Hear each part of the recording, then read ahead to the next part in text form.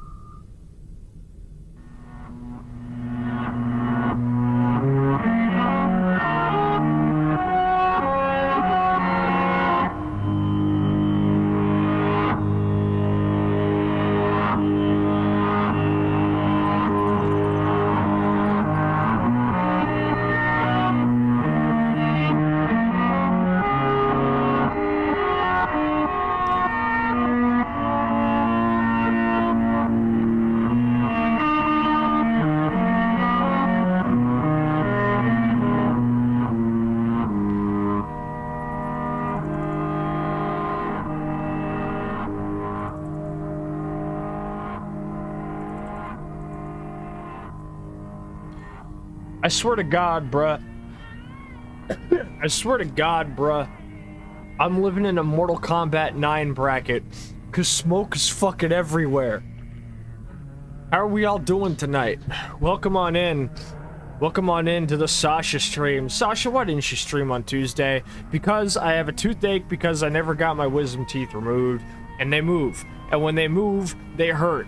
It happens every few months or so. Also, because my teeth are trying to move around, I'm like trying not to like hurt the corner of my mouth that's being hurt by my wisdom teeth. I accidentally, my incisors sometimes bite my lip and cause further pain. On Tuesday, it was actually extremely painful. Sascha, look out. Angel! Angel! No, don't worry about it, Rains, I'm fine. Angel, Umadal crab kill. Oh, Jesus Christ. Oh, shit. Oh, I don't want to go back to the hospital again. I don't want to get more staples, dude. It's been like, I've been like 4 years fine. I don't want to do this again. Ah! Hi, Angel. Angel, give yourself a motherfucking shout out. How was Umamusame? How are you doing? If you got to raid and run, you got to get up, piss, we'll do whatever, and don't sweat it. We're all good. We'll be right here. Thank you for trusting our people with me. Promise they're in good hands. And if any of them fuck up in here, you'll know about it. It's good to see you, though. It's really good to see you. And obviously, if we have anybody in my chat who has joined us tonight who isn't following Angel, what the fuck is wrong with you? Like, actually, you're fucking up. Anyway, yeah. Angel, as I was telling Missy, and also now I'm saying it to Soroka too, be glad y'all are on the West Coast. Because as I said earlier, I think I'm in a Mortal Kombat 9 bracket right now because there's fucking smoke everywhere and it sucks. Anyway, enough about the smoke. I'm gonna tell y'all about, what's a word I can relate to control that is, like, also related to smoke? You've been in the smoke? Damn, Soroka, you smoke too tough. You bitch too bad. They'll kill you. Hi, everybody. Welcome on in. The smoke.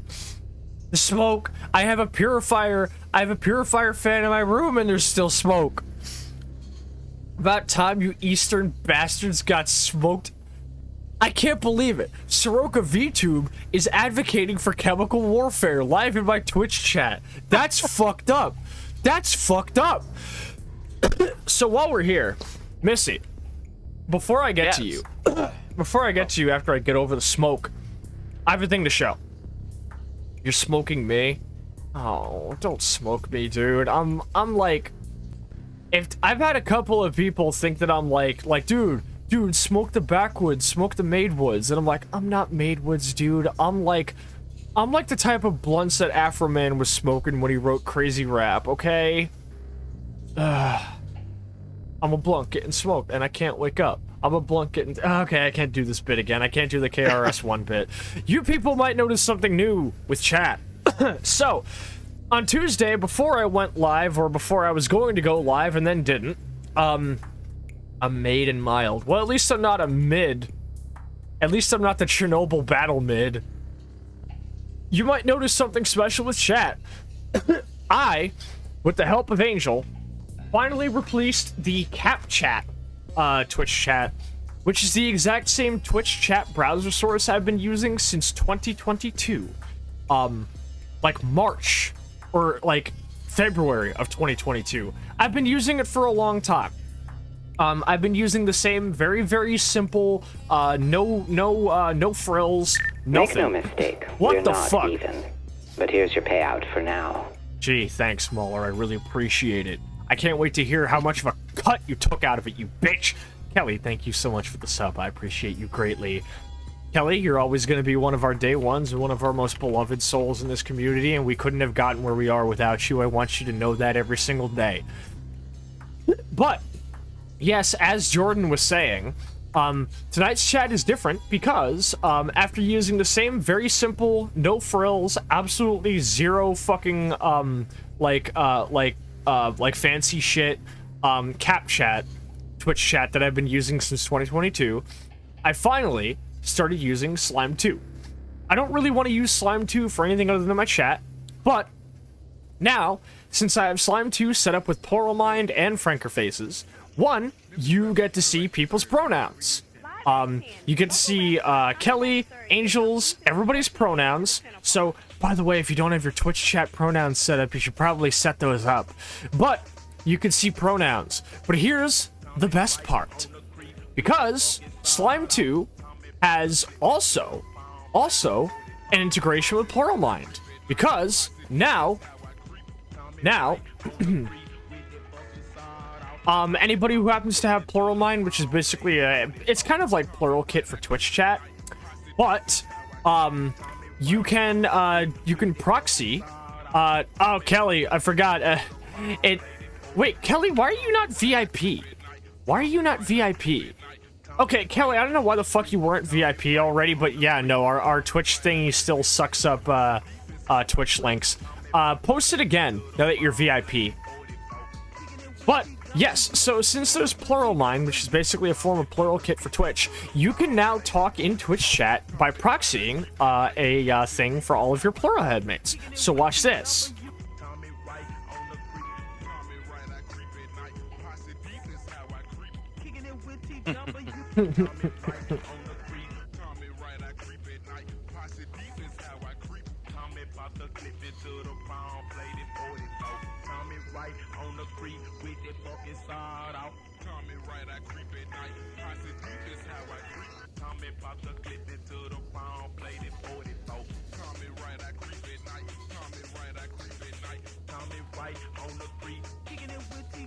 So, as you can see, anybody in chat who happens to have Plural Mind set up, which you should also set up, by the way, click that link that Kelly posted that links to how to set up your Twitch chat pronouns. But if you happen to be a plural system in our chat and you are comfortable with showing us, you know, with any of your headmates appearing, you can set up Plural Mind with Slime 2.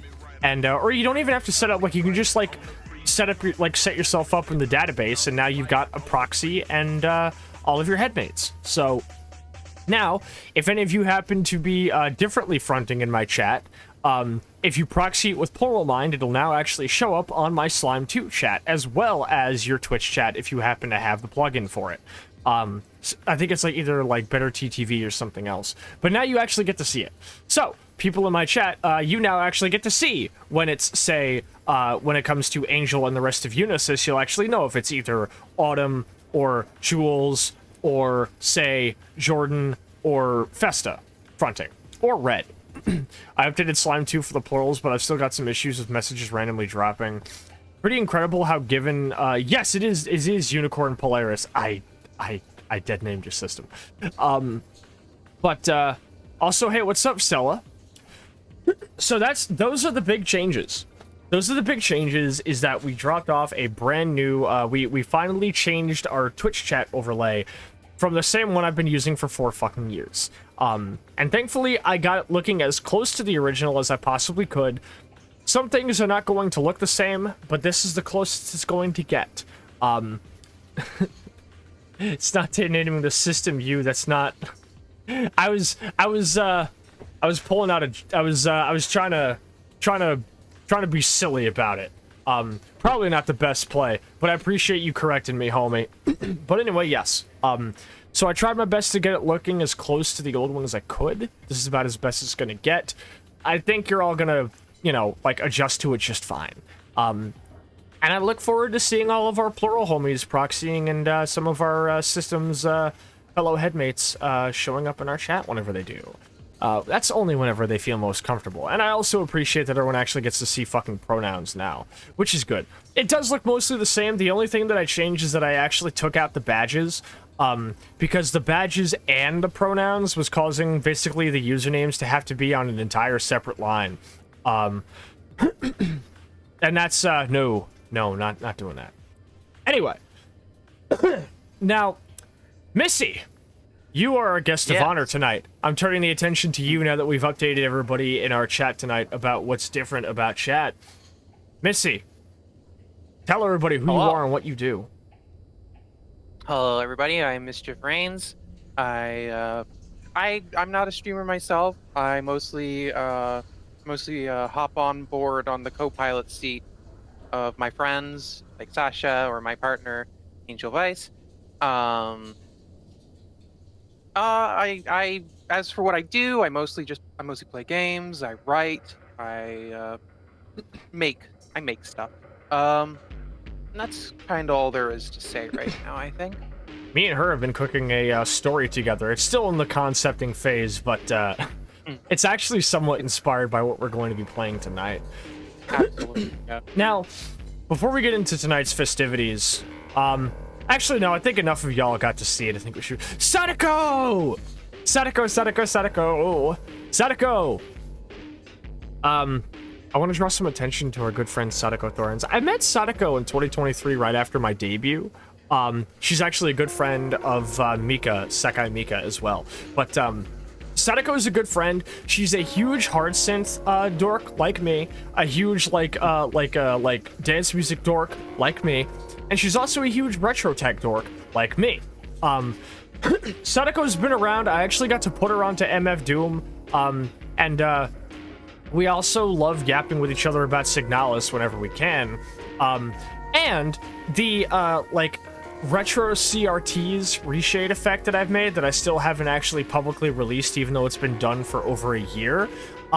She helped me tune the settings on it to make it have maximum visual accuracy, because she works with retro tech and real CRTs a lot. Sadako is a crucial part of why that whole reshade effect was able to look as accurately as it does, and I will be putting her in the credits for it.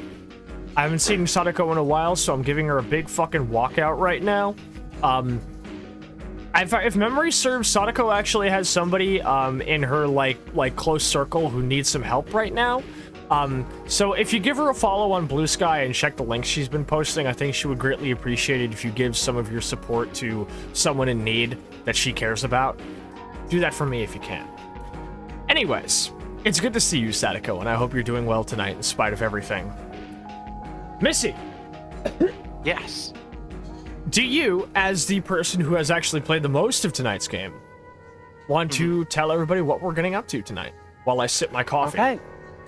Sure. All right. So tonight we are playing Control by Remedy Studios. It's if I had to describe it briefly, it's sort of like well, it's very much like a SCP adjacent.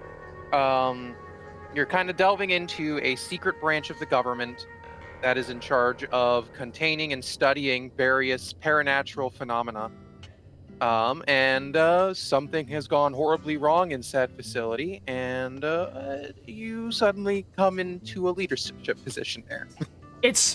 And yeah. Things devolve from there. Now, let me explain this.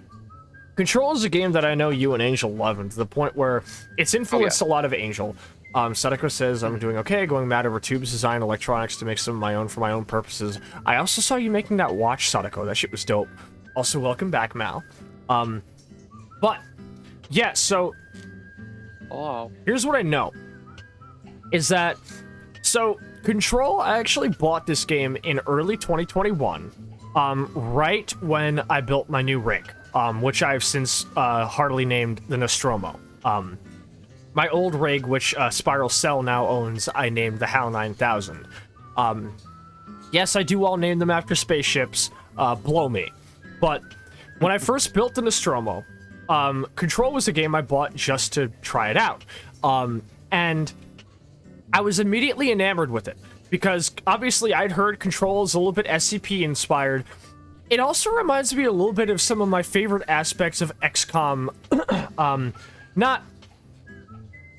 I don't know how to describe it, but... I think I see where you're coming from. Well, no, because it reminds me of back in, the early 2010s or late 2000s, Xbox Magazine published a lot about a planned XCOM reboot that was a first-person ImSim that was all about, it was all about being in, the FBI while, a completely unknown alien threat was attacking.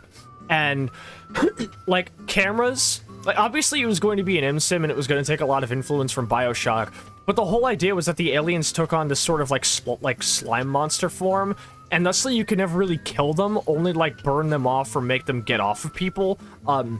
Yeah. Photos you took with your camera and research that you did with it would further help you understand the threat. One of the most haunting images I ever saw from its promotional run was of this alien that it's kind of like Ramiel from Ava, but it turns into a disc in the sky, and when it hits you with its like sight, you like digitize and turn into like cubes. It was Holy shit. It was so fucking cool. It was like, That's insane. and obviously a lot of XCOM like old heads got mad. A lot of XCOM old heads got mad, talking about, oh, it has nothing to do with XCOM, you know, it's nothing like the Alien Tactics game or whatever. Personally, I think a reboot of your series that has nothing to do with what it was gets to get away with it if it's cool enough.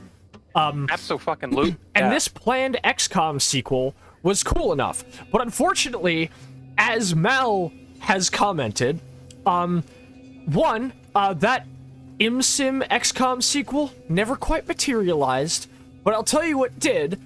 A game that is awfully similar to it in concept instead becomes a bare-bones third-person cinematic shooter, as was the style at the time.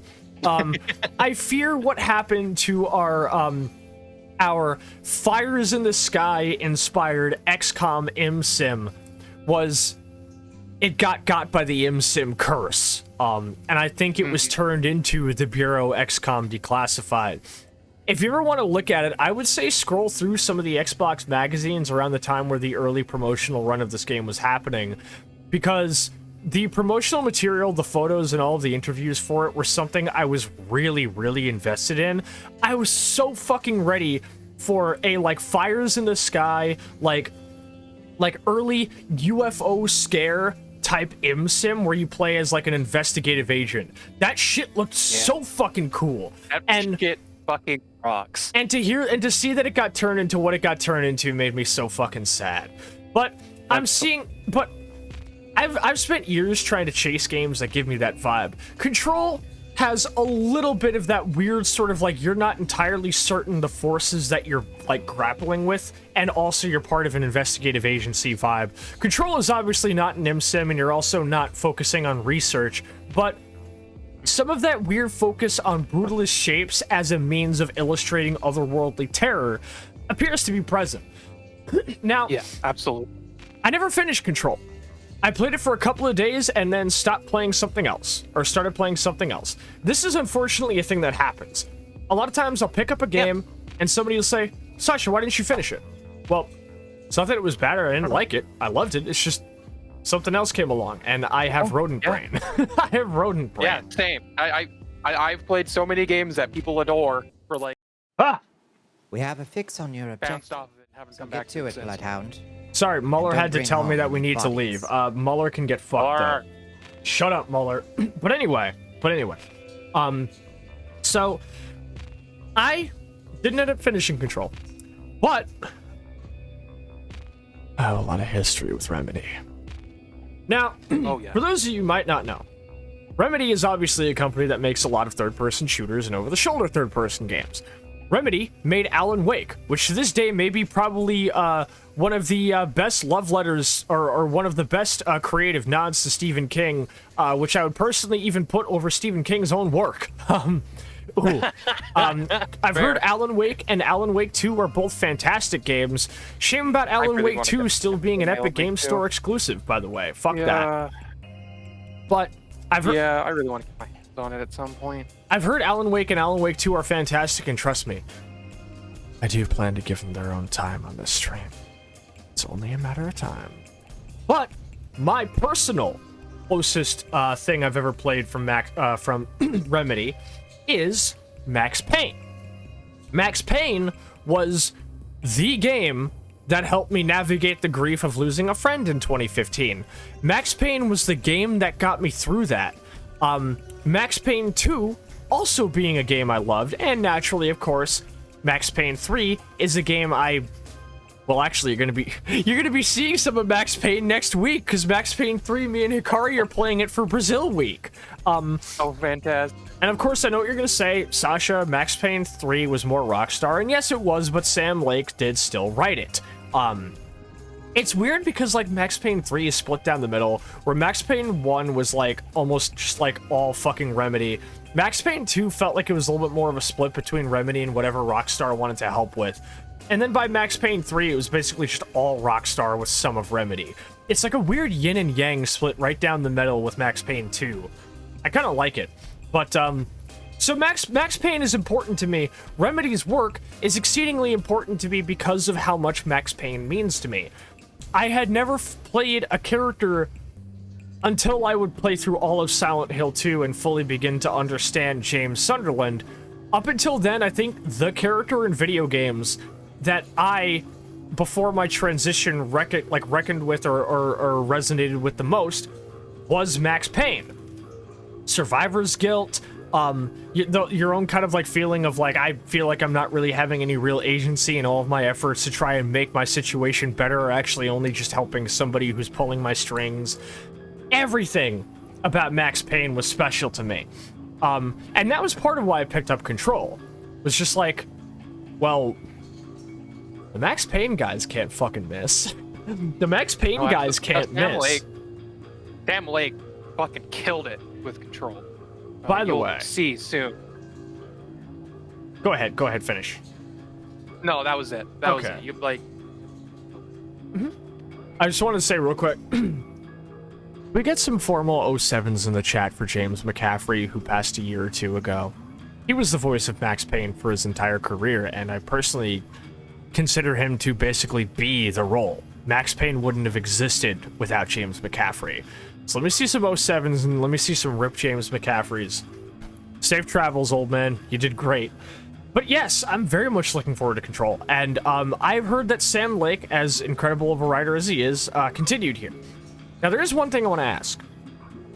Yes. So, part of what made Remedy's games so interesting to me, especially Max Payne, is the humor factor. Max Payne is probably one of the most drab and depressing games you will ever play because it's about, a New York cop coming home to find his wife and daughter have been murdered by addicts, and then he then sets on a path of revenge that has him killing literally hundreds and hundreds and hundreds of people. While also brooding about it the entire time. But it is also a game with a lot of humor in it, because one, there's like the entire like in-universe soap operas and telenovelas everybody watches, because like everyone sits around watching a telenovela called Lords and Ladies. There's a comic strip character called Captain Baseball Bat Boy, who one of the characters who accosts you, named Frankie the Bat Niagara, is obsessed with. If memory serves, I think when Max Payne gets tied up by him, he just goes, "Niagara's and you cry a lot." And then his internal monologue is, "I was tied up and he had a weapon. Pissing him off was a smart thing to do." But, and then there's also Address Unknown, which is like an in-universe Twin Peaks sort of thing, that where like if you watch it, it actually parallels like Max's entire arc, just like in more of a metaphorical sense.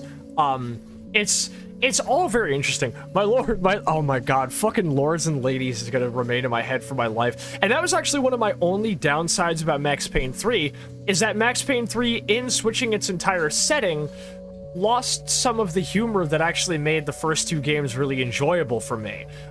It was still funny, because, you had Max's internal monologue saying shit like, talking about, like, talking shit on all the rich people he worked for, and saying that a nightclub shooting was, quote, like Baghdad with G-strings, and shit like that. But, like, obviously there was, like, maybe one mention of Captain Baseball Bat Boy tops. Lords and Ladies and Address Unknown were nowhere to be found. And of course, I've heard that Alan Wake has a decent amount of humor as well. The weird sort of absurdist humor and how Remedy weave it into their narratives and make it a part of the world makes their games feel more real and more believable than a lot of games that go way harder on their aesthetics and settings. And I wanted to ask, because I don't have the best memory of Control. I remember a lot of concrete architecture morphing around me, and I remember shooting a lot of dudes. But yes, How well does Control do with this humor? It's definitely not without its moments of levity. There's one character in mind who usually does bring a smile to my face. Who we'll meet pretty quickly in, and you get a lot of snippets of like, because since the FBC, the Federal Bureau of Patrol, is also kind of in charge of monitoring the populace for signs of knowing what's going on. Yeah. You get a lot of snippets of like actual like conspiracy theorists. There's a dead letters department with a bunch of intercepted mail. Yeah. Yeah, that one I do enjoy. Pepe Dead Sylvia Letters. There's a type lot shit. of fun. Yeah, Dead Letters is an interesting place. We might actually get to it today. Hell yeah.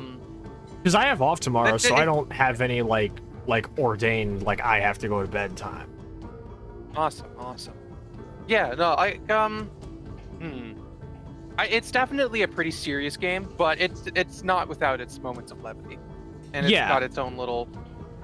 Actually, you know what? No, there are some actually really funny bits closer to the end. Because I'm not gonna say that Max Payne was a wholesale comedy game, even though there was that entire segment in Max Payne 2 where Vinny Gognitti is still alive, and you find out that he's the biggest Captain Baseball Bat Boy fan in the world, to the point where he's currently wearing a costume of him that has now been rigged to explode, and you have to protect him in a house defense sequence. He also dies in it, by the way. He died as he lived, loving Captain Baseball Bat Boy.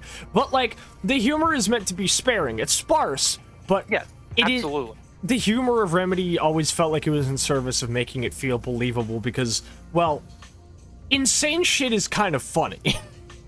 Oh, absolutely, and there's a lot of it in Control. There's a couple characters that really lend well to that humor you talk about, and or even just like the general air of levity. Hell yeah. We get to make her watch Threshold, kids. I'm excited for this. I'm excited. So, what I remember is the general understanding is you play as a character who I can't remember how she finds herself in the FPC, but she basically is like, only like the director knows how to do this. And she's like, okay, where's the director? And it's like, no, you're the director. Huh? What?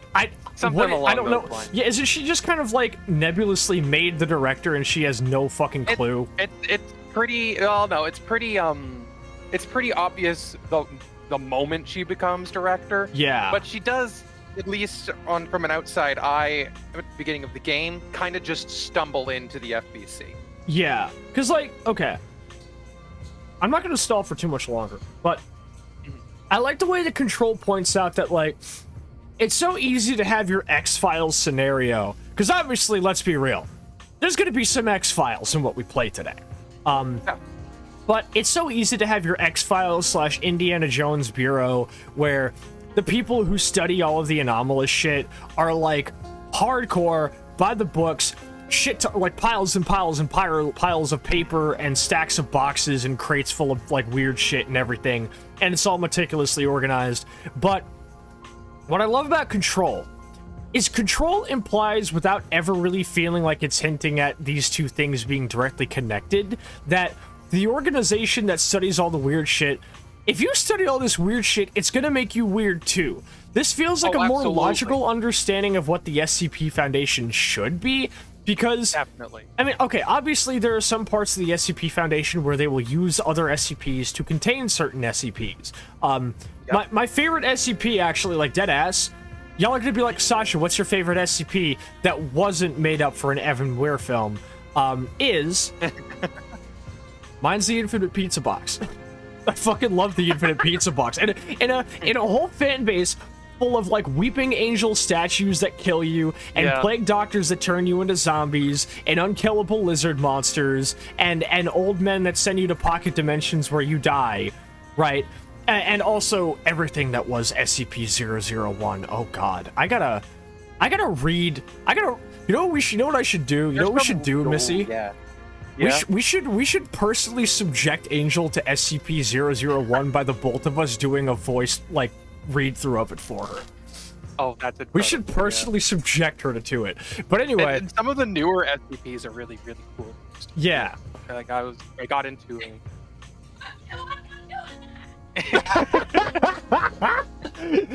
Stella, we're talking about When Day Breaks specifically. But yeah, no, as Nick's put it, I need you to tell me about that pizza box. Yeah, so there's a pizza box SCP, and the whole point of it is just that whatever is the pizza you want is the pizza that it makes when you open it. It's an infinite pizza box. It's an infinite pizza box. I could use an infinite pizza box. And what makes it so great is that it's your anomalous pizza box, but because you know how every SCP article has like its case file or its quotes or whatever. This one, its case file entry is just a guy from like HR going, dude, can you people please stop bringing it into the break room? Stop bringing it into the break room, please. It's not supposed to be taken out of its containment. I know it's a benign class. It's not gonna hurt anybody, but you're still not supposed to be taking it out of its fucking chamber into the break room and having fucking parties with it. Stop throwing pizza parties with it. Like, cause that is what I'm talking about when I say that in your otherworldly horror series, some silliness helps it feel grounded. Because absolutely, it's people staffing these. It's humans staffing these organizations. They're going to get up to some bullshit. Or I can't remember what it was that I was watching where somebody was. No, it was Ghost in the Shell. I was watching where it was like, it's like, well, robots are only as good as, or only like, as smart as the people who make them. So it's like the machines that test you for your psychological profiles are still only written by people who also have to be subjected to these things. But it's like, fucking, yeah, if there was a real, like, foundation that actually study real anomalous and, like, paranatural shit, and they found an infinite pizza box that gave you whatever pizza you wanted, of course these idiots would take it to the fucking... I do that! Like, oh god. I think there was a drink machine one, too. Wait, does that mean I could get that wild-ass like pickle pizza? Yes, you could. Yes, you could, Jordan. Sorry, go ahead, Missy. Oh, I was just, there was like the coffee machine SCP that I think just dispensed any drink you wanted. Yeah. Or liquid. What did you call it? Coffee machine. Okay. Your mic cut a bit. I thought you said conch machine. The conch machine. The conch machine. Yeah, the SCP-00451, the Beppis machine. The Peepus room. I'm sorry. The order anything from the drink machine. So now you've got me thinking about Restaurant at the End of the Universe, the second Hitchhiker's Guide novel by Douglas Adams, which features my favorite segment in the whole like series of this machine that can literally make any drink you can possibly think of.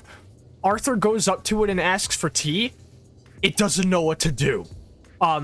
It gets stuck in a thought loop for hours and hours and hours, and it asks him to explain it because he keeps asking it for tea and it keeps giving him sludge. And he says, "This isn't tea. I want tea." The machine says, "If you enjoyed this drink, why not share it with your friends?" And he says, "Because I want to keep them." And then it asks him, "Can you explain what you want?" He says he takes about 10 minutes to explain tea. He goes all the way back to like the origins of it in India. And the machine says, "Okay, so you want leaves boiled in water." And he says, "Yes, that is what I want." And it says,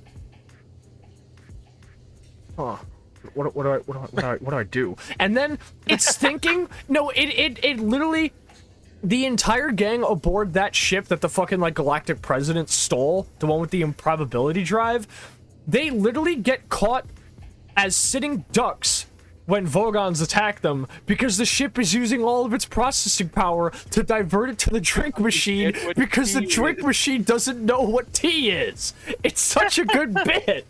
I will always... That's incredible. People in chat, if you haven't read Restaurant at the End of the Universe, go read it. It's a really fucking good book. It's a really good book. Yeah, no, Hitchhiker's Guide and Restaurant are so fucking good. With that being said, I think we're overdue to get into the game. We've been yapping for 40 fucking minutes. No, this is how you know it's good, because we had a good yap sesh. Absolutely. You know what's the problem too? You know what's the problem too, Missy? With that.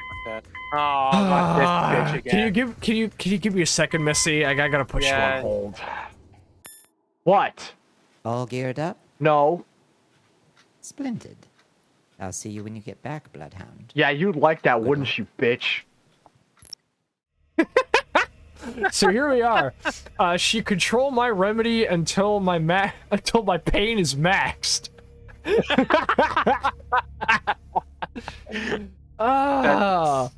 That shit is whack. So here we are. If Mueller entered the FBC, she'd die on the spot. Okay. Yes, here's my probably EULA. ignore the rule of no fucking cell phones. Now, yeah.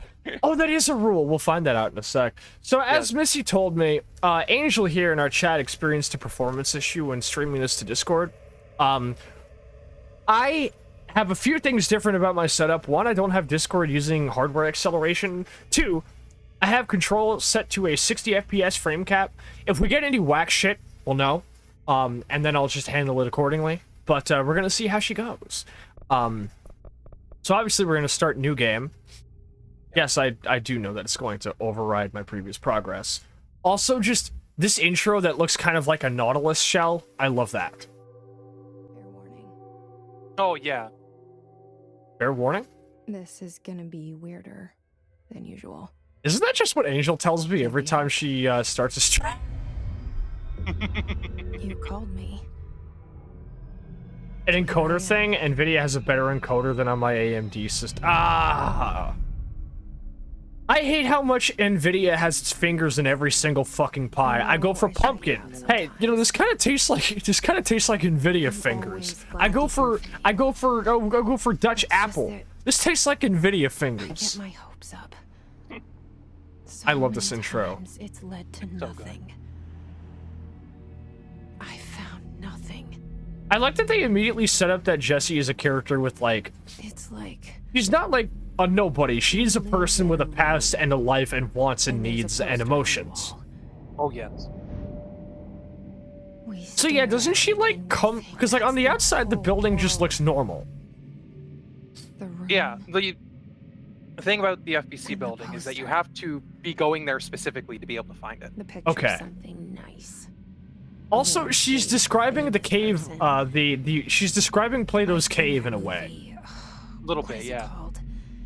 The prison movie. Shawshank Redemption? The room's a cell, and the picture, it's different for each of us. It can be beautiful or terrible. God, this game We're looks all outstanding. transfixed. It's like But it's enchanting all a lie. in a dark way. Something to distract us from the truth. They're lying to us. That's like a janitor. I remember the janitor dude is dope as shit. Oh, I love the janitors. We love the janitors. Is much. This game As you really should. does feel like the only way that this kind of story could be done if Remedy made it. Hidden behind Your that like weird SCPs slash like, you know, like X-Files slash like Trepang type thing. This is the only way Remedy could have done it. Sometimes So yeah, like if what I'm getting is correct, like you have to either be summoned to the FBC or you have to have prior knowledge of it and have some reason to come here. Otherwise, it's like it's kind of like You don't Silent find Hill. It's kind of like Silent Hill, Yeah. where you don't see the fog town unless you get summoned there, and you don't get summoned there unless, well, bad shit is happening. You did a bad thing. Yeah. You don't, it doesn't even have to be that you did a bad thing, because like that's like more closer to like Silent Hill 2. In 1 and 3, it's just I never if you're played any of them. So. you're all good. In 1 and 3, it's with 1, it's because of the cult shit, because Harry and his daughter are directly tied to the cult. Right. And with 3, it's also because Heather is directly tied to the cult. I haven't played enough of 4, but I think in 4 you don't even go to Silent Hill, actually. You're just in that poor bastard's house. So you were gonna say something. Was I? Ah, okay. Well, yeah. Well, other than just kind of reaffirming that, yeah, the FBC, you can't find it unless you're looking, unless you know about it and you're looking for it specifically. Like, it's not enough to be looking for the FBC or the weird emblem that represents it. You need to know about the building and to be going to that building specifically. Now, we'll learn more about the building itself. as time goes obviously, on. there's a little bit of Freemason imagery here in this insignia, of course. But the eagle perched atop the tower, and instead of the olive branch and the arrows, we instead see a key and a sword. That looks like what kind of? It's like a, I can't remember what kind of sword that is. I'm gonna have to go talk to God, I can't remember which like a lady from the blue sky that I'm used to being around is the one that knows a lot about the swords. I don't know. Ati would go hard in a Lancia Delta S4. Well, yeah. Well, okay. Well, hold on a second. No. Because obviously, because here's the thing: is that Remedy are Finns, right? Remedy are Finns, which is why Control and Max Payne and fucking Alan Wake are in the same genre as Cruelty Squad, and also Ultra Kill. But if it's Finns, Sadako, wouldn't that be a Peugeot 204 Ti? Because wasn't the Flying Finn, wasn't he in a Peugeot 204 Ti? I know about swords. Nixie, what kind of sword is this? Not a broadsword, is it? Doesn't Bonnie know stuff about swords? Or Bonnie knows about swords. I'll take this to Bonnie. I'm gonna be like, Bonnie, can you identify the sword? I have to explicitly send it in a voice message so she can hear me pronounce it, and she'll be like, "What? What did you just say? Why did you say it like that? Sascha, I'm sorry. What did you say?" I'll be like, the sword. The sword. And she's like, the sword? Yeah, the sword.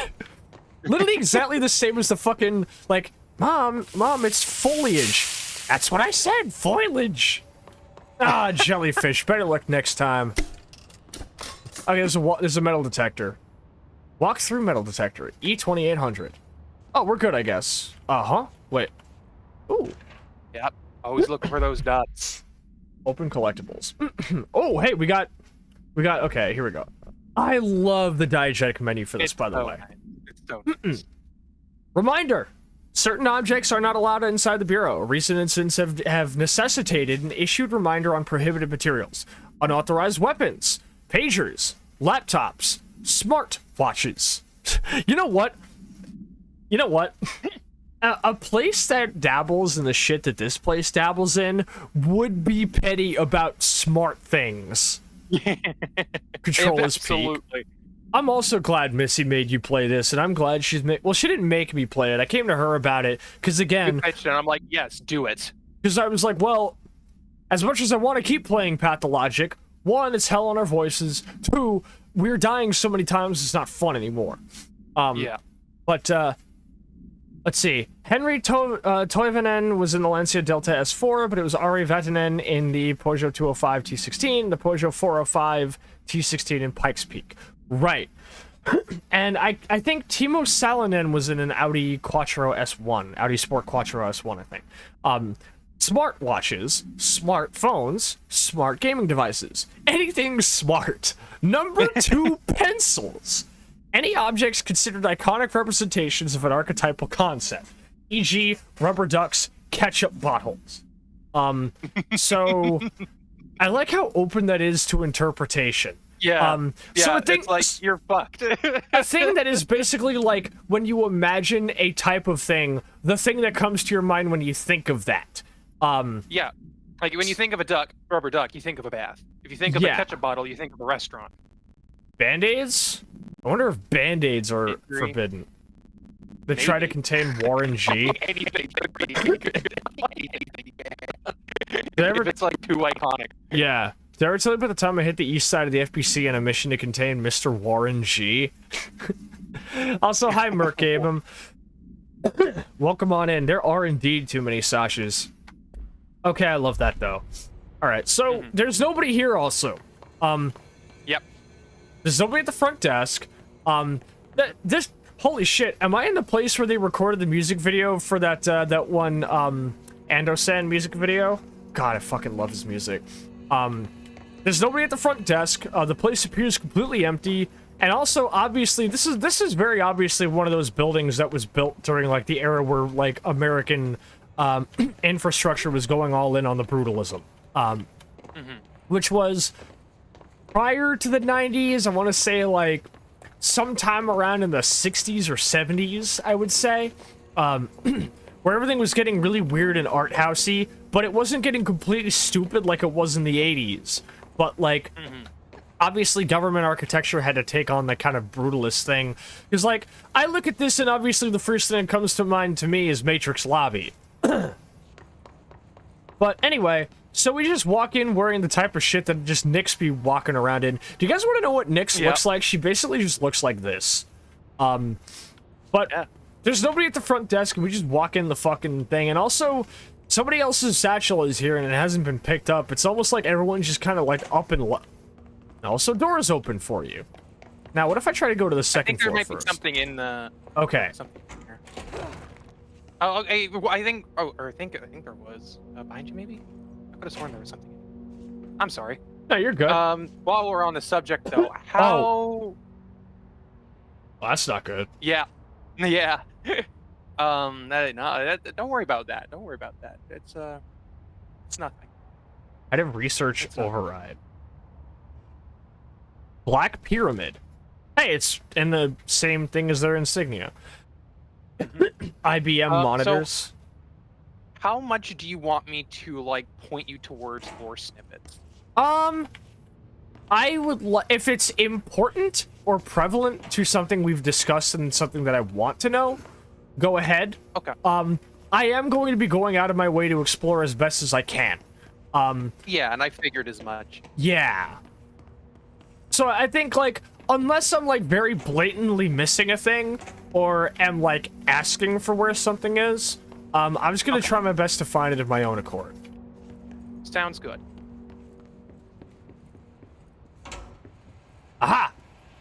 Because the one thing about games like this is I'm always wary about where I go, because I don't want to accidentally walk into a place that, you know, will, like, progress me and lock me out of an area. Ah! You're never locked out of areas in this game. You can always backtrack and come back.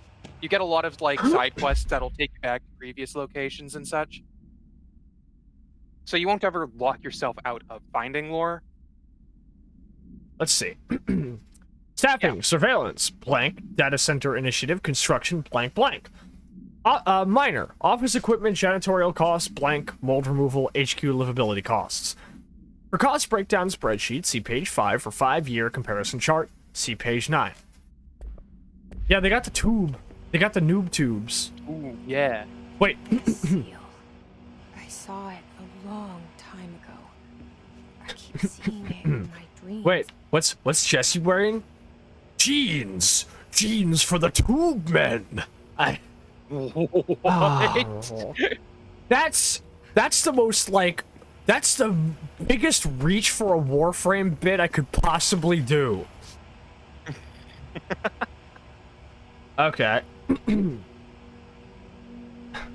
This is for the tube men. Smash the crystals, collect the genes, do the science. Didn't think you'd come. It has been 0 days since somebody last mentioned Tile Regger on my stream. The counter will continue counting up. Dude. You know, Missy, I don't like this painting. It's smug or mocks me.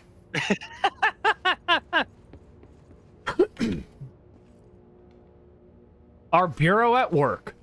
You know, you ideally want to work for a bureau that immortalizes its, like, janitorial services and paintings. Definitely. Yeah, there's a lot of people's shit just left around here.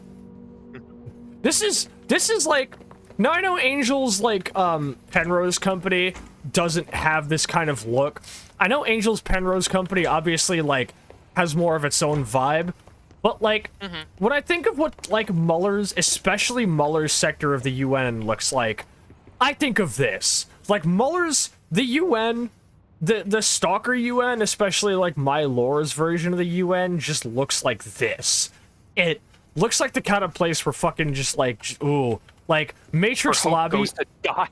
yeah, Matrix Lobby / like, dude, like, this carpet looks like it's still damp. Like... Yeah. As Angel said, you could smell this room. There's actually a couple of Gary's Mod maps that also give off this vibe that I need to show you at some point, Missy. Like, Okay. Like, literally just, like, getting in and going on a tour through them, but they're called the Ares facility. You can smell this room and it sucks. Yeah, it smells like fucking Novocaine and cigarette smoke. This is what, like, Muller's UN looks like. Meanwhile, the ECC in the fucking bunker area that I'm writing, the place where specifically the sector of it, they put it in an old disused wing to study the none of it like anomalous zone. It looks like a fucking it looks like a shitty like dental waiting room. Circa was an incredible facility. I think a lot about Circa. Circa does, you know, Circa kind of feels like they took a little bit of this, but what it made it way more. I'm sorry, just the stray frond feels kind of hard to ignore because it's the only stray frond in this entire area. It's the only leaf. No, never mind. Oh. I do appreciate to just have some of them put a leaf frond down that implies that, like, yeah, you know, it's like the place is like, you know, they're janitorial services, but they're not fucking perfect. Hell yeah. Gender neutral bathrooms. Let's go. Fuck yeah. Dude, the Federal Bureau of Control is with it. PC's woke. Yeah. They're woke like Soroka. Federal Bureau of Control. Yeah, that's what it All says. these years I've been looking for them, and they were hiding in plain sight. So that kind of explains it then, is you can be looking for them. But you gotta be looking for the place. It's the place that's important, not the organization or the people. It sucks that the only analog to that I can think of is a Harry Potter related thing. Because yeah. I really wish there were. So at this point, instead of saying platform 9 3/4, I'm just going to say, like, FBC is going to be my like go-to for that kind of thing. Absolutely.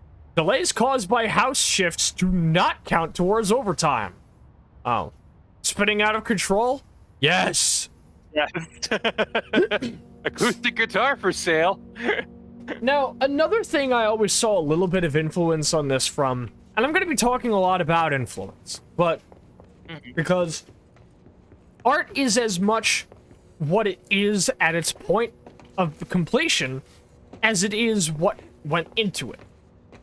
And I think a lot of the influences that you sort of begin to understand are, once you start to understand a lot of like some cultural roots that went into a game like this, a lot of it starts to make sense and you're able to parse its reality, its understanding, and its philosophy, and the ways that it ticks. The more you understand how something works, the easier it is to understand the thing in its present state. Which is why I argue that you can't really make a genre of music unless you have gotten into the genres that it came from. Which is why my biggest argument for how easy it is to tell that somebody who makes hip-hop has never actually listened to any of hip-hop's cultural roots is for that exact reason. I can tell when somebody tries to rap, but they've never listened to, say, you know, any funk, jazz, or soul. They've never listened to, say, what is it? God, what's their name? Like, I can tell when somebody tries to rap and they've, say, never listened to Herbie Hancock or De La Soul. Understanding the roots of something is important for understanding it. Now, the sticky notes on the wall immediately made me think of Valve's, of, like, Left 4 Dead 2's wall writing, and made me realize, you know, I wonder how much of Aperture Science is in this place. Yeah. Aperture Science is not the first time that, like, there's a few spots that are slightly reminiscent of that, but it very much takes its own tone. It's definitely, like, it's influence, but not homage. Definitely, and yeah. Obviously, Valve is not the only company to ever have depicted a mid-20th century, like, weird, like, sci-fi, like organization slash company. Yeah. Obviously, the Federal Bureau of Control, even at its most insane, is probably still smaller than Aperture in its reality. We'll put a pin in that. Office rules of conduct. Speak in moderate volume. No personal calls. No food or drink around Bureau documents or in the copy room. No using the photocopier for personal projects, or the 3D printer, or the Bureau stationery. Wear Axe's badge at all times. No discussing confidential projects out loud. Basic OPSEC shit. The one to finish the coffee pot makes a new one. Now that's an interesting thing to have on your office rules thing. Yeah, like as an official ruling. But it just goes to show that people are making these rules, and it's not like the bureaucratic machine, really. It's there's a very personal touch to everything about the FBC that I adore. Say hi and welcome to some new people in the oldest house. There's Ari, Alex, Lucas, Anne Marie, and Timu. Oh man. Ted. I'm sorry, every time I see the name Ted, I can only ever say it in Am's voice. Ted! Senna, Leonardo, Sebastian, Bureau Book Club. Enjoy literature, something intellectual conversation. Then join Bart Walls. I think that's what that says. It's too compressed. Don't bring dogs into the office. Some of us have allergies. Socks and Ballerinas live at the oldest house. Now that's a jazz band. That's a jazz band. I'm sorry. That is a jazz band. Remember to all staff, food left in the refrigerator in containment break room 3B has been known to vanish. Plan accordingly. Acoustic guitar for sale. Turns out it's pretty hard. If interested, see Greg in maintenance. Yeah, no shit. Brand new DVD set of blank. Can't read that, it's too fine. Remember to wash your hands. Your hands can spread the mold. The mold. God damn it, Mia. God damn it, Mia Winters. Be sure to wash hands carefully with soap. Make sure to wash all fingers, nails, palms, backs, and wrists. Rinse thoroughly and dry care. Carefully, probably. Fully, yeah. I'm going to be reading a lot of flavor text. This game does place a lot of important details in its flavor text. Was Mia? Yeah, Mia was the one you liked. Mia was the bioterrorist that you liked, and immediately after you said you liked her, she got ventilated, worse than fucking Scarface. Can't find your office? Watch your step. Mia's a good name. Nodding. I'm nodding with you, Mal. Now, here's an interesting thing. I want to know if it's like if this is a sign of me being good at investigating or not. But I'm noticing some of these offices don't have entrances. Wait. Missy? Missy? Yeah, the house is pretty weird, isn't it? Where? No, like, I just. Yeah. No. Yep. No, but I just. But where did I? I see. It's one of these. It's one of those places. You know, I have a feeling it's not just. I have a feeling that in a lot of games you would look at this and say, royalty-free texture or lazy developer. I feel like there's a reason for them being so clearly labeled like this. Oh, wait, right? Because anything that is representative of an archetypal concept. Yep. Hey, Post, you can't welcome have on any in. brand labels. Those are specifically designed to stick in the head and the collective conscience. Yeah, and you don't want to fuck with mimetic shit. It's good to see you post to the Postmodern Art Podcast, the podcast dedicated to giving artists who are wowing the world over the platform they deserve. How are you doing today? But yeah, I noticed, for example, even before everything changed, this room has no entrance. Yeah, the house, the FB. Oh, hey. Hey, there's the janitor man. I'll get to him in a sec. Yeah. But yeah, I noticed there's no entrance. House is a little. Yep. Sometimes places just end up that way. Good old reel-to-reel tape recorders. I'm gonna hide this tape when I'm finished. None of us make it, at least there'll be some kind of record. Nobody trusts anybody now. If we got anybody in our chat who doesn't get that one, I'm killing them.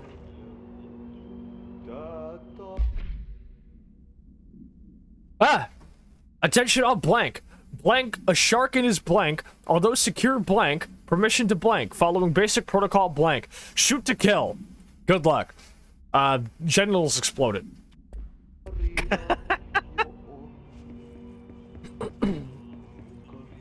I see. Yeah, I guess I'll die. Huh. Hello, as you all should know by now, the R4 reports are due by the end of the week. We're still waiting on them from a number of people. If you need an extension, please request Form R4E from your supervisor. If you think you're exempt from filing an R4, then you'll need to get written permission from your department chief saying so. Remember, R4s are mandatory under Section 75.2 of the Employee Manual. If your R4 requires interdepartmental claims, then please contact the appropriate department head. Dr. Darling, Miss Marshall, Mr. Salvador, or Mr. Kirkland, as needed. They'll be busy on Thursday in their annual policy review, so please schedule accordingly. All of the red tape and internal documentation in this game is so believably written. It really is. It's one of the like major highlights of the game. It wouldn't be Control without it all. Like, there's always all those like thriller and like Ipcris file ass films and games and stories about the CIA being up to all kinds of fuck shit, you know? But it's like, as we saw for real in, you know, when the JFK files got released, and also, as illustrated by shows like Snowfall. Y'all should watch Snowfall. It's really fucking good, by the way. As illustrated by the real JFK files and the fictional Snowfall, real, like, governmental bureau, even when it's governmental bureaus that are up to weird shit like the FBI and the CIA and your typical three-letter bureaus, internal documentation is really dry, and you'll be sifting through thousands of documents before you find anything that's even remotely juicy, because even, like, a lot of the juicy shit is still going to be referred to in the most driest way, not even as a means of encrypting or, like, trying to run, like counterintelligence, literally just because that's how they talk. The nature of the work. That's, yeah, it's the nature of the beast. Hello?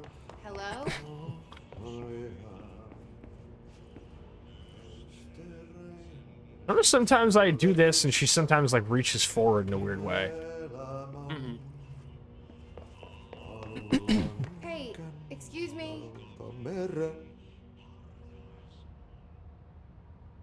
There you are. You are here about the job. Janitor's assistant. You need to go to the interview. Go that way to the elevator. Hi, Aji. Thanks. Elevator that way. Got it. Very good. I'm Ahti. I think there's some significance to the You'll work for the job. Yeah. Janitor's assistant. Yeah. If they don't hire you, they you are relevant. Hold on a second. Work for the axe. I love They this can man. behind the sound. As JP said, I would trust him with my children. Real. Done enough night shift loner jobs to know it makes us come off weird. Ahti the janitor is a friendly face in my book. Better than somebody with no face at all. Think about it. I didn't end up getting time. Thank you for the canteen sip post. I actually just hit I one. know what you're thinking. But If there's an axe murderer around, that's him. I don't believe you, Jesse. But I couldn't get a chance to translate what he was saying in Finnish, I think. Hey, wait a minute. You know, alright, look, I've played games with environments that fuck with you. Yeah. That's all. There wasn't an elevator That's here where before. Yeah, no, that's where Ahti's painting was. The cell. Oh! Poster. I was 11 years old the first time I saw behind the poster. Did he reply to her They inner told me monologue? imagined I don't it. think He so. Wait, he did? I've No. been trying to pull Yeah, it down and Jessie was ever thinking to since. herself, Ahti Will the you janitor help? is a friendly face in my book. And then Ahti responded. Ah. Courtney Hope. Courtney Hope, you did amazing with this. You did so good. She really killed it, yeah. I mean, everybody killed their roles in this game. Yeah. Adi doesn't feel like an actor. It just feels like they took like a Finnish guy out of his house. Yeah. They found that dude in a barrel sauna in his backyard. And they're like, hey, can you do a few lines for us? And he's like, oh, I'll give you some lines, all right. They just let him do his thing. This intro, in terms of just being like a cinematic, like, concept intro that is all about showing you, like, the aesthetics and what this game is about. This intro feels like what the intro for Observer is supposed to be. Like, that floor plan that was, like, changing as you looked at it. That and also, like, the watermark that was, like, warping. For a moment? That shit is cool. You know what's on my mind. My baby brother, Dylan. 17 years since the men of this bureau took him. Okay. So we're here because Jesse's, like, younger brother got taken, and we don't know why. He's been looking for this place, presumably for answers, for years and never found it until he just... I think, if memory serves, the actual circumstances of how she actually finally got to it are still meant to be a little bit, They're meant to be opaque to vague, us. but I believe she kind of hinted at the fact she was brought here by whoever she's talking to. Okay. So this isn't meant to be internal monologue entirely. This is meant to be like... Not entirely. So she's talking to... at the moment, she's talking to us. Okay. And then she found it. And it seems like when she first got here, the circumstances under which she's actually, like, being let in are... We're taking you in for a job interview for janitor's assistant. It's... something like that. Alarms going off. It all gets a lot more fucky. That's why I got confused and thought there was a document in that first one, because of this one here, which is almost exactly the same.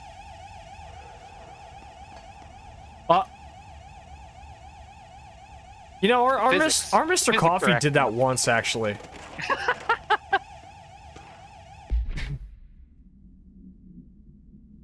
Reminder, reply at drafting any public-facing material. While penning any notifications for death related to the Willow AWE, that's a new name, you have to make a new pot. Right, I have to make a new... Shit! Please adhere to the following guidelines. Words and phrase to use. In the service of his or her country. Regret. Proud/pride. Will be remembered. Words and phrases to avoid. Apologies/sorry. Loss. Blood/bleed. Scissors. Alaska. Dudes at the FBC be like, what's the move for tonight? Nothing. You work at the FBC.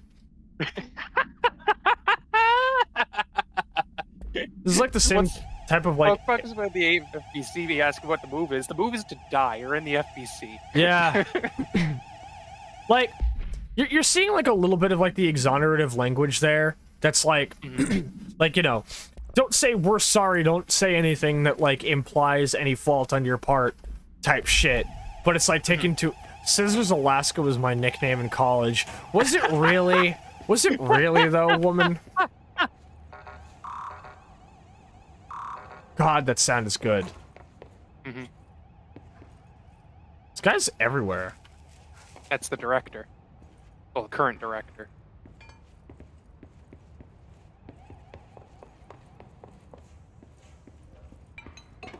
What? Oh my god! Oh my god! Physics in this game are robust.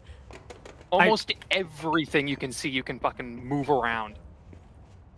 And the reasoning for that will show itself shortly. I can't believe it. I could just fucking toss this whole office up. You can completely vandalize the FBC. Let's go! I can, what's that one scene in, I think it's Citizen Kane when he tosses the room up? The most legendary cinematic room toss-up of all time, by the way. That's a movie I've yet to watch. Is that a stapler or an altered item? Don't take office equipment outside of the building. Don't read confidential correspondence. It's not just rude, it's illegal.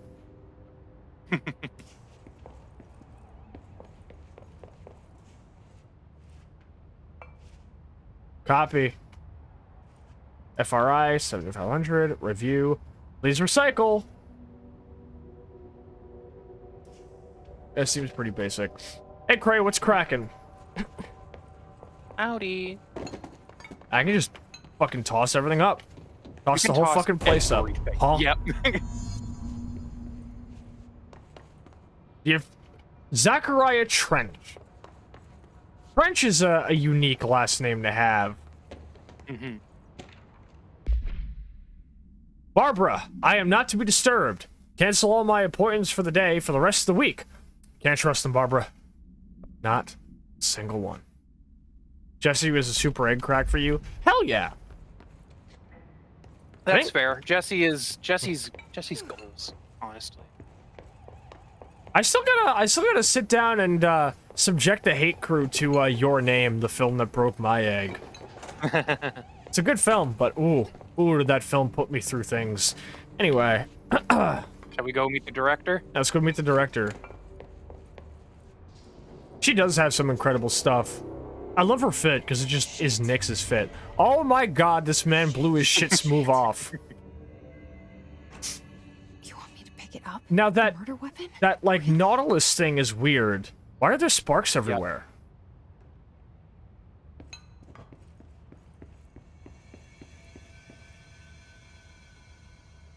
It's a fucking Mateba. It's about to get weird.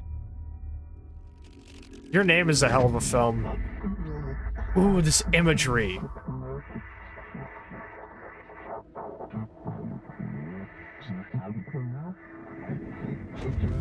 So that implies that this sort of weapon thing is more of a symbolic slash allegorical thing, and it takes different forms every time.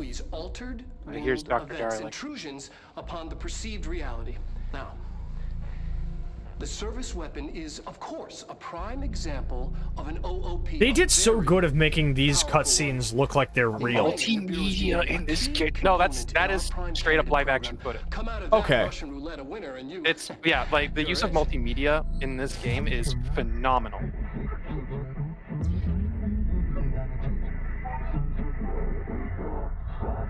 This is the interview. Look at this place.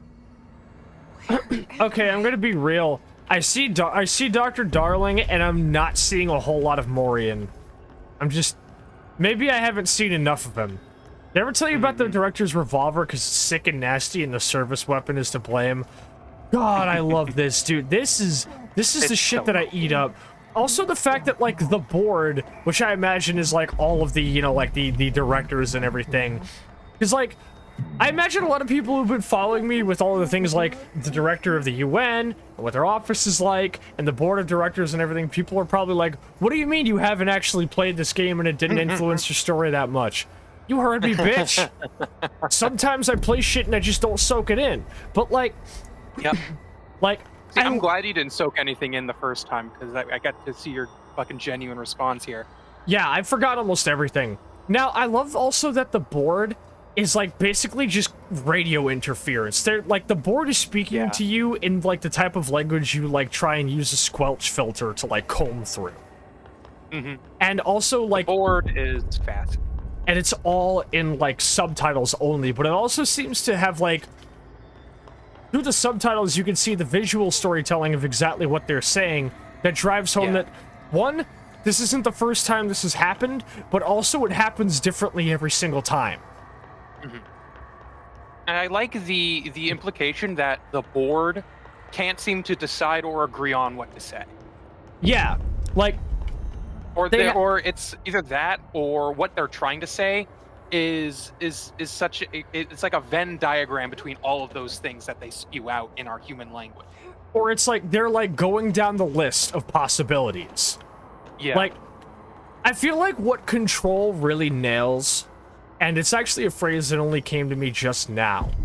What Control really nails is a phrase to describe this type of like terror, this type of weird, like surreal paranatural terror, which is describing what you're seeing with the phrase, this has happened before. Like, seeing this, seeing the guy who runs a government organization where the building is made out of non-Euclidean architecture, the janitor can hear your thoughts and he conjured an elevator where his portrait is supposed to be, and you're currently now in, like, fucking, you're currently now in, like, the Cenobites Kintsugi dimension, being told this is not the first time this has happened. They're speaking in pure meaning that's being forced to be translated. Yeah, no, that does it great. Exactly. Like, it feels like they're trying to speak in a way that is having to be pigeonholed by the very concept of a spoken language, or the very concept of a dialect, or the very concept of, what's the word? Like, not praxis, but, like, you get what I mean. It's stuff that is lost via communication, because communication is inherently flawed. Oh, there's a dude. You're never going to get a one-to-one translation. Dude, he's built like Gunna. Oh my god, it turned him into stone. He was built like fucking Dr. Eggman. Oh. Not far away, the shooter holed up in a hotel near to the highway with some friends and a gun. That same gun. Nobody in the audience is gonna get these law dispute polls, but I'm gonna pull them anyway. Ah!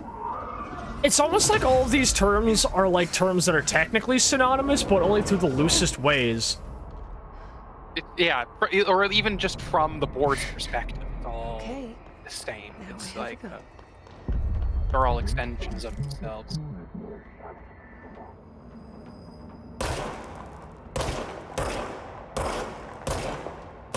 This HUD reminds me of what the Division's HUD could have been if it was made by people who have, like, an understanding of, like, good HUD design.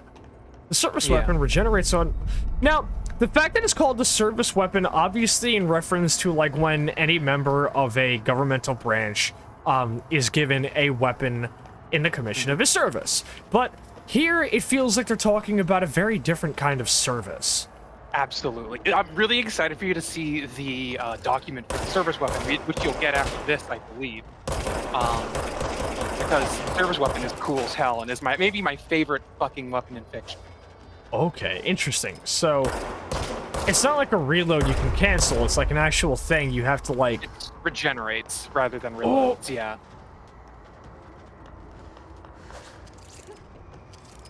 There's a lot of dudes. And, yeah, so when you stop firing before it depletes, you can resume firing as it's regenerating. But if you fully deplete your ammo, you have to wait for it to restore entirely.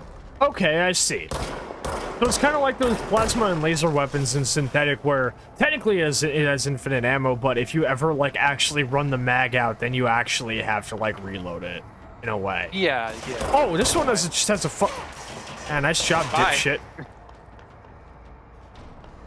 I don't really know what he thought was going to happen. Oh. That was unnecessary. The way enemies respond to being shot is really nice, too. Very believably, mocap pain states, yeah. This is horror. This is horror. I love it. Wait, also, did they just censor the word director? Something's coming. I'm not sure. I didn't catch it. This threat.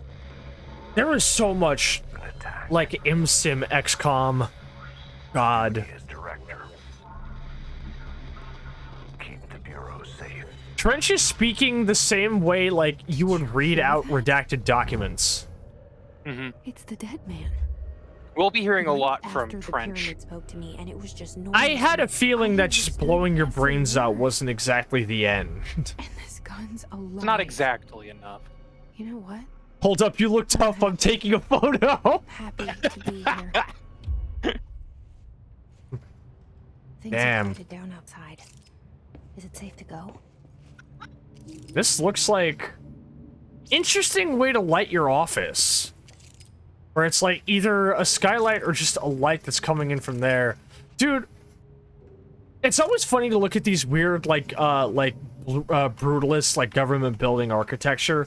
Like this just looks like somebody's office in Colombo, but like dude, you would have hella spiders up there. Oh, you absolutely would. You would have mad because like dude, I was like cleaning up behind my blinds for the first time since I moved in. Holy fuck, dude, the cobwebs. You would get mad spiders up there. Oh! Hello. Hello, Sixth Sense. That's probably the board. You can't let this happen. You can't let this happen. Nah. You can't let this happen. You can't let this happen. You can't let this happen. You can't let this happen. God, that's You can't let this happen. the horror. You stopped it. The horror. You. Oh, thank you. The horror. Horror. There's just the way that she said that phrase. Yeah. Okay. Walk away. These look like security staff. They look like security staff, yeah.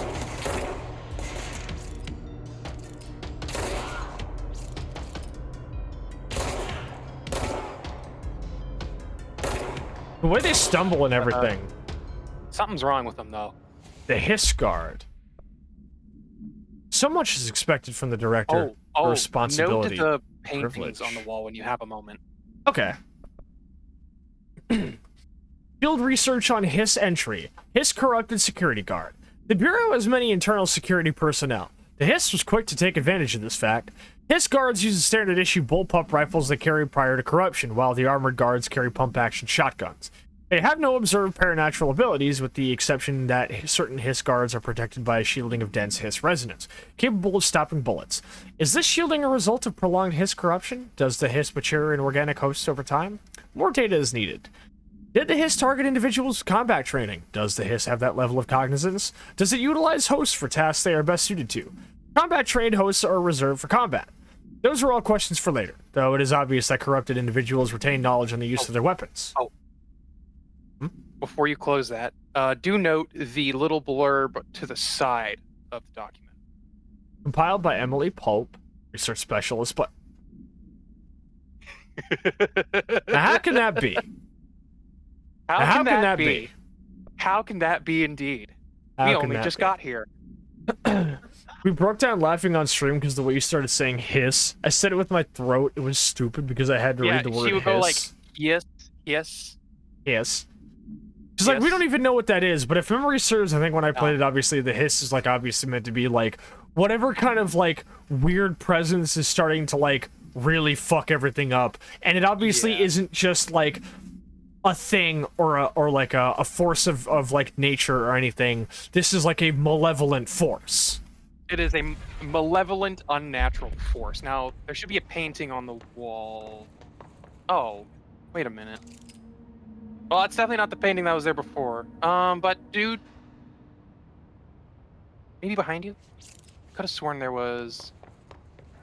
Oh. Well, also, this door wasn't here when we came here. No, I don't. This desk also wasn't like this either. I mean, you did walk all over it when you got in here. I bet it did. Oh, hold on. Sorry, back to that room. Hey, wait a minute. Yeah. Hey, wait a minute. Hey, wait a second. Hey, something ain't right. Something ain't right.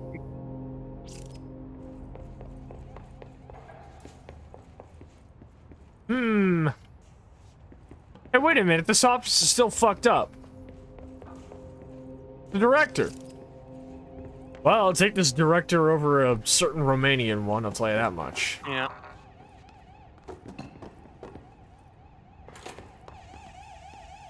Can I not shut this down? Ruckerhauer. Hey, look, speaking of fucking devil, and she will appear in my chat. Hey, wait a minute.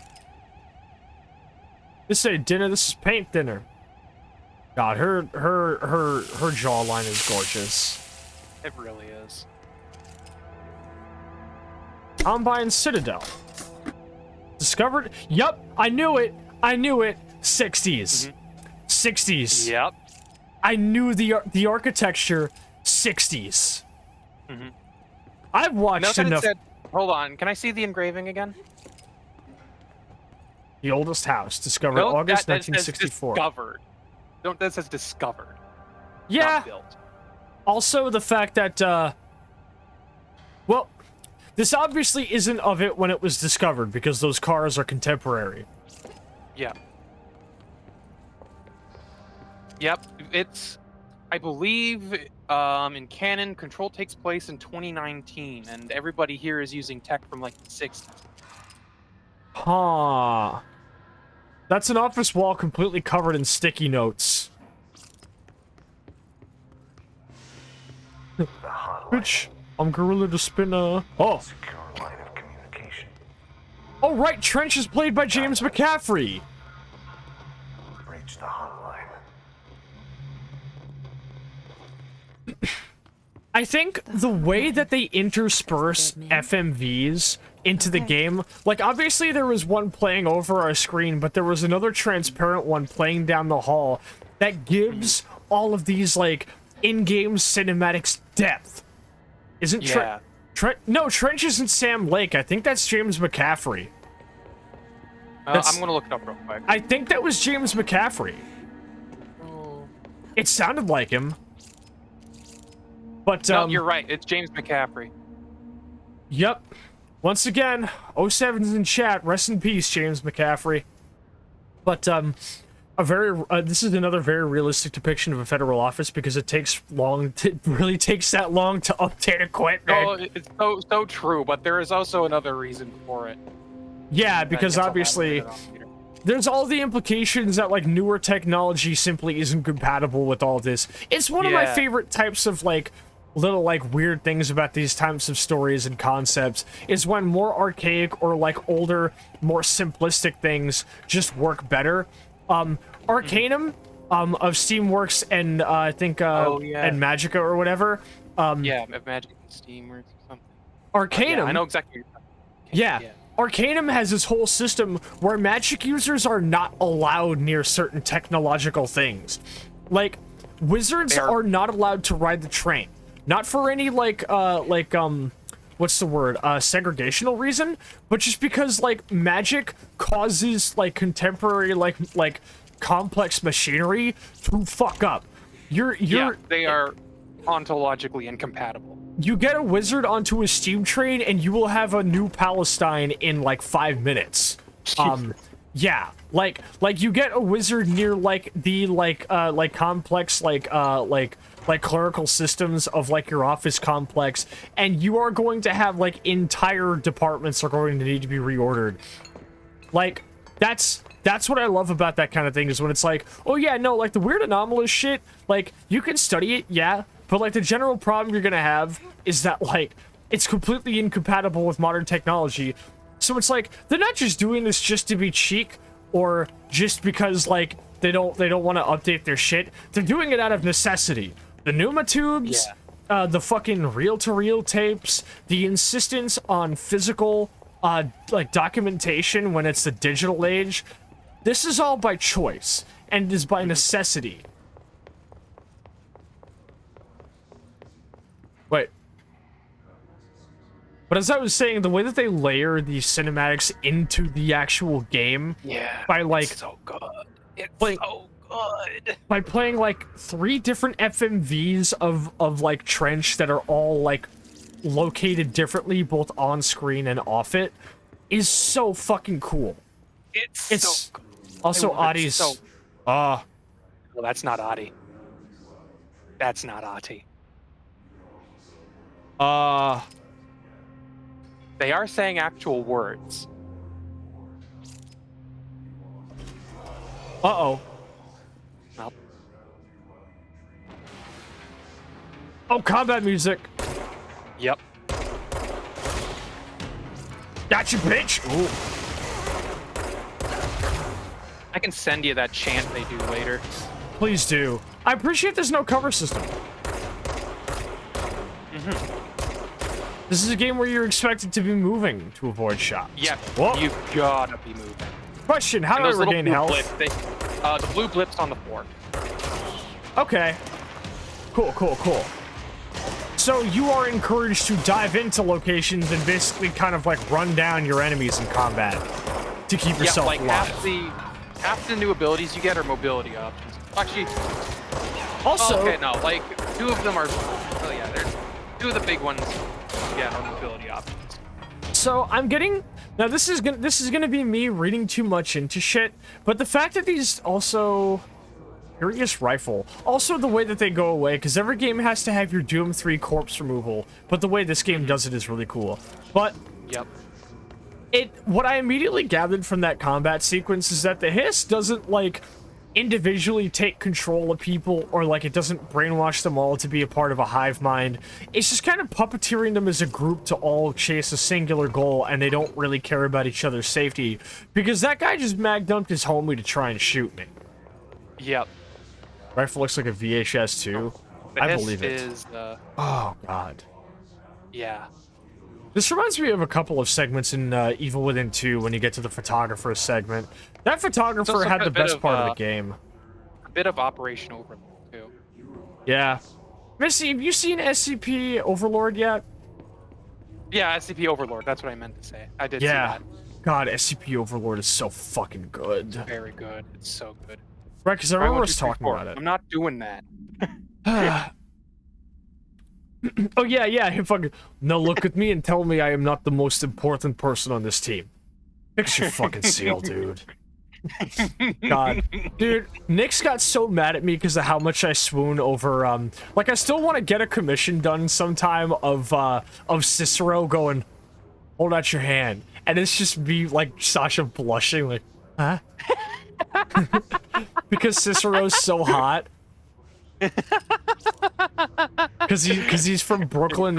He's I fucking love Cicero. No, SCP Overlord fucked so hard. I loved it. It fucks. It really does. I love that whole sequence about how, like, Operator Drewski, who plays Cicero, when they were, like, doing the part where it's like, oh, get out of the room because, like, somebody in this room just got fucking stabbed in the jugular by nothing.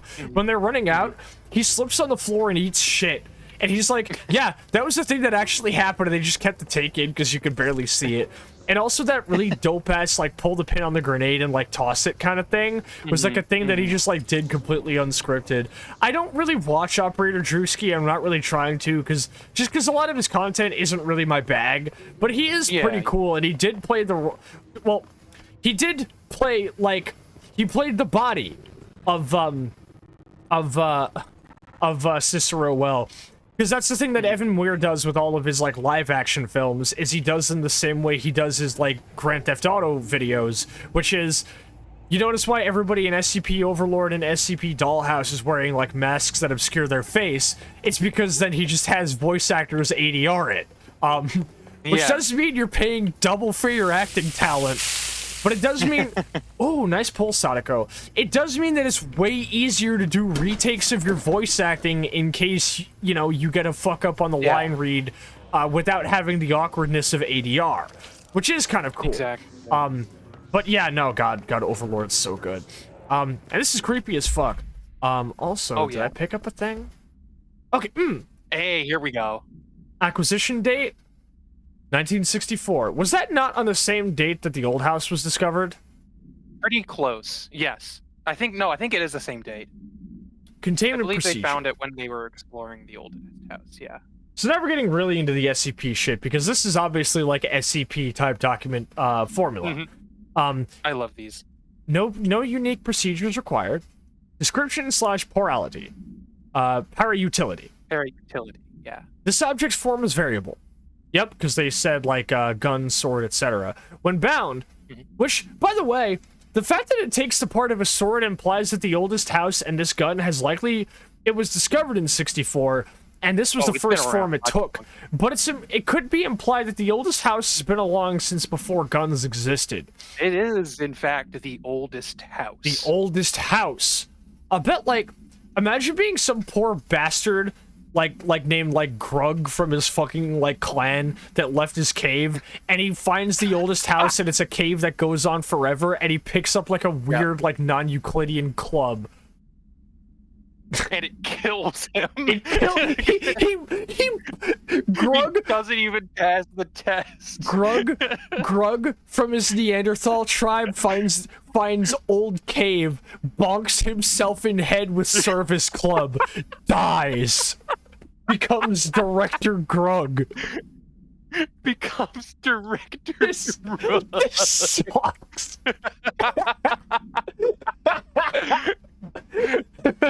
Oh my god. Director Grug. Not Director Grug. When bound, the object Anyway. allows para-utilitarians to blank. This object must only succeeded soon after by Director Ugg. Director Thag. This object must only be bound by individuals seeking the role of blank. The object will determine whether blank. If rejected, the applicant is terminated. So this implies we could have died, but this implies that Trench wasn't chosen, or more accurately, he got fired. Yeah, that is the implication. Ah! Oh, I turned on the bit crusher by accident. If rejected, this applicant is terminated. This process is dictated by the blank, though their criteria is it's probably. I could try and fill in the blanks. We can fill in the blanks. Yeah, this is probably the board. Yes. Background. When bound. Oh yeah. Wait. Yes. Thag, short for the Thagomizer. I remember the Thagomizer. Better applicant It was an appeared. incredulous sword. God. Background. The object was discovered inside the oldest house in the room that is now used as the director's office. The popular hypothesis, many forms throughout history, blank, Mjolnir, Yup. Yeah, Mjolnir, that Excalibur. Is why it's my favorite weapon in fucking fiction. Because it is technically every weapon in fiction. Yeah. Wait, does this mean Muramasa and Masamune were service weapons? Does For this the service weapon. Yeah. does this mean that Masamune and Muramasa were both the service weapon? That's cool. It could be. Yeah. It's I fucking love the service weapon. Yeah. And the way that it changes with the what is considered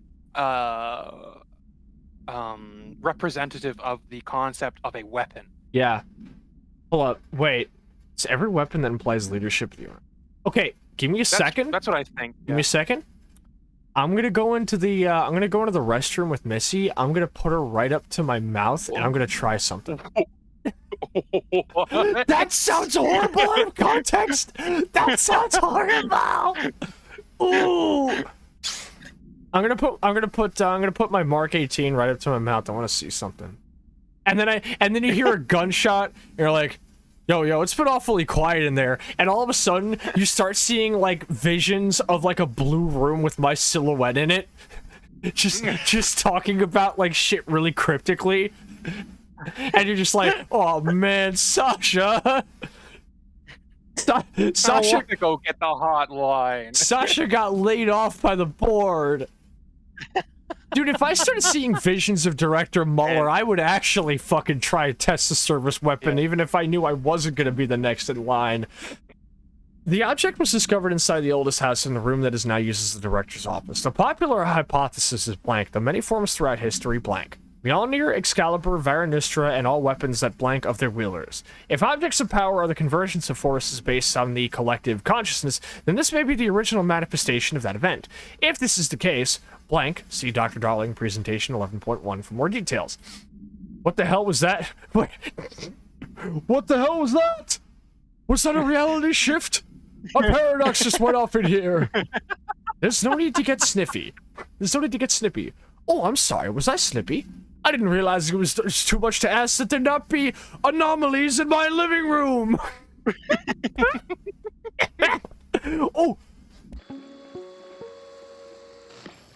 Oh, this is the thing that they just told us about. Yeah. Wait, is that Jeff Goldblum? No. Are you sure it's not Jeff Goldblum? I'm pretty certain. Look it up. I'm looking it up.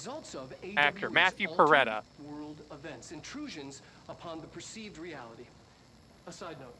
Jeff Goldblum with a pseudonym. Now, the service weapon is Wait, no, that doesn't look like Jeff Goldblum. You know who this is? No. That's Les Claypool. powerful one. That's Les Claypool. Ingrained in the Bureau's DNA. That's just Les Claypool. Come out of that Russian roulette a winner, and you Oh, we did see this. lose, and you're well. Fired. Yeah, we did see this. Yeah, that just looks like Les Claypool. Bureau Control.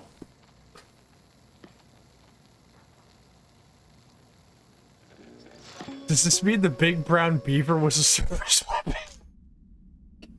Insane. Wynona's Only Director only if the big Winona. brown only if the big brown beaver is symbolic of your leadership. Wait, no, right? No, because Winona wasn't the one wielding the big brown. Because remember, right? Because what's his name? The guy who was the Texas out of New Orleans who traveled with the carnival shows, who smoked cheap cigars, ran bumper cars, and he candied up his nose. Remember? He tried to get at the big brown beaver, and she fucking bit his nuts off. So he was the guy who got fired as a director. He did. He failed the test. I'm sorry, Sadako's in chat fangirling about this game's, like, aesthetics and lore, and I am, like, trying to have, like, a weird Primus headcanon about Control. The new object of power, Winona's big brown beaver. Are the Primus rubber cowboy? No, the Primus rubber cowboys are an object's power. I'll tell you what are. I'll tell you what are. Mud's shovel. That he killed the other guy with. What's his name? Yeah. What is it? My name is Mud. That's at least an altered item, yeah. Yeah, not to be confused with either Jack or Peter Dennis. His name is Mud. It's always been. Whatever the fuck he says his name is long for Mud. The shovel he killed the guy with. There's a fucking IBM 5100 that you're just casually kicking around. Yeah, well, what do you do with your computers? The fact that it's still turned on is impressive. Also, it's got jiggle physics. Director Tommy the Cat? Director Tommy the Cat? You start getting, like, the blue background FMVs, and you just hear, Tommy the Cat is my name, and I say unto thee... This bit sucks! Get us off the Primus bit now! Get us off the Primus bit! Can somebody hit me with the bit denied? We need to stop! We need to be stopped! God. This is the only VTuber channel. Shut up! I was worried. Shut up! I was worried that it is. Shut up! This is the only VTuber stream where you'll tune in. The seas of chi. I don't want to sail. That is curious that it exploded into papers. That was violent. Oh, now we have like Jesus. Okay, so we're in like we're talking like they want us to start making like a hard-boiled scene out of this area. Yeah, the physics and the combat all come together really nicely. This is like the type of shit you see in like Hong Kong action. There's a little bit of Hong Kong action in our SCP game. Which, to be fair, Sascha, every time you play any game you always say it should have Hong Kong action. Yes! Because I'm right. Director Faden, we needed you to shake hands with Beep. God damn it. Roll out the cannon, boys. Steal us some wine. Smoke tea. Want a small shake hands with beef. Oh, there's a defib. I wonder if I could use it to fucking kill myself on the toilet like that one guy in Breaking Bad. What? Or, damn, those are some resilient bottles of Jägermeister? Something. Huh. Now, what's in these boxes? Yep, this is so Hong Kong action, these fucking particles. It's so impressive. Like, I would say there need to be more, like, particles off of the walls, but, like, just the act of shooting this desk up. Yeah.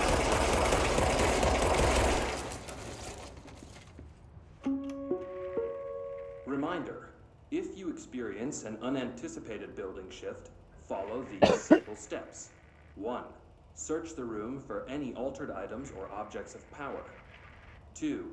Carry the altered item or object of power to the nearest safe room. 3. Wait for Bureau staff to find you and the object. If there are no altered items or objects of power in the vicinity, then reach your supervisor via the nearest intercom and await further instructions. Thank you for your attention. So, let's keep it 100. There are Probably incidents that they're not allowed to give you, like, employee, like, orientations on. But I'm willing to bet it's a common occurrence that somebody will just be left alone in, like, a conference room, or they'll be, like, going to go, like, sort out the fucking archives and be like, alright, let's see. Go grab Article 755B from Cabinet 803. Should be right over here. You walk in, and then you just blink and turn around, and the door's not there anymore, and you're like, well, shit, I guess now I gotta wait. Also... Yeah, no, the house definitely makes little isolated bubbles of itself. I just realized, I'm like, ooh, these are good physics. The physics are... They went so hard on the physics, and I adore them for it. Okay, so it technically shouldn't be still connected, but... Actually, I think it's got 2... Oh, it's being held up by the middle thing. Sascha, you fucking idiot. Yeah, there we go, see? Now that's impressive. That's good fucking physics. Chat, how is the game mixed compared to our voices, by the way? When I'm shooting and shit? Can you still hear us fine?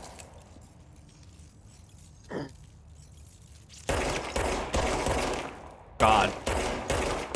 They invented the word gas to talk about things like this. Absolutely. You know, I'm noticing something, Missy. Yeah? Because, you know, I do pick up on things even if I don't say them. Have you noticed we haven't passed by a single fire extinguisher in this entire building? There are fire extinguishers, I know there are. Okay, because I haven't seen one. Yeah, I've seen fire alarms. I don't believe I've seen them either. Well, I stand the fuck corrected. There we go. Yep, there it is. Yeah! Let's go! Yeah. Go! Huh. Damn, they also shut the fuck up out of this wall. Now, I'm noticing my reticle isn't turning red and playing. These guys aren't hostile, but... Is there anything I can do to help these poor souls? We'll see shortly. There's a vault-looking structure at the end of the room. Oh yeah, I've been fucking around in this room this whole time, huh? Yeah. Mike Hill! You know, it'd be really funny if, like, this game just decided to fuck around and everybody's name was, like, a penis innuendo. Mike Hunt, or Mike Hawk, or whatever. Yeah. Like that one Static X music video. They really like this one painting. Yeah, Yeah. They really like cowboys. I mean, up top, Sam Lake. Why is it still great? Ooh. Yeah, what's that up there? A little something. Can't reach it yet. But... No. That's a really ominous room to have in the middle of your fucking office. Drink machine! Yep. Oh, there's something, like, absolutely fucking bizarre about drink machines that's further on ahead. Oh, hell yeah. Yeah, I've read this one before. Huh. Oh. You'll be seeing a lot of these. So these are obviously where you want to go when shit goes down. These are their emergency shelters, yeah. Now, I want to say... Note that the material they're made out of is unlike anything else in the building you've seen so far. Yeah, no, it's like a weird speckled, like, hammered rock or steel. It's a lot closer to the material you'd see in the astral plane where you were when you're doing the test. Okay. Also, I want to say... What I've noticed most consistently about this game is that this game illustrates, like, corporate/government building mundanity to an absurd level of realism. And to be fair... They went... That... No, go ahead. They went so hard. They put their entire pussies into making this as close to, like, a fucking office building as much as they could. Yeah, and credit to them. That's the thing that Remedy have always been... Also, I love that you can see things going through the pipes. These offices are still in use. People are still using them. But that's like a thing that Remedy has always been known for. Oh, that's true. That's a thing Remedy has been known for. Yeah. Like, when they did Max Payne, they went to New York City. Like, Sam Lake and a bunch of guys went to New York City. They also, like, went specifically to New York's, like, seediest and most dangerous areas. And they had, like, bodyguards go with them. They hired, like, dudes to make them, like, make sure they were going to be safe going into, like, the hood.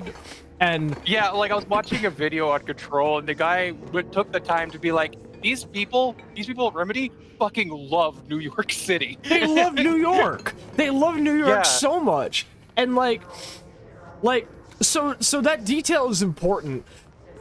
And I want to bring that up because in the event of shit going down, you can expect there to be problems with lighting and visibility.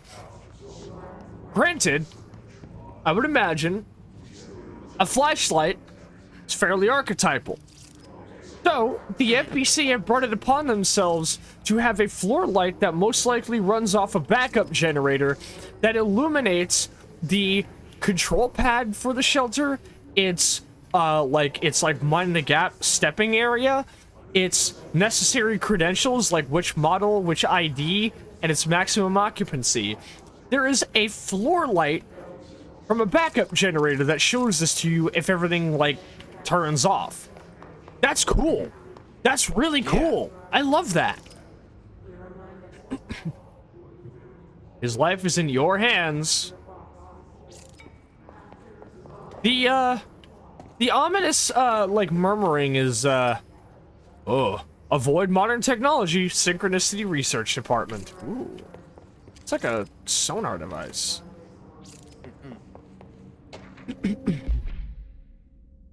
Dinner reservations at 7 p.m. Chez Ambre. Wife will meet you there. Don't be late. Flowers are ready for you at lobby reception. Remember, she is turning 46. I see. Let's see, what else have I not clicked on? Oh, okay. There is a category. There is an unread filter. Okay, and I've already read it. Yeah, so I have read all of these. Yep. Cool. Don't let mold hitch a ride. Perform daily body checks for foreign plant matter. Ugh. Sure seem to have a lot of mold problems. Yeah. God damn it, Mia.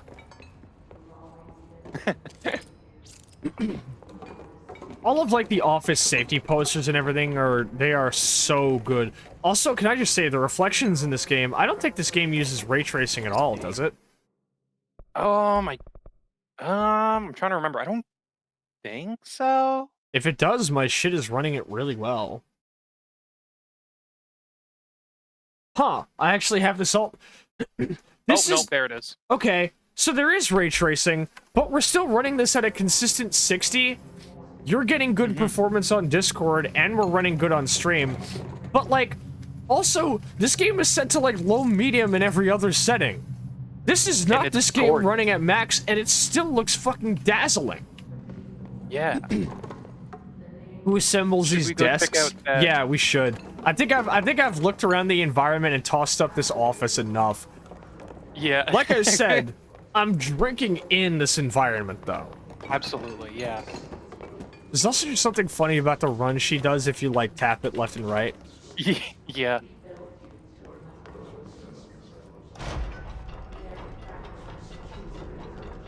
Yeah, that figures it would like a safe deposit room. Yeah. This isn't the one I was thinking of, but I think that is good. Filter service hatch. So, your shelter ain't super safe if this is happening to you inside of it. Nope, not from this threat. Marshall, we checked out the suspected AWE in Duluth. Duluth, Minnesota wasn't anything, just like the house fire before this, and the malfunctioning clothes dryer before that. My team is getting pretty sick of duds. I'm sorry, this feels a lot like I could read it in Mulder's voice. Yeah. Marshall, we checked out the suspected AWE in Duluth wasn't anything, just like the house fire before this, and the malfunctioning clothes dryer before that. My team's getting pretty sick of duds. We need you to find a better way to sort the fake AWEs from the real things. Or you need to rotate these field agents off for a bit. And then, like, off to the side, you just hear Scully go, Mulder! And Anyway, we're en route to Sherman Ranch, next one on the list. Let's hope it's a little livelier there. Yeah, no, I'm sorry. This reads like Fox Mulder. I know it says Special Agent L. Keenum. I'm sorry. That was basically written by Fox Mulder to me. This is upside down.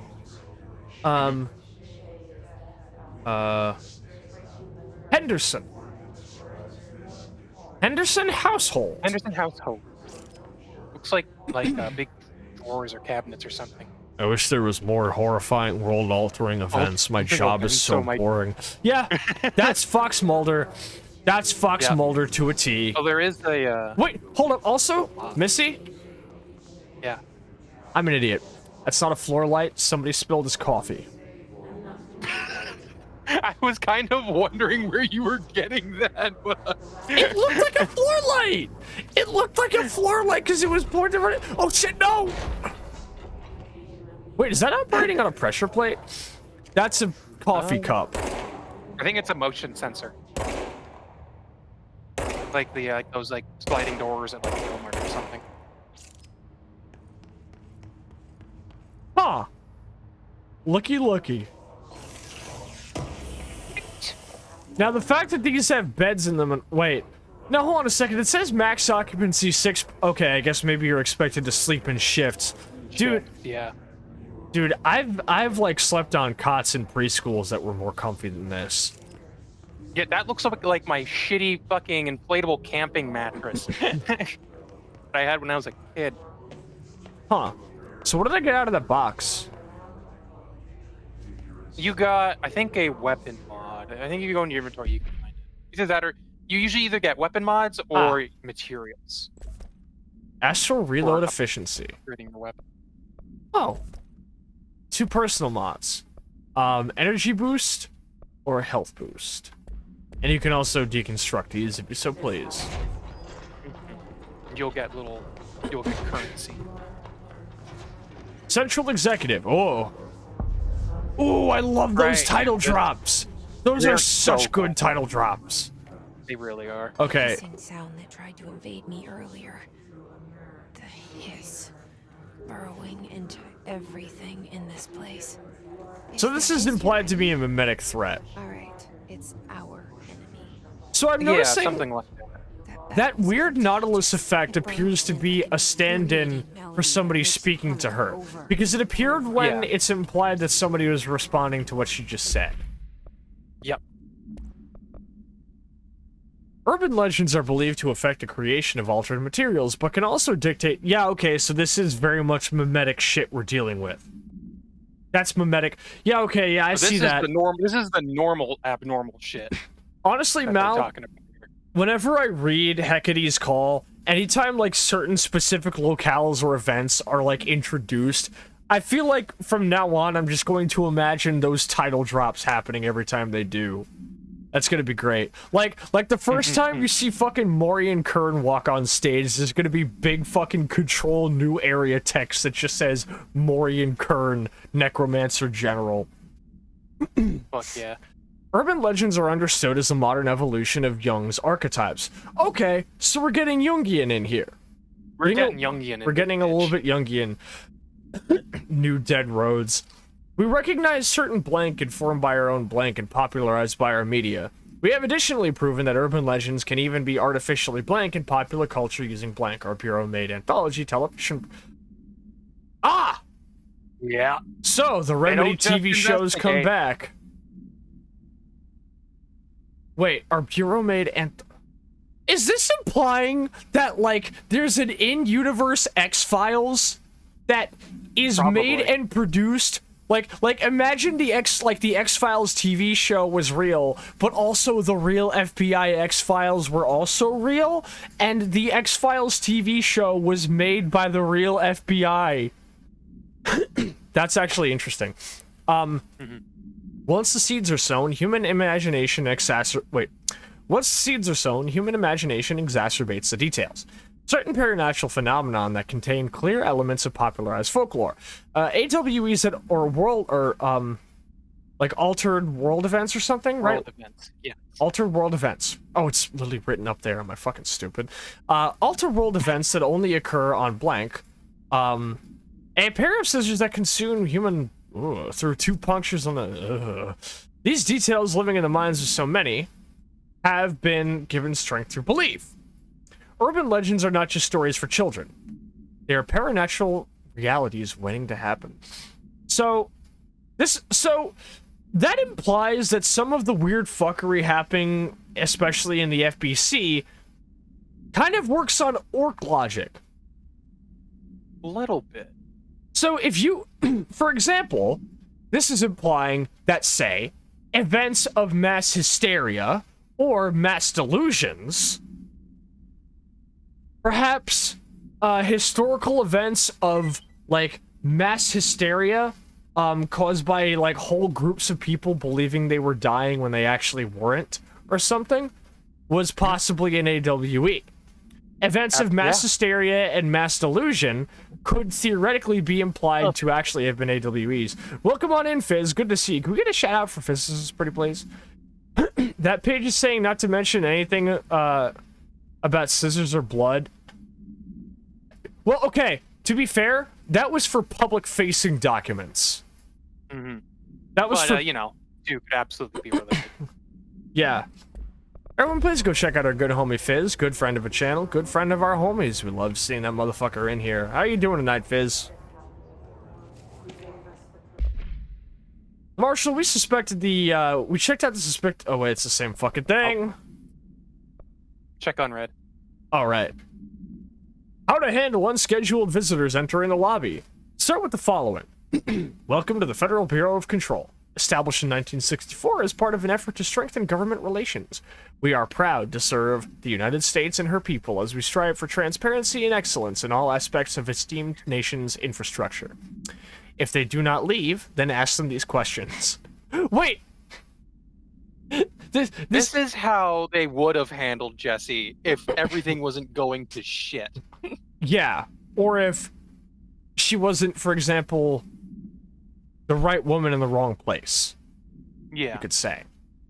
This implies that, like, they just bother you with, like, a basic, like, read off of a script, introduction / like, public-facing PR thing, and they just keep saying it to you until you leave. Are you here to see Pretty someone? much. Are you from New York City or just visiting? How'd you find this place? If their answers are sufficiently harmless, explain that this is a secure federal office and that they'll need to leave. If they do not leave, hand them the service weapon and tell them to play Russian roulette with it. If their answers seem blank, escort them to a private room. There, perform the gunner's psychological assessment. If their responses are within the acceptable range of deviance, see the provided scoring sheet, then blank, immediately. Remember, there's no such thing as too suspicious. Yeah, you do have to cover your asses in these types of locales. I'm gonna eat up the setting. Oh, bet your ass I am. As a fan of X-Files, Portal, SCP, and that one canceled XCOM game, and many, many more things. I'm already loving this. Also, by the way, this color grading is giving Creepshow in a very good way. It's like the red is like a harsh red, but it makes the blue feel more purple, and it makes them even the blue begins to feel red as an extension of the red. This is Sascha dinner. This is Sascha dinner. Well, I did have Sascha dinner earlier. It was chicken nuggets, Annie's queso mac and cheese, and chipotle sauce. Also, that's a curious thing to just be able to go through here. Things seem to be a bit off here. That's a little bit sus. I'm gonna check that out later.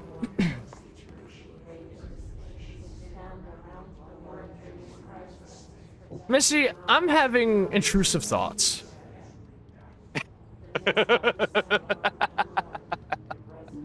What? What do you think they are? What, you think you need to look up for a sec? No, I was actually going to ask what happens if I just, like, take the shot. Oh, if you take the shot. Yeah. Not a whole lot. Have you ever tried it?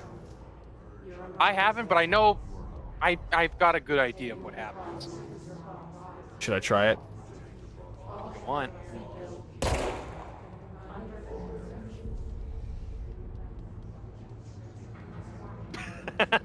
I see.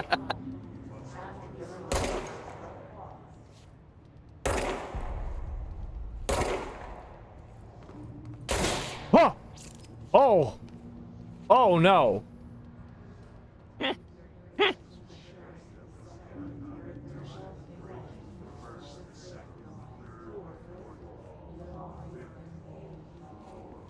Hey, wait, what the fuck, Kelly? What does that mean? Also, the check on red is a good bit. What's a woman? Woman. Now you really need a woman, G. I've been saving it, lest I get too giddy from rubbing my cock. My cock.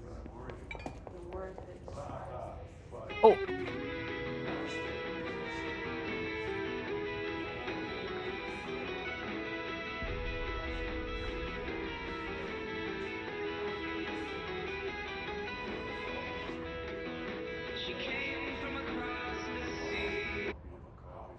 Dams.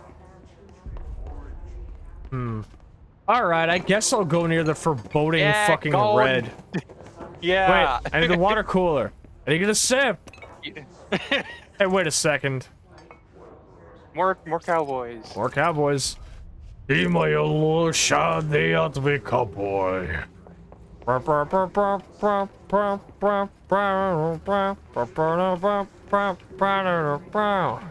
cowboy. Sascha does more references to Russian music, and nobody gets it. Now, I notice there's no oh, there is a stairwell, but it's obscured by... There's cancerous growths going on here. Time to take the plunge.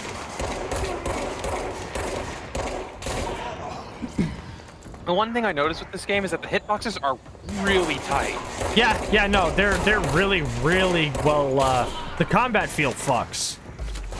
Am I ever gonna get a slide? I would like a slide. You can, I believe if you hit C while sprinting, you can do a slide.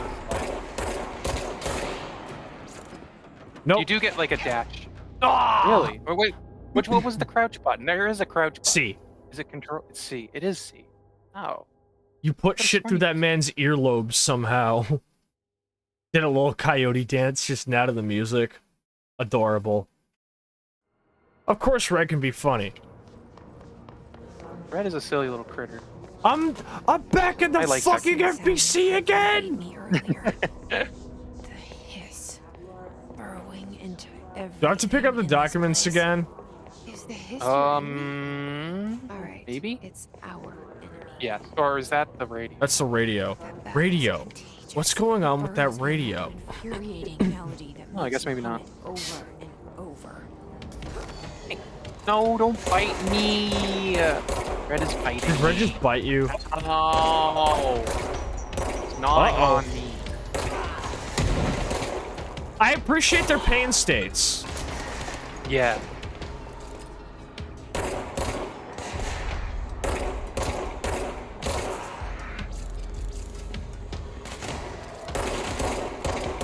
Oh, we got a security guy here.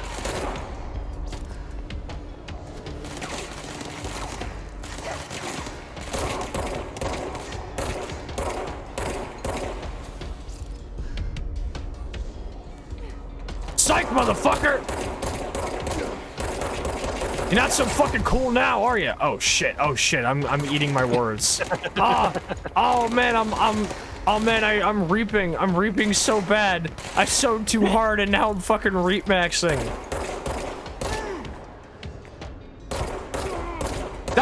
That's the worst thing I think I've ever said. I got too so pilled, and now I'm reap maxing. An enemy. Corrupt. Spreading. Yeah, he talks like his words are being redacted by the board as he talks. What does that mean? It's more like interference, like signal's too weak. You'll get a clearer signal in a bit. Me sowing, haha, yeah, fuck yeah. Me reaping. This sucks, what the fuck? From the top rope! Ah, okay.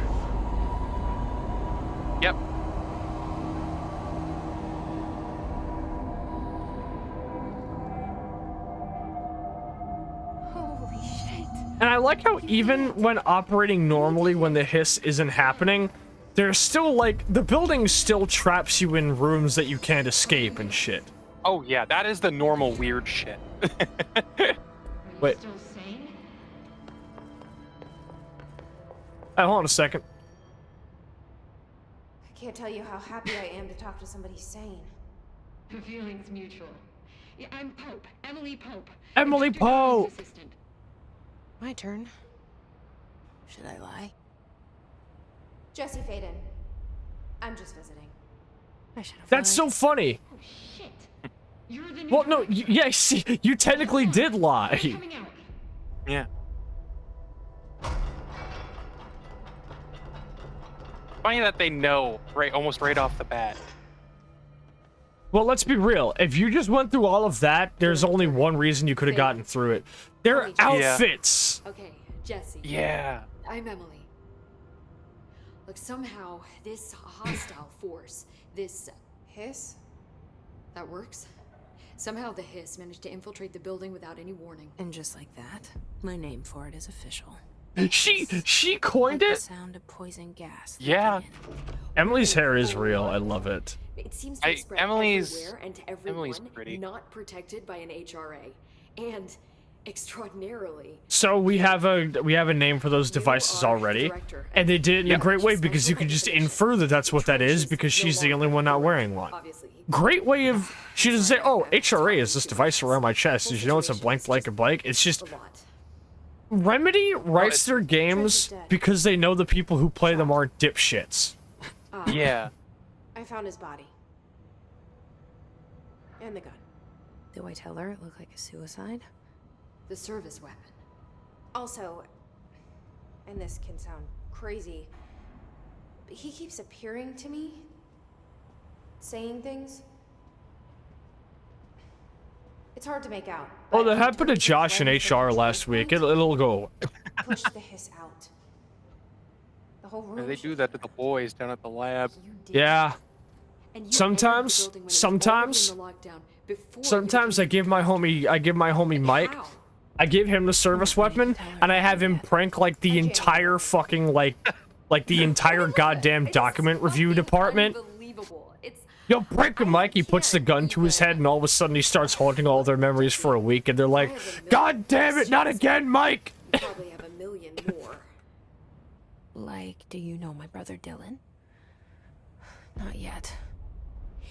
But there's something I need to ask you to do first. If you can cleanse a control point, then you can Don't prank the archives. Those infected or possessed by the hiss. Because if that's possible, our options are very different. Emily Pope. I don't know her, but I like her already. She's the opposite of the faceless agency I've blamed for what happened to me for so long. But I can't trust her yet. Or rather, the Bureau she's a part of. Yes. You're a part of it now, too. I'm speaking for you. Like it or not. Yeah. We can try it together. Okay. You with me? We did it before. Push the hiss out. So yeah, we are. Yeah, it does look like either. I think it's this. It's a pressure plate. But she's definitely talking to the player.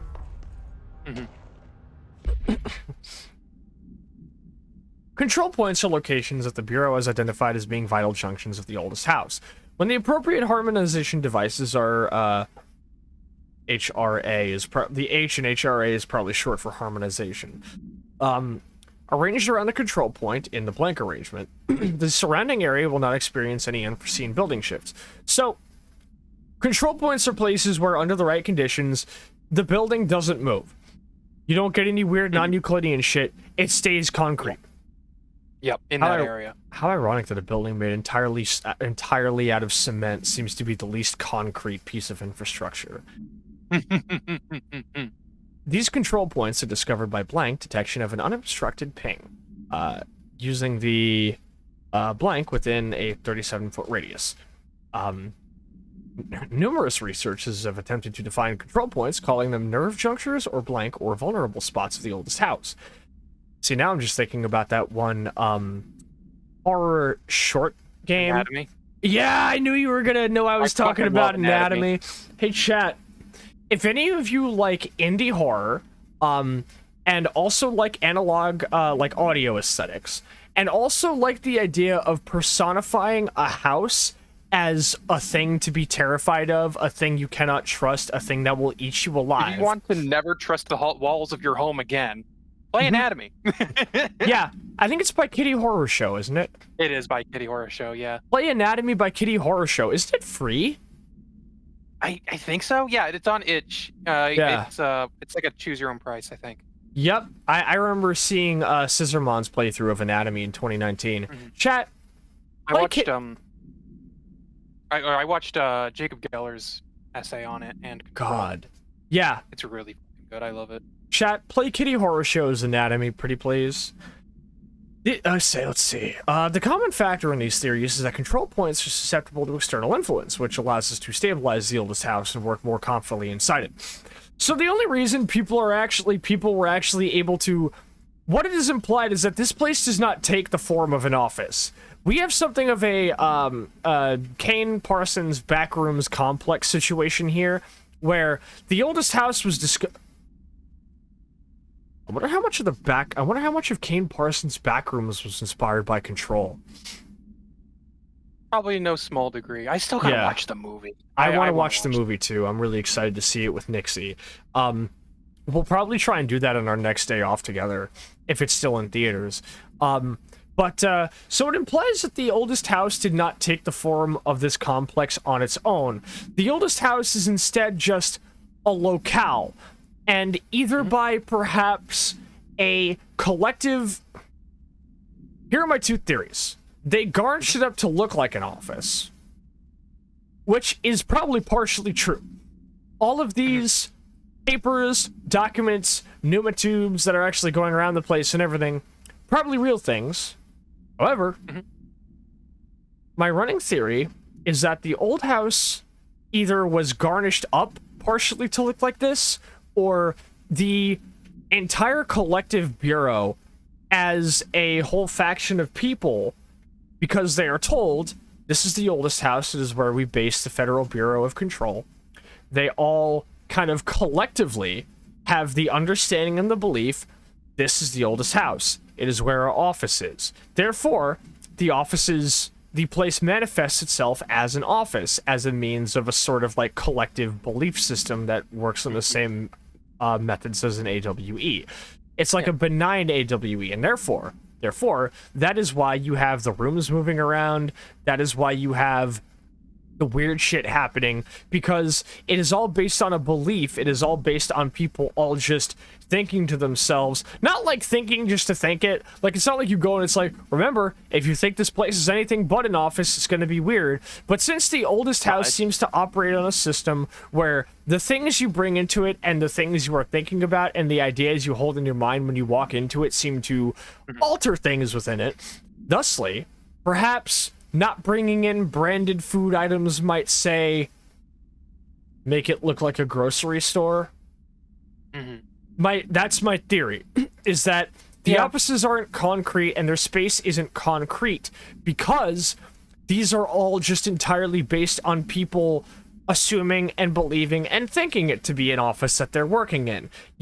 This is where you work. This is where your job is located. This is where the organization that you do like archival for is operating out of. Of course it would be an office. You go there, it's an office. But maybe you forget where your office is. Maybe you forget where maybe it's not that the building forgets where your office is. Maybe it's that you're not telling it where it is because you forgot. This is fun to play around with. This is fun to think about. This game gives you a lot to think about. Absolutely. It's also worth considering that the house and by extension the service weapon seem to be directly connected to the board, which seems to have some kind of sway over the director, the house, and by extension the FBC. Oh, yeah. So there is a third party at play and like how things might manifest. Also, welcome on in, Lux. Good to see you. And Mal said that was her theory. I believe it. Have you been able to find your office in Intel lately? Yeah, actually, I haven't really had any issue finding my office, although one time my desk was moved. Chat, don't let her find out that every time I go to work, I have like a map of how I go to my office written on my hand. Why do you think I wear the gloves?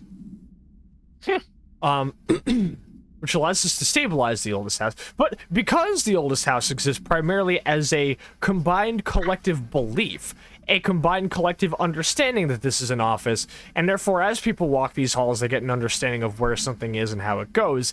It is everybody's consciousness all forming a shared reality that they basically kind of manifest together. And whenever somebody has a lapse in memory, it causes things to fuck up. Therefore, but points of control create an interesting situation. It makes... Okay. Is it fair to assert that maybe a big part of why points of control keep the place concrete or keep it stable is because points of control seem to take the form of a locale that is almost impossible to forget what it looks like? An atrium, your boss's office, the break room, the HR department, the entrance hall. Places where, if nothing else, you at least know the general place that they're in. Landmarks. If nothing else, if not places you at least know where they're at. Places that it's really hard to forget what they look like. Or at least not run into while you're trying to move around a place. It's hard to go to your office and not pass by HR, not walk through the break room, not say hi to your boss. And, well, for me, it's a little bit different. Point being, my present understanding, or at least the way I'm reading it so far, that the oldest house's shape and form is entirely based on the cognition of those who inhabit it.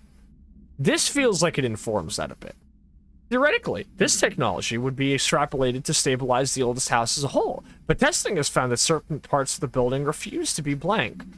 Now, I've got my theories of where that could go, but without enough information, we can't really go any further, so it's just going to have to remain like that.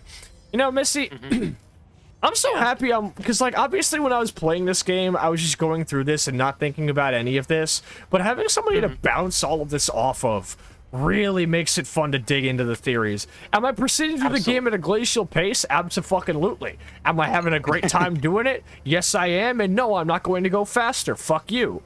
Now, it's not lost on me that this paneling on the wall appears to be soundproofing. I've literally got it over my fucking desk right now. This looks like soundproofing. Yeah, though made of, like, rock from the looks of it. Now, hold on a second. If this says Henderson household, this almost implies like these would be like little like spots you like oh no, they're like literally bursting with the pillows. Yeah, these are like bedding supplies. No, wait a minute. No, these are the bunks. They fold down. So there are 6 bunks in here. They're just folded up. That makes sense. Okay. Yep, there it is. Yeah, okay. Household. I thought they were like compartments. Fucking Fallout shelter beds. You bet your ass they are.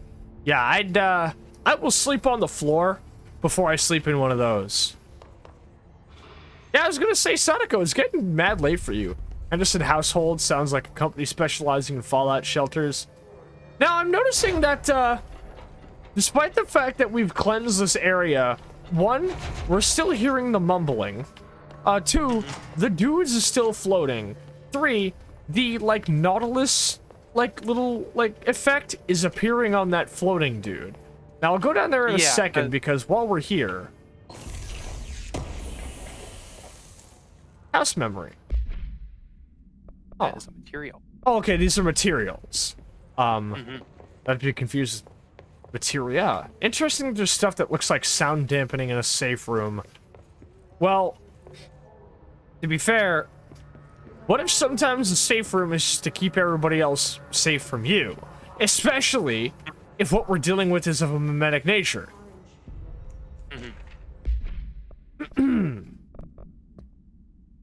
Listen, I know you can't control building shifts, but the executive level restroom has been missing for 3 weeks. I worked my ass off in the Islamabad station for 3 years. I've earned the right to a nice workplace shitter. If you can't bring it back, at least find out where it went.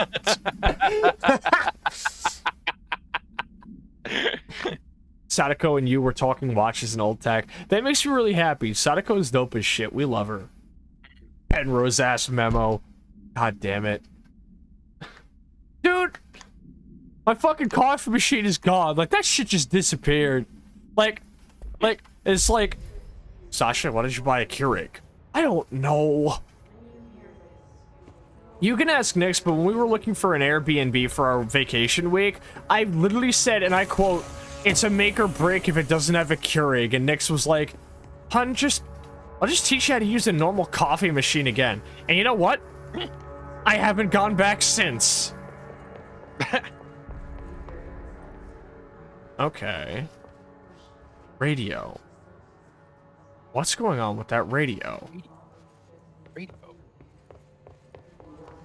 I just want to go look around for stuff, because like I said, I was going to go like... Oh. Oh.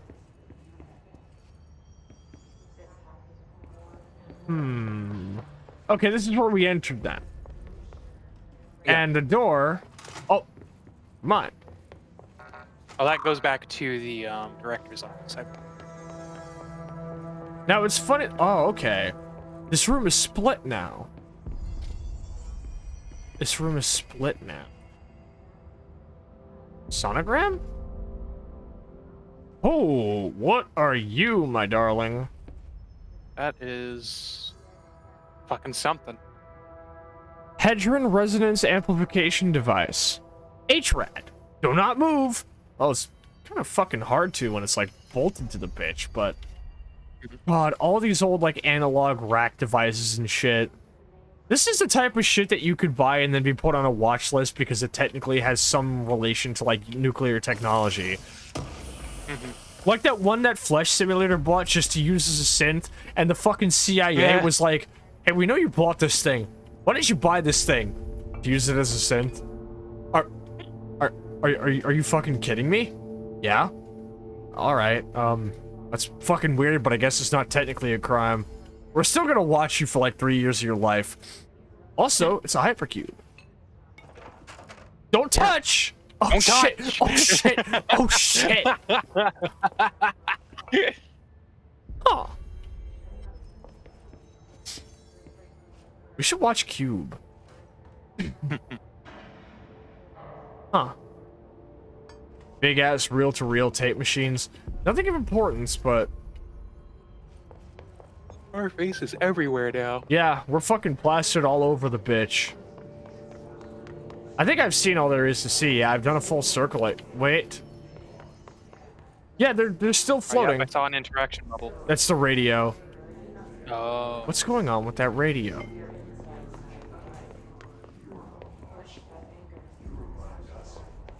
God. This is creepy as fuck. Well.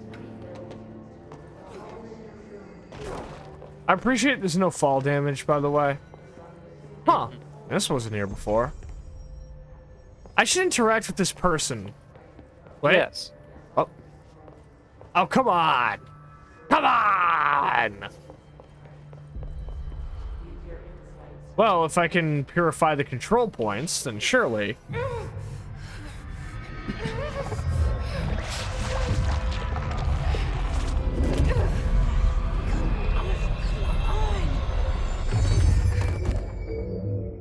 I guess that H-Ride was technically cassette futurism, but all this other stuff is just like, just actually 60s and 70s tech. It didn't work. The hiss has burrowed too. So we tried to free a person and that shit did not work. Okay. There was nothing left to save. Yeah. So the longer people are stuck like this, the more it's kind of like taking over them. It completely burrows into the person. I'll make a plan with you in a sec. I got clearance level 3. Piss off. But these doors still open. Songmaster Jukebox 00P10KE storage area. Wait. This is like... That's an object of power. This is just a... So this isn't like... This doesn't lead to a new area. It's just... It's a storage area. It's a containment So you can facility. just find these around. They're not like major like mission levels, like mission areas or anything. They're just places. No, there is. Well, there's like one big area for. Well, not so much for objects of power, but for. It's fucking the generator. other category of abnormal item called the altered item, but most of them have broken containment. Duffel bags, a generator. It's not lost on me that this is all like shit that bands use to travel with, but so these must be those harmonizing devices thingies. And it's an old jukebox. Yep. We don't get to know what it does. There's Not no yet. documents in here. It's just here, because if I try to go inside, yeah, I can't get in. Yep. Nothing we can do with it yet. That is so cool, though, that you can just, like, I don't know anything about that. But the fact that it's in a room like that says it all, really. Presumably, place the boys are back in... No, it plays the boys are back in town to kill you. Yeah, it...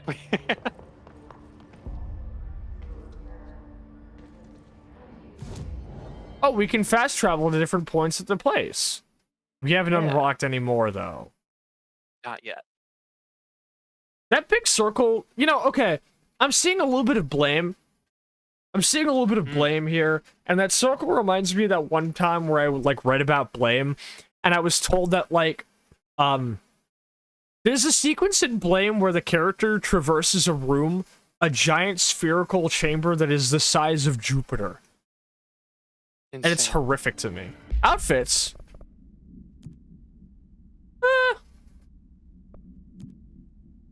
This just makes her look like a Long Islander. Ooh. Ooh. Ooh, I'm liking her hair there. I'm liking her cut. Because I don't really like her, like, full comb back ponytail on these. Yeah.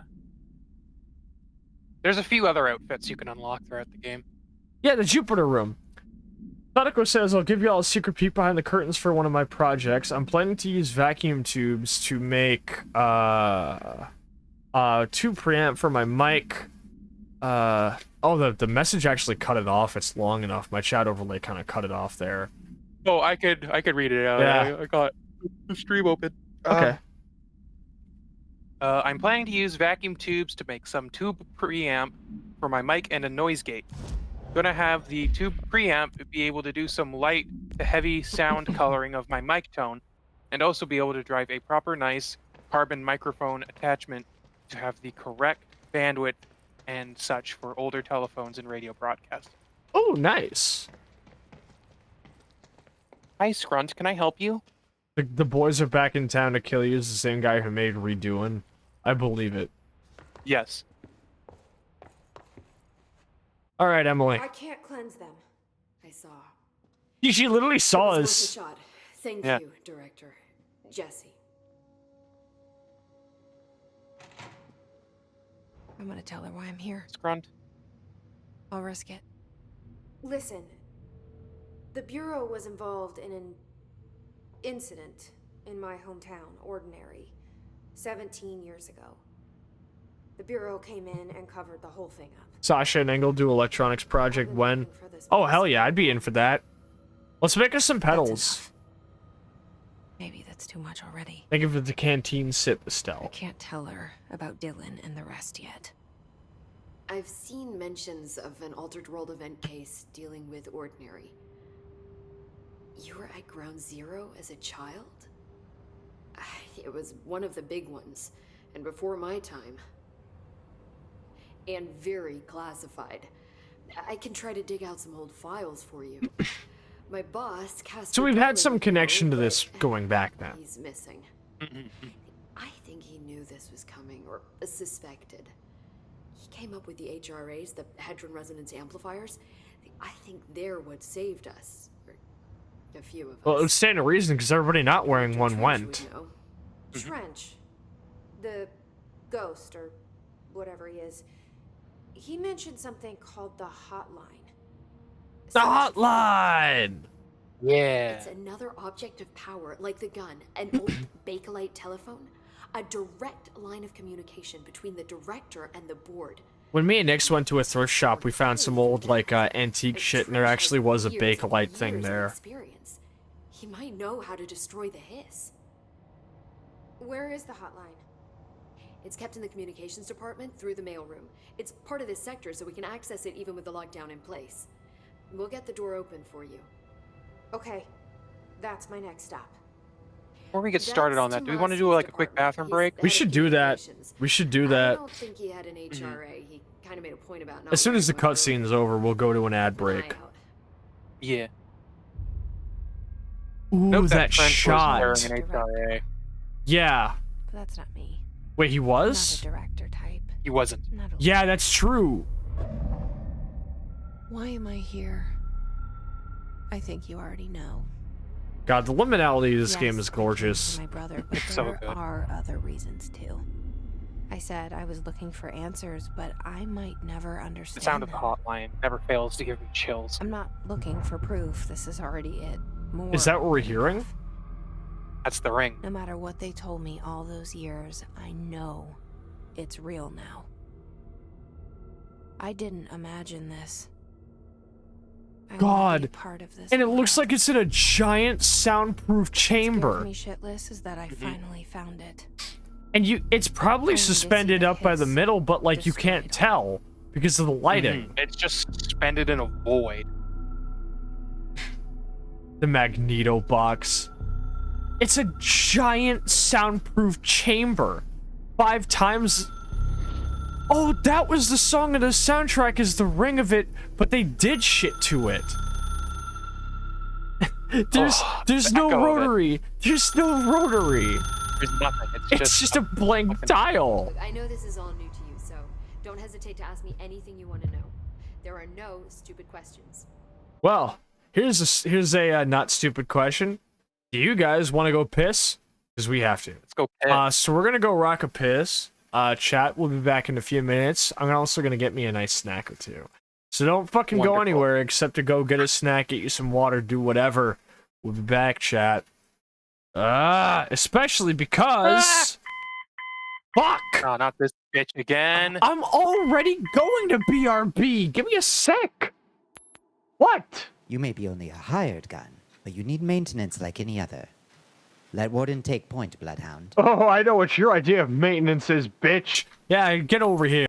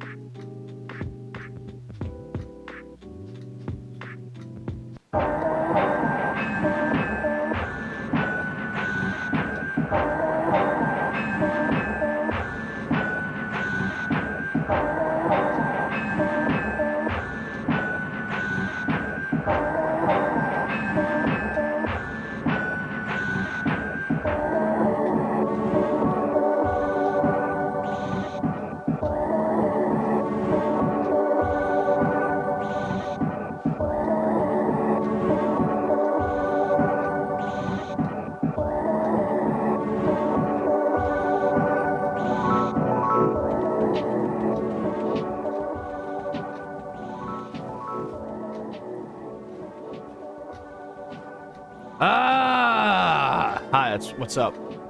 I'm back. How's everybody hanging? How's it all hanging, everybody? I'm cold chilling. I just had myself a strawberry shortcake ice cream bar. Me and Missy are hanging. We're gonna get ready to get back into the game. Congrats on completing your pasta, Stella. Good to fucking hear it. We are so fucking back. We are so back that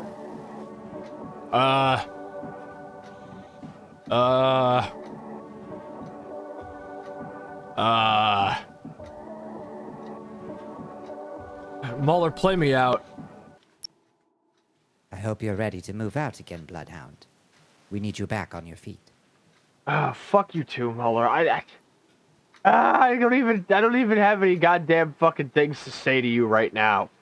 All right, give me a second. We're back in it. Corb return. The door to the comms department is just outside the boardroom back in the lobby. They should have gotten it open by now. Yeah, it should have. Follow the signs to the mailroom. You can get to the hotline containment chamber Slug. through there. Aw, the slug. Good luck, Jesse. Alright, The hotline should answer be my in the communications questions. department. Answer my questions, white woman. What do you know about the hiss? Where did the hiss come from? I'm not sure. You said Clearly. this was here when you entered. Did you see anything like that outside before you came in? Fuck no. No. No, just inside. The source is internal then. See, the oldest house is a sprawling complex with openings to other places as well. Yeah. I don't even know where to start looking. It's likely that this place, like, has doorways that lead places they don't even know. Places you're not supposed to go. Her uniform is very interesting, the way there's that line down the middle that separates it into a weird sort of blouse. I do enjoy that shirt a lot. Oldest house. I'd wear What the is shit it? out of that. This building, the Bureau headquarters, the oldest house, is a shifting place. You've seen it. It transcends its physical limits. I've been to New York a few times. How didn't I notice this place? It's an attribute of the building. This is a place of power. The oldest house doesn't like attention, so unless you're purposely trying to find it, you don't, which is perfect for us. The work we do here is essential, but unstable. Yeah, you can't have people, like, it's not like they're, like, working on weaponry, but, like, you can't just have random people fucking walking in here. Okay. This trench guy. Yeah, tell me more about James McCaffrey, God rest his soul. Is he a ghost? Haunting me? I doubt we're talking about a ghost in the traditional sense, but an echo maybe. See, if he was killed by the service weapon, your gun, maybe it's his final thoughts recorded by the bullet in his brain, like Now that's... a deep space probe sending back data. This doesn't quite sound right, because he seems to react to things that are prevalent at the time. To research it. Or it's things being recalled that are relevant to the I think I situation. will. Memories. Yeah.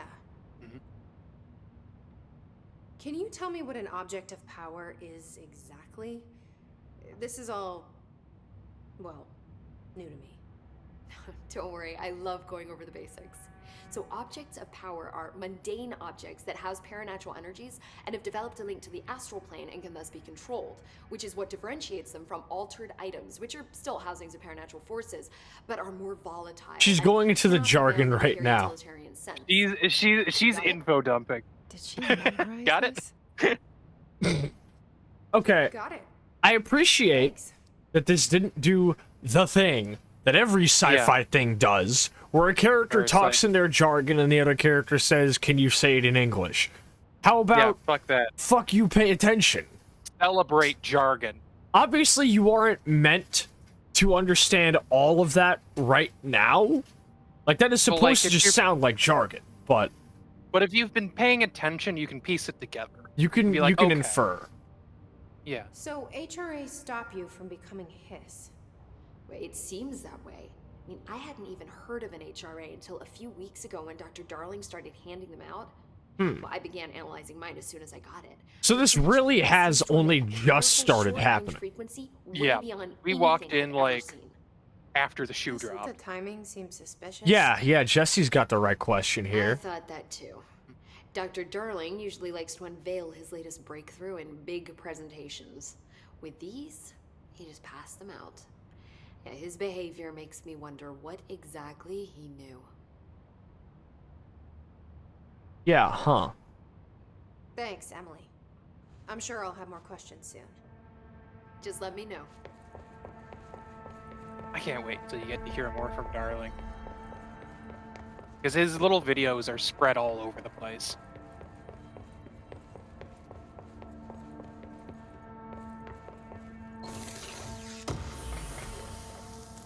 Ooh, undefined reading.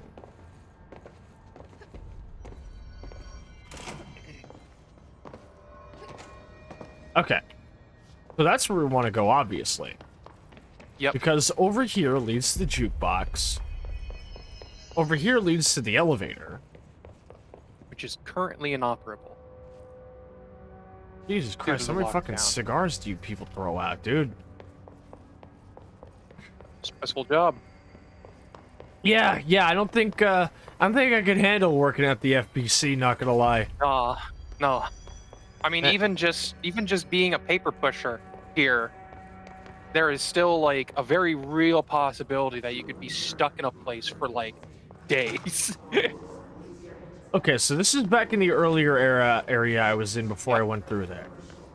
Yep. After I checked this shelter and there was nobody in it. Yep, and we've kind of thoroughly combed the place, and we did, yeah. As Edsel Dope has said, there's nothing for me here.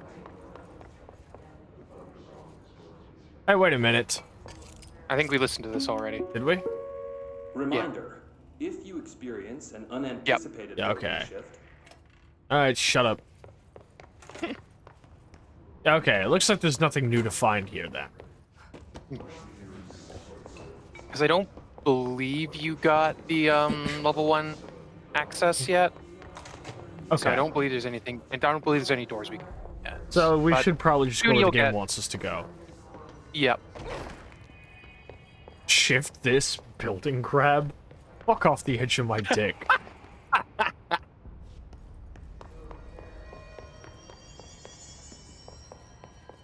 In we go. Oh. There it is again. Our welcome message.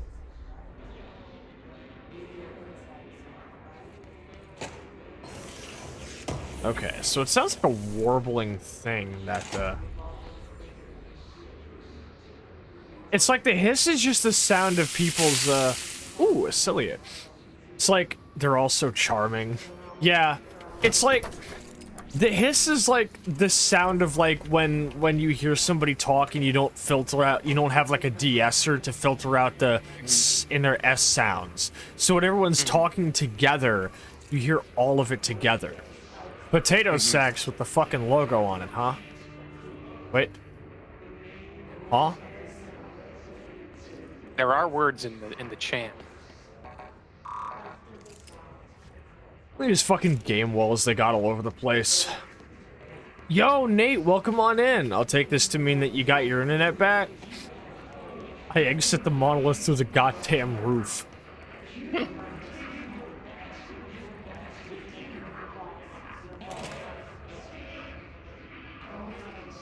Hey, wait, it's coming from these. Yep.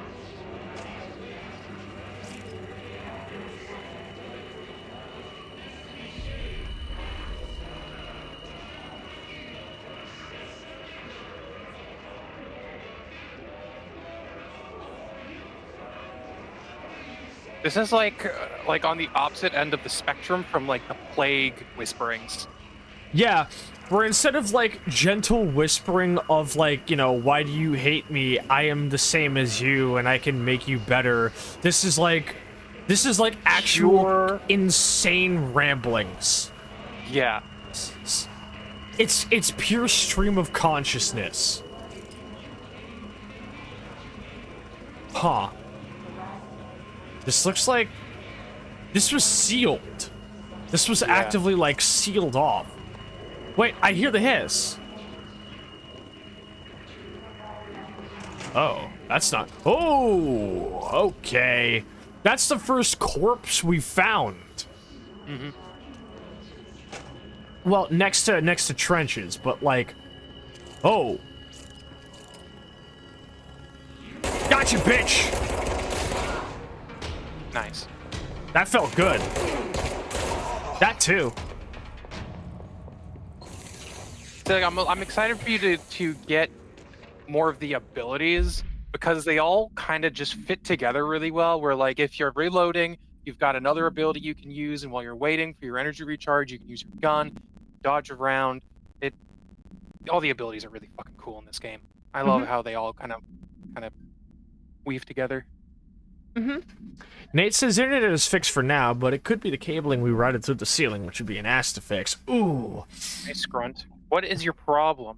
That reminds me of when I still lived with my family, the Ethernet to my computer, because our internet was on the ground floor, like room underneath the stairs, and my room was a little ways off from that, but it was technically above it. So, like, I had to route the cable through the hole in my floor, and then route it, like, along the pipeline, and then through the hole underneath that in the ceiling of the, like, room under the stairs. It was a bitch to replace, but I did replace it that one time. Week 83 report. Summary. Visited the following Nevada accommodations. Desert Sun Inn, Big Sky Motel, Starlight Motel, In and Out, Aztec Court, Sleep E Bear Motel, Silver Spurs Ranch, El Gato Blanco Inn, the White Cat, A Plus Lodge. Accommodations, $831.29. Meals, $714.84. Gasoline, $295.12. Minibar, $313.61. The boys in research said performing rituals may help identify any places of power. Drinking those little whiskeys is my ritual. Okay, buddy. Whatever helps you sleep at night and not wake up hungover. I do wonder if a motel called the Ocean View is going to be found in a landlocked state. But hey, I guess I'm not paid to think, right? And for the record, I again request that you give us the budget to get 2 rooms each night. Agent Rowley and myself are very tired of sleeping in the same room. Okay, so the implication... Keep the Ocean View in mind. Yeah, I was gonna say, so the implication is he's looking for a place called the Ocean View, and it's right now the inference is that it's a motel, but he's like, why are you having me look? I can't see Nevada without thinking Madness Combat somewhere in Nevada. Is that a motherfucking Madness Combat reference? Let's fucking go. Dude, Madness Combat was my shit. Madness Combat was my shit. One's in chat if you remember Madness Combat. Big ups to my homie Deimos. I don't know where the fuck he's at. Oh. Okay. The hiss manifests in human hosts in various ways. The most common and least intense form is seen in the many corrupted agents floating throughout the Bureau. The hiss agents have maintained their human appearance, undergoing no obvious physical transformation. The most notable distinction from an unaffected human is the fact that they levitate. The hiss have displayed no aggressive behavior. They only seem interested in vocalizing the strange incantation ad infinitum. Perhaps these vessels are only meant to propagate the hiss corruption, like spores or Wi-Fi boosters. Or are they cocoons, preparing to enter their next stage of evolution? When attacked, hiss agents disappear, perhaps entering a state of invisibility or undergoing a transformation to a purely resonant form. Research is ongoing. So, that implies... here's why that didn't work, Jesse. That wasn't a person anymore. No. That wasn't a person anymore. That was just the hiss itself. When the hiss takes a person, they stop being a person. Mm-hmm. There's some assimilation going on here. Mm-hmm. The only person you should fail is yourself. Well, that's...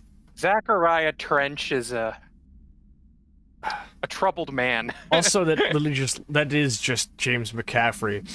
But I feel like that's part of why they had him. Why they had the guy who's played by James McCaffrey blow his shit smooth off and then appear as a silhouette for the rest of the game, so it's not so obvious that Max Payne is talking to you. But You know, the phrase "the only person you should fail is yourself" is awfully apt considering he blew his shit smooth off in his office, but... Yep. Hi, Scrunt, can I help you? No, you can never help a Scrunt. No. Once a Scrunt... The Scrunt bit my ass. This is a Scrunt curious... bit my... This is curious, I've never seen one of these. Oh right, I forgot I have a melee. Yeah, and it is destructive as hell. Oh my god. This is why they made everything look like... Oh my god. Dude, can I... Oh, you haven't seen the half of it yet. You're going to come into a new ability soon, and it's going to change the way you play. Is it a telekinesis ability? Because I remember that. It's the best fucking telekinesis I've ever used in any video game ever. It was a resounding success. That is true, Mal. Keep talking. No, the telekinesis in this game is by far the best telekinesis I've ever got to use in a video game. Better than Dead Space. I've never played Dead Space, so I wouldn't know. Oh, the way you're forced to slowly reveal it. Also, we've got a name for somebody who's... So these guys were killed, but they weren't assimilated because they had these fucking devices. They just got killed by the other dudes who weren't. Yep. Okay, this is... Hey, go check that out. Ooh, okay. I love that it has like a very stark and obvious visual thing. Like it's not like a lot of games would go overboard on trying to... Why does my reticle turn green on these guys? I'm gonna unpack that in a sec. But like the fact that like a lot of games would go overboard on having the visual corruption be giving some type of like visual representation, you know, of like, oh, like it would look like flesh everywhere, something really over designed. But here it's like, no, you know how you know you're in the bad place? Because it's red. This is red. That's all you need to know. There's this red and the shapes are wrong. That's it. Yep. That's all you need to know. Yeah, it is visually striking. Jacob Geller described the malformations in the building as like tumors, and it has not left my brain since. Red and cube.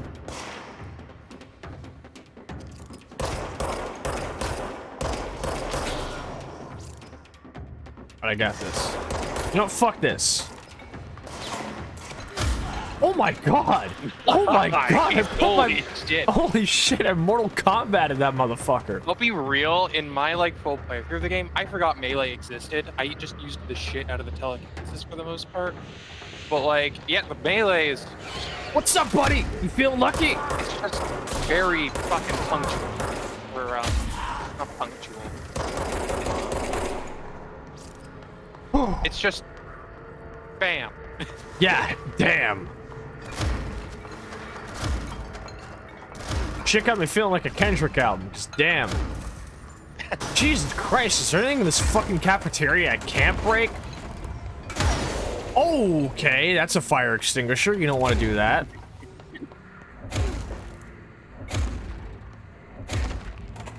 Sody pop. Like, I'm stripping the fucking concrete from the pillars. Yeah. God, that's cool. They put their entire pussies into the fucking physics. All of this right, game. I have to attempt.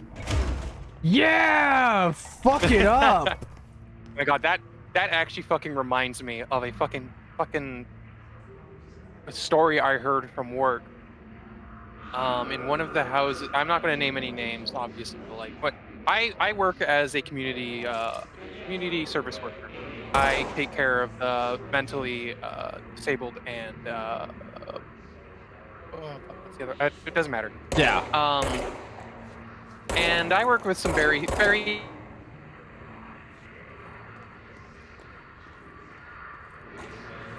You good? Had a. Oh, your mic cut out. Oh, motherfucker. When did you lose me? You said you work with the developmentally disabled and... Yeah. Physically, mentally disabled. And, We work with some very unique characters. We've got some characters with us. Yeah. In a house I used to work at, I don't really work at it anymore. We had one guy, very, very, very, very autistic. Just like me, blind for and real. nonverbal. Oh. Yeah, those some things explode in here. Those red fucking cart things, they explode.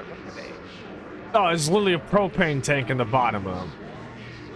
Incredible. Wait, that's a seismographs?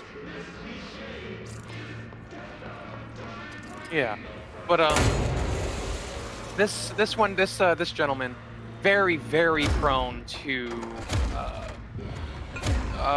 outbursts of extreme agitation. The guy had very little tolerance for much of anything, and he gets a bit physical. Not really like aggressive, but like he expresses his agitation in physical ways. Right. And one time, we would have to tape the top of a toilet down because he would lift it and like move it around and stuff, and we didn't want him like dropping that on anybody or himself. Yeah. We had that taped down.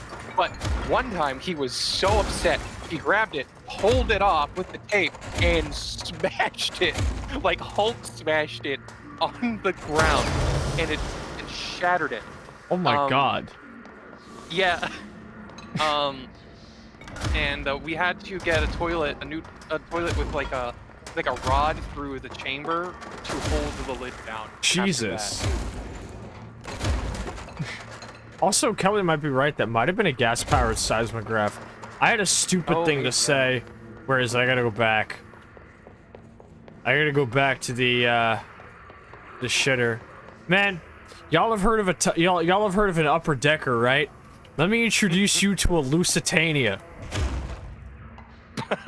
You just erased I just erased it. No, it went. It phased through the wall. Wave particle acceleration. Now it's over here. Yeah. Oh no. my god. No, nobody got hurt, thankfully. And usually people don't get hurt. There's always the odd occasion, and yeah, they can get really bad. That's just it's just sort of part of the work, and I need to use the bathroom. The bathroom has been unatomized. The bathroom has been disassembled. But yeah, I'm glad that most of the stories I have are mostly humorous. Yeah. Mostly humorous. Even if sometimes they get kind of fucking gross. Yeah. Please be aware, due to recent fluctuations in the nearest control point, this area's stability has been downgraded to yellow. Reference chart, green stable, yellow, low possibility of unanticipated building shifts, orange, high likelihood of unanticipated building shifts, red, frequent unanticipated building shifts. Lexus has spent more time doing shit like this than progressing the story. It's fun. It's really fun to just break shit all the time. Ooh, I got more. Let's see. Exclusive to Shatter. Okay, so there are different weapon types. Yep. There are different patterns or shapes that the weapon can take. Astral health boost. There's some really fun ones. Let's do that. Shatter's like a shotgun pistol. The Hiss resonance field is a physical impediment that is difficult to define. Hiss barriers appear as two ways to impede escape or access by Bureau personnel. Two methods have been discovered for lowering them. 1. Destroy the multiple concentrated resonance sources found in the vicinity. 2. Destroy the Hiss entities in the area. The resonance fields seem to require support for their size and density from other non-connected sources of Hiss resonance. Without the ability to draw from these sources, the barrier will fail. Does an inactive structure made of Hiss resonance qualify as a conscious being? Does the distinction make any difference when considering the Hiss? Does the very act of building walls to prevent our movement tell us about the Hiss? To what degree is it watching and planning? Refer to file blank for full report. I love that these all really feel like they're more like some of these feel like abstracts for a bigger document. that we'll probably never see. I like that a lot. It gives everything a nice sense of depth. Also, just the fact that I can like these are like the fucking like metal tins that they like, or like keep... where they put all the food. Yeah, they fill these up with water and the tins are full of the food and it keeps them hot during cafeteria hours. There's a noise artist that I know about called Bucket of Piss who like has one of these and he puts it like concave side up. So he like puts a mic down on the table and puts one of these down on top of it and then bangs the fucking metal container with a drumstick. That's Bucket of Piss. I don't like this noise I'm hearing. Yeah, the hiss don't make very nice noises. An auditory event occurred at the United States Embassy in Havana, injuring the majority of diplomatic staff stationed there. Blank deaths were reported and the outgoing information has revenge. Event response? Bureau agents arrived at the embassy on the same day as the event was reported through federal channels, but were too late to witness the AWE, which was reported to have been blank. Staff experienced sudden intense vibration and noise accompanied by intense pressure in the ears. This lasted for blank minutes. No visual phenomena was witnessed, the scene was cordoned off, and the embassy staff were transported to a continental U.S. After Formula I-9 was recited in the vicinity, a single cowboy boot began to vibrate, identifying it as an altered item. This item was contained and brought to the Bureau for examination. That's interesting. Okay, so we're getting some more... Wasn't that event in Havana like a real thing that happened? I was gonna ask, is how many of these are Pretty sure, like, Havana syndrome. Yeah, because, like, an actual, like, auditory thing happened in the U.S. Oh! Hey, there's the mold. Okay, I'm just gonna... There's something in there, but I don't think I have the health for it. Yes, yeah, so, like, some weird auditory event happened at the U.S. Embassy in Havana, and there's a syndrome named after it. Oh. As it from... Which I think... Hold on, let me look at the wiki. Havana syndrome, also known as anomalous health incidents, is a disputed medical condition. Starting in 2016 in about a dozen overseas locations, U.S. and Canadian government officials and their families reported symptoms associated with a perceived localized loud sound. Huh. Symptoms lasted for months and included disabling cognitive problems, balance problems, dizziness, insomnia, and headaches. Havana syndrome is not recognized as a disease by the medical community. Huh. Okay. Interesting. So it's like a... Yeah, okay. Oh, let's go! I'm slick with it. I'm so silly with it. You see that? Yeah. Okay. So I can't go in there. The mold, huh? You can break it if you're a shooting Damn it. Fuck off, Kelly. I could just run in there and out. Should I risk it? Maybe. Nope. No. That is too fast. I didn't even actually get to it. That shit took me out. Oh god, the screen. See, this is what I hate about AI art, because I would see one of these now and just assume it's AI. Yeah. When this was like painstakingly designed. Oh Christ! Like, okay, so more often than not, it's more like we just like had to go back here, but we didn't actually do that much. Yep, and it's you load back at the closest control point. It doesn't revert progress. You just respawn. Okay. Wait. Let me read the door. There it is again. Cafeteria, that's where it was. Communications, dead letters, nostalgia department. There's a lot of cool names like that. Okay, so all of the containers I did open are still like they're empty now. Yeah. Still. The dudes are probably gonna be back though. Depends. I think they're on like a timer.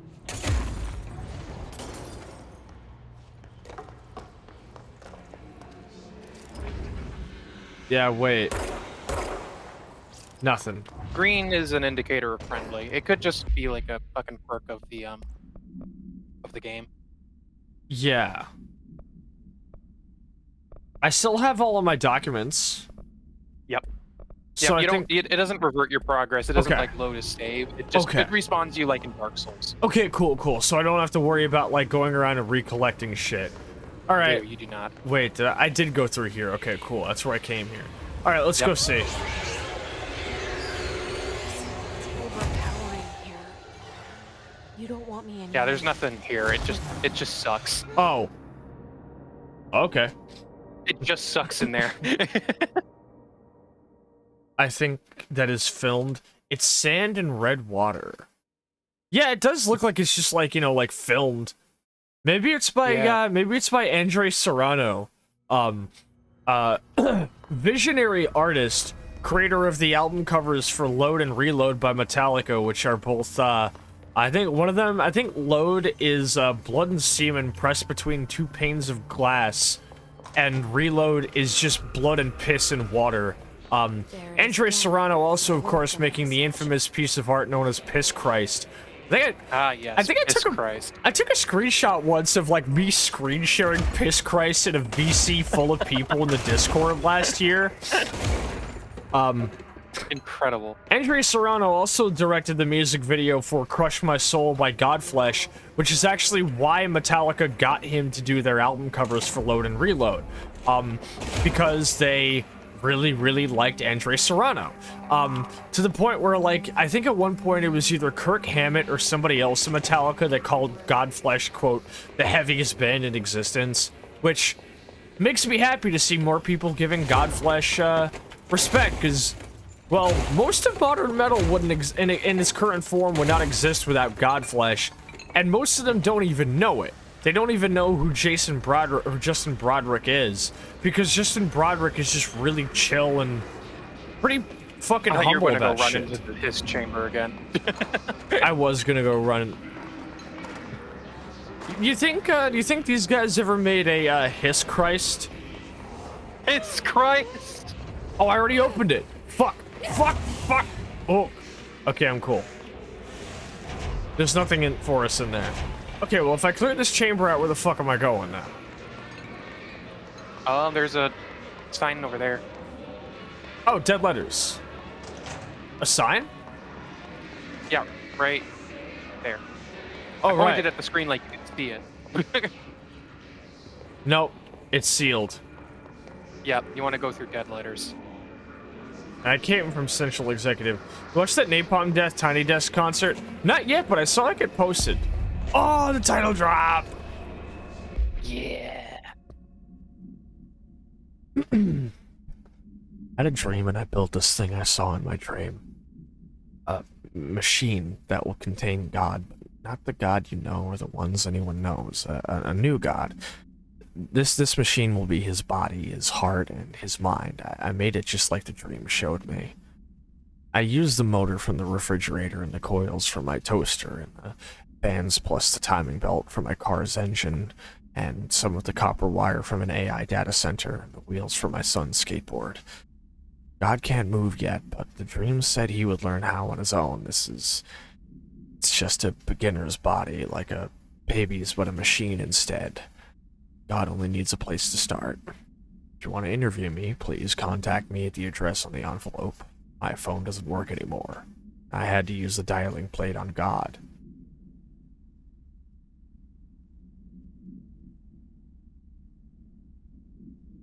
Okay. So where's the part where he tells us that his neighbor's dog Sam told him to do it?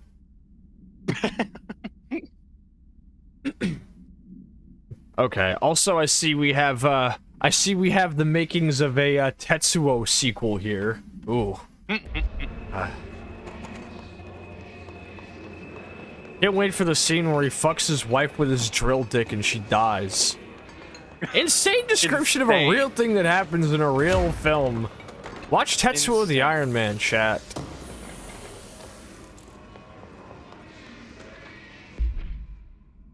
Mr. Governor, I called the police, but they never come to my house. I got a problem, and you got to send folk to fix it. I got my wife one of them singing fish. Big Mouth Billy Bass? It's not a real fish. It sings when you hit a button, but it's got the devil in it. It flies around at night and sings devil songs. Says lots of cuss words. No, Nix, this is the average southerner. The devil got in my house because of the fish, and you got to come handle it. My wife is real upset. When can you come? Sincerely, Dwayne Barr. Oh my god. Man, this is just an actual Sopranos episode. I can't believe this guy thinks Big Mouth Billy Bass let the devil into his house. Oh. Oh. I finally got to the break. I've seen Tetsuo multiple times. I'm miserable now. It sounds like the average. Well, you know, that's because you were watching Tetsuo, not Tetsuo 2, Body Hammer. Uh-oh. Is Tetsuo 2 Body Hammer, or is it Tetsuo 3? I can't fucking remember for the life of me. I'll remember someday.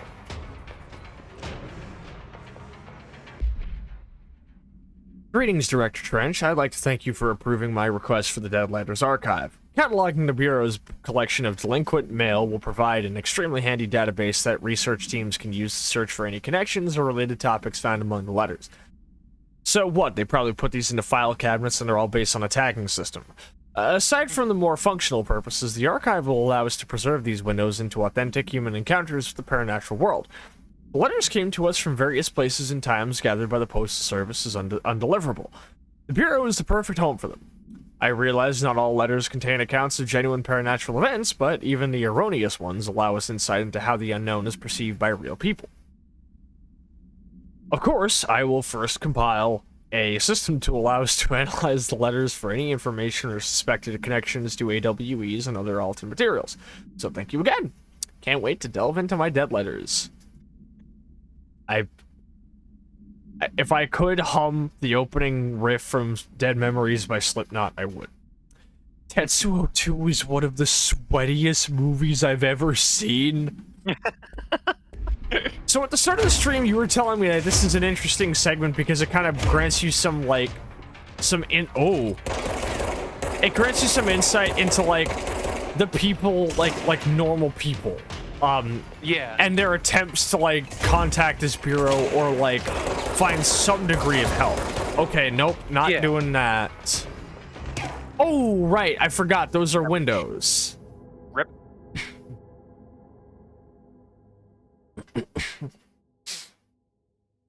This explains why all the rooms are fairly small, because, like, you do have to go back quite a ways to get to them, and everything in between them is... I see now. I'm back in the fucking building again! It's okay. At least I got all my shit. I'm just gonna...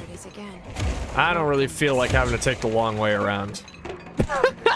Would you like me going the long way? Long way. Peanut butter jelly long... Wait, I gotta do the thing with the hot plates again.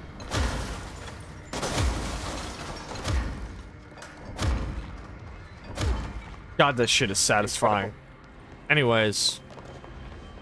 Just... Alright, we're trying this again. If I had to work anywhere in the FBC, I'd probably work in the Dead Letters. How about now? We made it to Dead Letters.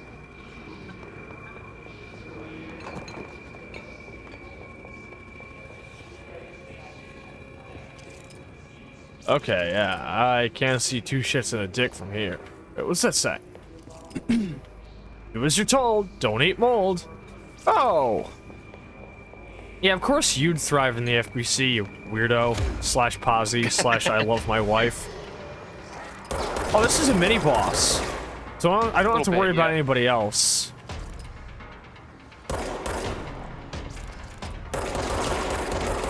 I just gotta get his shield down.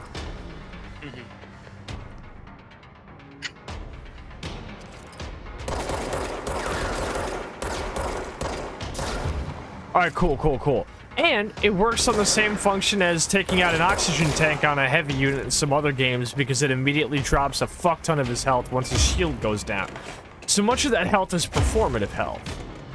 You know, just like the band. Oh, for fuck's sake. Not you again, bitch. Get out of here. That was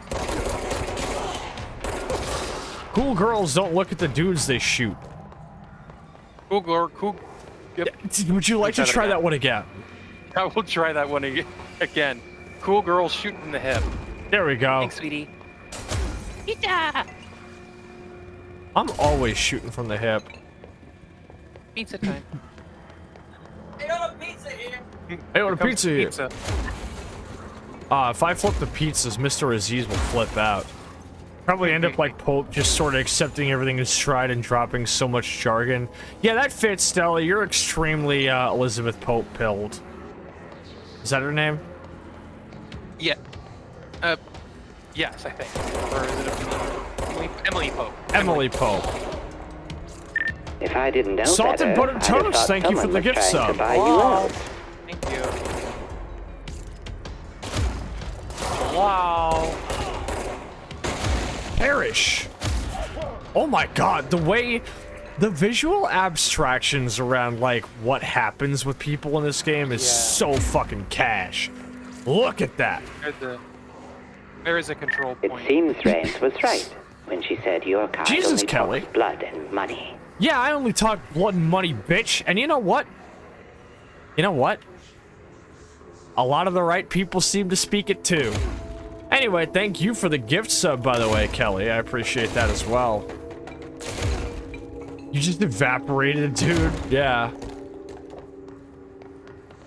There's only one beer left. Rappers. Oh, it's the control point. Yeah, that's what I was saying. There you go. Now you don't have to do that run back. And you can explore this place a bit more thoroughly. Hell yeah.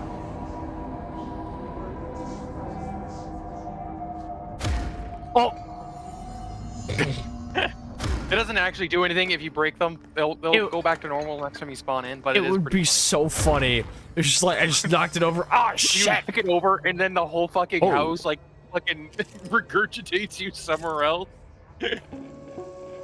Let's go. Hey, there I we go. love the way you get these every time you play one. Capable of storing a whopping 80 kilobytes. Oh. I appreciate you, Les Claypool. The CIA, the disk held the launch codes to Soviet nukes. This is not the disk, of course, but one exactly like it. A perfect fusion of concepts vibrating in the Cold War era collective unconscious. A receptacle. It is a receptacle for dangerous energies to hone in on. And they did. We don't have the details, but when things started flying around the disk, it was transferred to us. It's an object of power. OOP. Oops. Oh, and it can launch things telekinetically. He's such a dork. We've launched maybe 3 dozen pencils. And once, we even launched a cup. Thanks, Les Claypool. And I oops. I'm sorry, he is just gonna be Les Claypool to me forever because of that. Incredible. Communications. We're on the right track. And not yet, bitch. We got shit to do. We got dead letters to collect. There's a lot of dead letters. With dead letters in my heart. Okay. And here we go back to... And what if I don't... Oh, for fuck's sake. What? Not this shit again. Try your melee on the shield. Oh, there's multiple. Oh, thank you for that. Well, yeah, because the Fuck thing you. is that the surface weapon is not particularly effective against shields, but your abilities are. So like your melee, That's your alright. telekinesis, those will chew right through shields. Okay, end of battle stinger just played. I'm clear. That was something. Fucking hell. Alright, thank you. So now I know a little bit more about that. There was a couple of doors over here I couldn't go through. We're introducing you to a new regular enemy type mini bosses. Yeah, exactly. There's something interesting about how the walls in this place look to be like of a very noticeably different compound than the rest. I'm sure it's nothing. Oh, I can go in here now. I like how sometimes if you, like, switch your camera around, she kind of, like, does a little bit of, like, a Scooby-Doo, like, scramble. Anyway. Dead presidents. Oh, this one. To whom it may concern, I'm being contacted by the past presidents of the United States of America. They appear as spirit guides giving me their wisdom. John Adams keeps saying I need to fix America, but I can't really understand him. They all have a lot of opinions. People tell me I'm imagining it, but Theodore Roosevelt showed me how to fix my lawnmower, and I don't know a thing about lawnmowers. Explain that. I have great dead men telling me about the past and the present. If you'd like to use my abilities to help run the government, please let me know. I know the White House could use me. James, you have victims. You develop victims of president. Dude, victims of presidents would actually fucking suck. Yeah, there's still a better president than the one in fucking office right now. Yeah. Dude, I'd fucking blow my shit smooth off of that. Now, I also noticed when you do the melee, it draws things towards you and then pushes them out. A Teddy Roosevelt fictive is kind of fun to imagine.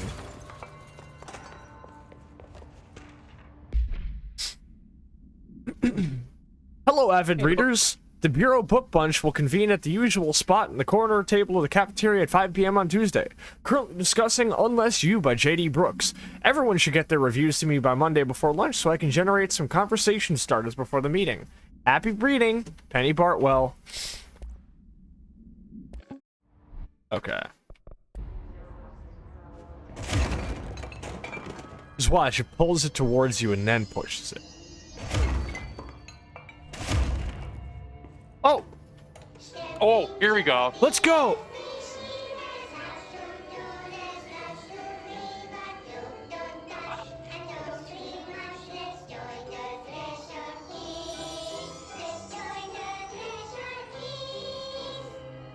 I love this already.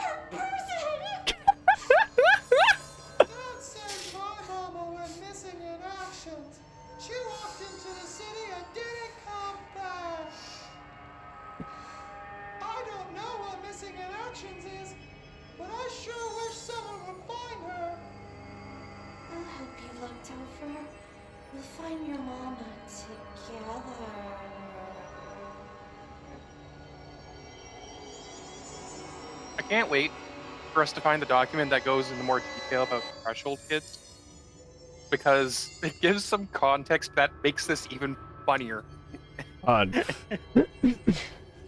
So, when's Channel Zero gonna do a fucking season about this? When is Threshold Kids coming out? Yeah. Dude, Candle Cove looked different than I remember it. It looks better, actually, because there's no fucking Tooth Child. Ugh.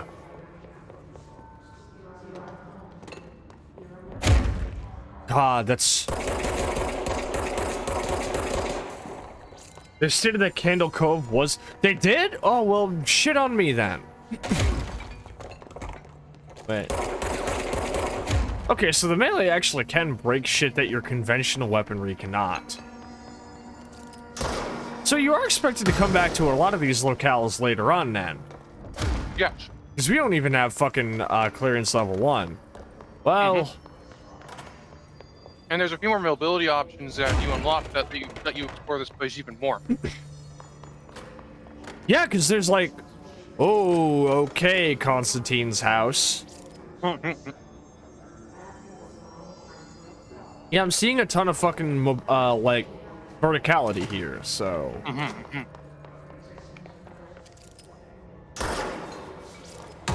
There's gonna be a Control 2? Hell yeah.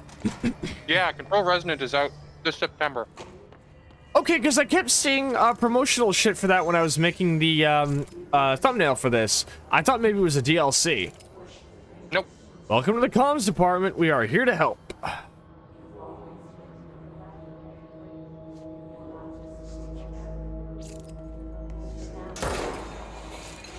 Ugh. God, I love that still. Hey, Trench. This game does have 2 great DLCs, though. Hell yeah. Mm-hmm. Do you have the base version or the Ultimate? Ultimate. Oh, okay. So you do have the DLCs. Nice. All right, time to hit another Lusitania.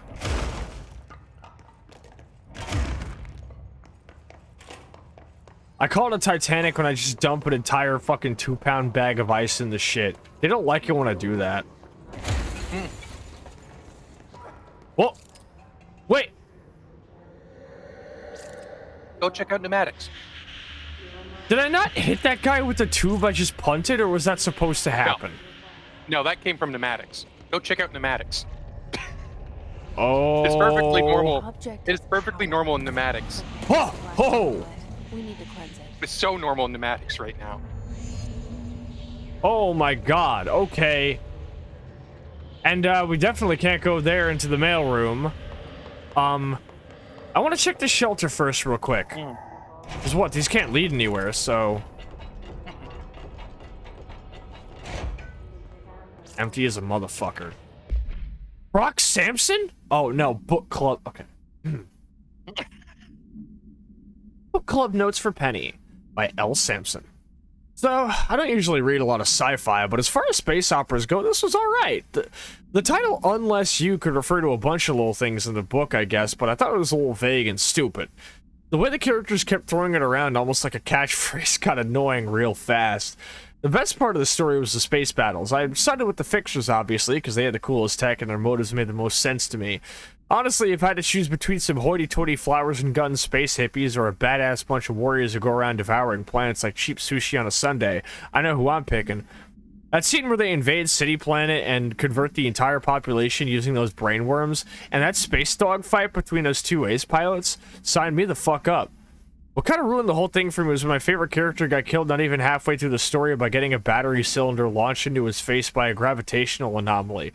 His death didn't feel necessary at all. This feels topical. Also, I can see the exact types of people who couldn't understand whether Paul Verhoeven's fucking Starship Troopers was meant to be satire or not. This is the kind of guy who would unironically look at the brain bug and say, kill it with fire. Yeah, this is a guy who goes, like, this is a guy who is, like, unironically hyping up Super Earth. Honestly, Verhoeven's Starship Troopers is, like, equivalent to Duchamp's The Fountain at this point, because it is very easy to tell if somebody is a fascist just by showing it to them and seeing what they have to say. I'm sorry, if you watch Starship Troopers and your immediate thing is kill the brain bug, we gotta lobotomize you. I'm sorry. Yep, you gotta go. You gotta go, dude. 2-pound bag of ice in the deep fryer. How many times am I gonna have to tell the story about how I, like, me and people at my old job used to constantly put ice in the deep fryer, and when we were told, hey, don't do that, it'll cause it to explode, like, when I said that to him once, he just looked me dead in the face and put, like, another handful of ice cubes in the fryer like it was nothing. He just did that shit immediately. Okay, now watch this. Watch me ace this in one go. Okay, I'm watching.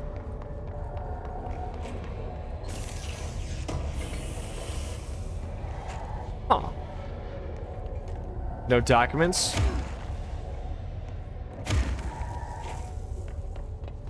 I'm imagining the Mega Mind meme, no documents.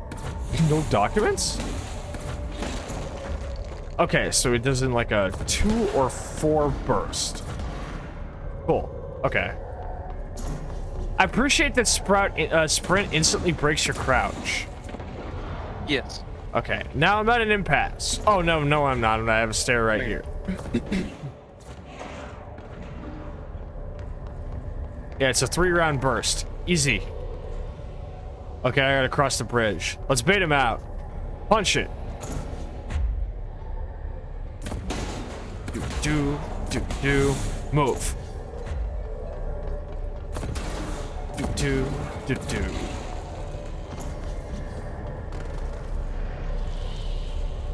What? Oh, it's the floppy disk. Yeah. The genuine article.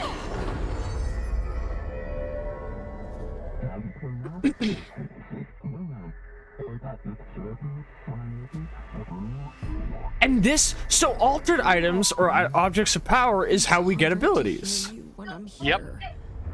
It's like the channel's been changed. The key difference between an object of power and an altered item is that an object of power is directly connected to the board and can be controlled by para-utilitarians. Altered items are not.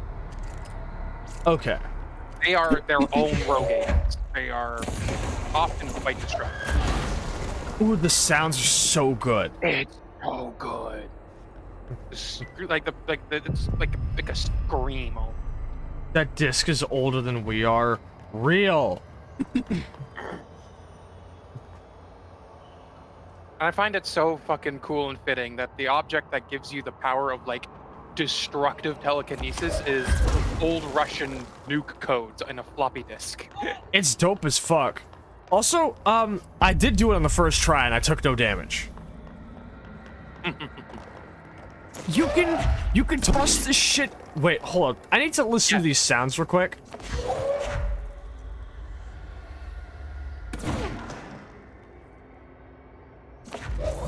And fun fact, objects you grab by a telekinesis can still nail people while they're coming to you. So you can grab something that's behind a guy, nail him in the head, and then throw it at someone else. Yeah, these sounds, they sound more like screams. Yep. The collective, like, fucking terror of the fucking Cold War. The amount of shit that I can just break and then pick up after I break it. Dude, tear down, eat your fucking heart out. Yeah. So this doesn't quite look like the stuff the shelters are made out of? It's not quite, but it's close. This is like a weird Kintsugi variant of the stuff that grows inside of the, like, reactor core in Chernobylite. I need to play that still on stream. Did it say thingamajig? It did. Oh, we got puzzles. Yeah. Alright, I know what to do. I gotta take another one of these with me. Oh.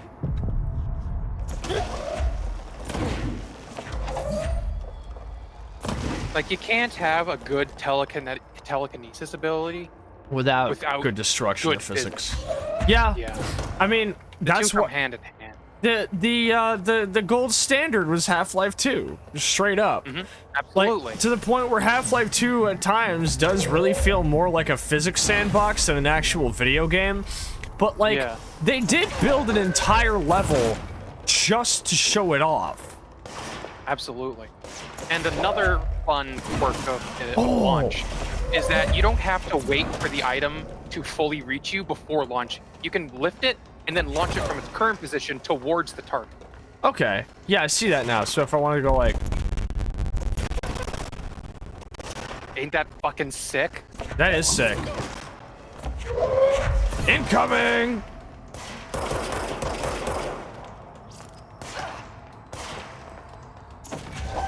Ooh, that one was really visceral. Yeah. Hey, buddy. Hey, buddy. Hey, buddy, check this out. You ever been A-trained? The A-train stops for no one. Nope.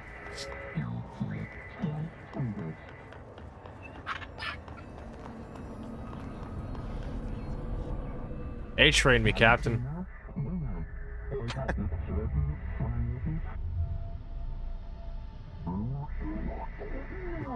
So like every time you pick up an object of power, they put you in like a little like special space just to like test it.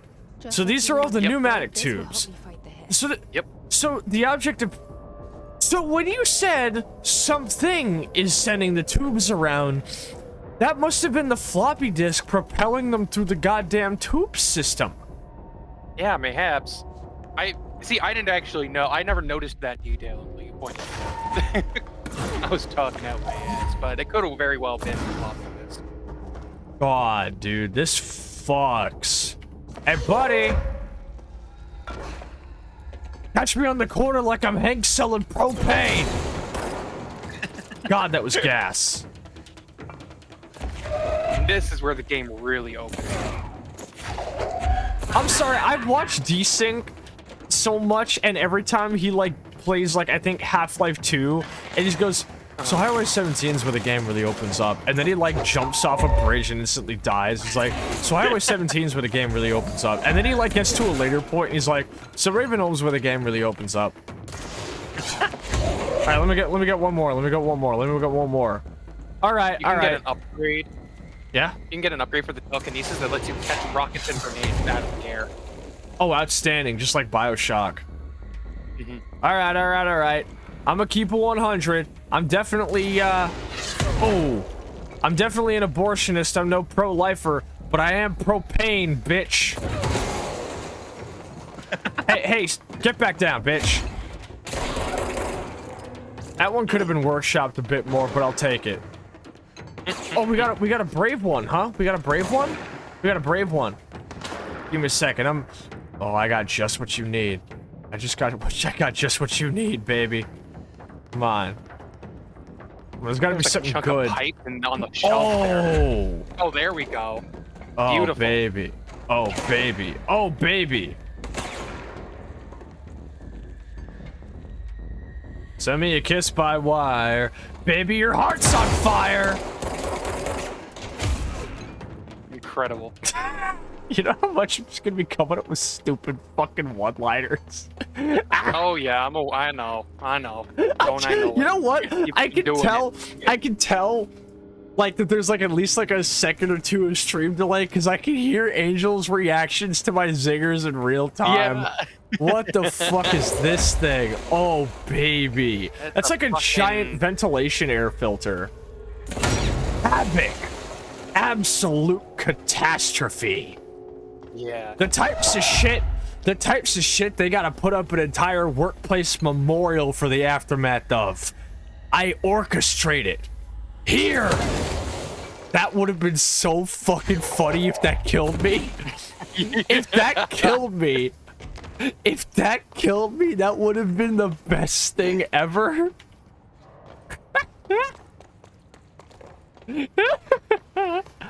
Oh, this game turns me into a dumbass. Alright, well now oh, what's up? What's up, baby? What's up, baby? What's up? Oh, I'm trying to think of something.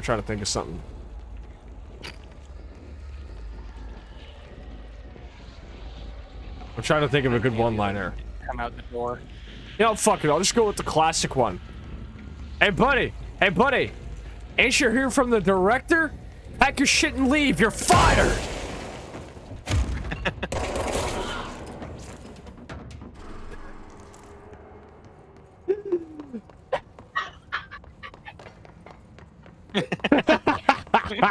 Can be reached through the mailroom.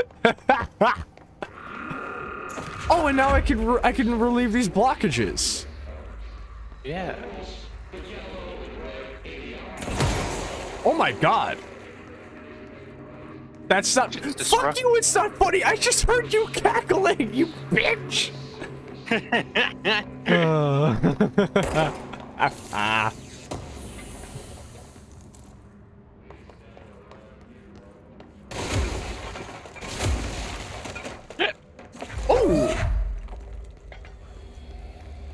I know that's why I'm mad. Ooh.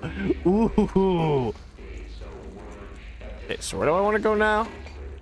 You want to go to the mail room. Oh, right. I believe you're on track. I'm in the mail room, dog.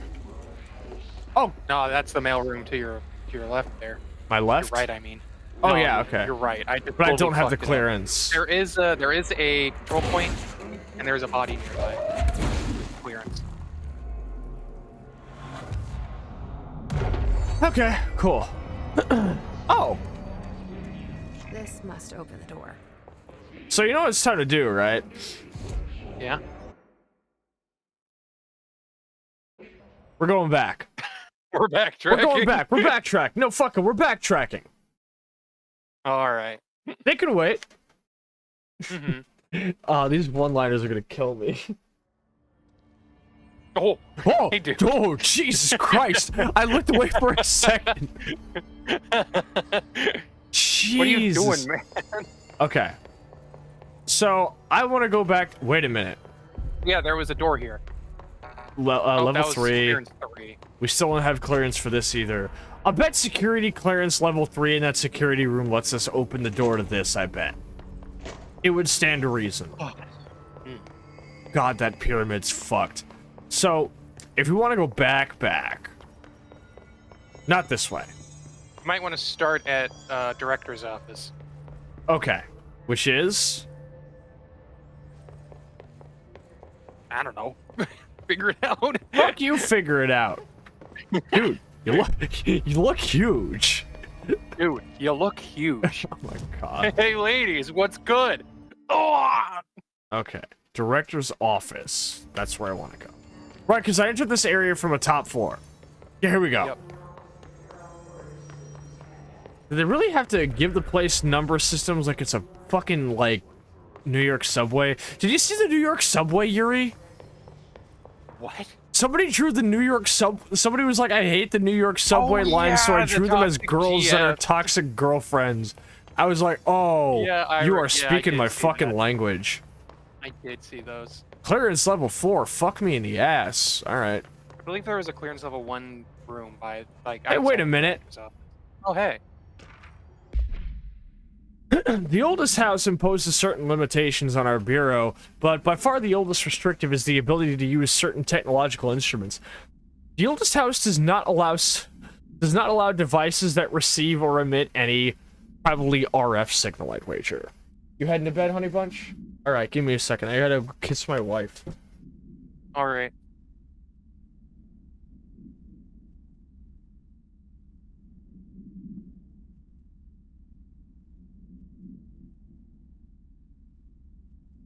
Well, probably I would say an electromagnetic, like an EMF or an RF signal, I imagine is what's censored there. Radio waves are the only transmittable signals in the old house, and even those are often unreliable, which explains why Trench sounds the way he does. If the power of collective unconsciousness is taken into account, it could be that certain pieces of technology are too new in the cultural zeitgeist for the oldest house to recognize them. Similarly, these items have not been known to become receptacles for altered status. Technology may be moving at too fast a pace for this to occur. That explains why all of the objects of power are all archaic. Yep. Floppy disks, rubber ducks, revolvers and not like semi-autos. Modern technology tends to disappear and break here, sometimes quite violently. Agents have been injured by cell phones exploding in their pockets while entering the oldest house. Now, I think maybe it's just because they were using Tesla technology. Oh, the Hiss Ranger. The Rangers of the Bureau's well-trained and well-armed expeditionary forces. Well, there's expeditionary forces that opens up a lot of things. That there are uncharted areas that they have to send people into. I'm interested. Oh, yes. Oh, yes. We'll see those at some point. Their Hiss-corrupted counterparts are equally formidable. Prior to corruption, Rangers were trained to use a variety of weapons in order to face any threat found during AWE response or threshold exploration, including submachine guns, assault rifles, and automatic shotguns. Hiss Rangers utilize these weapons as well as the advanced tactics taught by the Bureau instructors. Some are additionally outfitted with Bureau-made body armor. Hiss Rangers have no observed paranatural abilities beyond some being protected by a shielding of dense Hiss resonance, capable of stopping bullets. Considering the advanced training the Hiss Rangers are capable of applying to their situation, is it feasible to consider the human mind still remains intact to some degree? Or is the Hiss able to tap into this combat training and utilize it? Further observation is required. Refer to this file for full report. Let's see now. I I realize now that in reference to the barriers, it says it can stop bullets, but it says nothing about other paranatural abilities. Which is true. So that's like a thing that it tells you early on. Yeah. Must be contained. No, wait. When she drops you off in Ronkonkoma. This is the train to Ronkonkoma. The next station is Jamaica. Bit that nobody's gonna get. The object is an 8-inch diskette containing Soviet-era nuclear launch codes. When bound, the object allows para-utilitarians to telekinetically lift material and throw it a short distance. The object is currently bound to blank for research purposes. Stolen from a Soviet military base located in blank by agents blank and blank with the CIA. The diskette contained launch codes to nuclear missiles believed to be reserved for use against, yeah, you don't get to know that. After being returned to America, the diskette began throwing computational hardware at members of the decoding team. An informant of the CIA tipped the Bureau off, and it was requisitioned by agents the next day. I see. I did literally drop Kelly off there once, though, yeah. Duffel bag. Well. Okay. Director's office. There we go. Wait, hold on a second.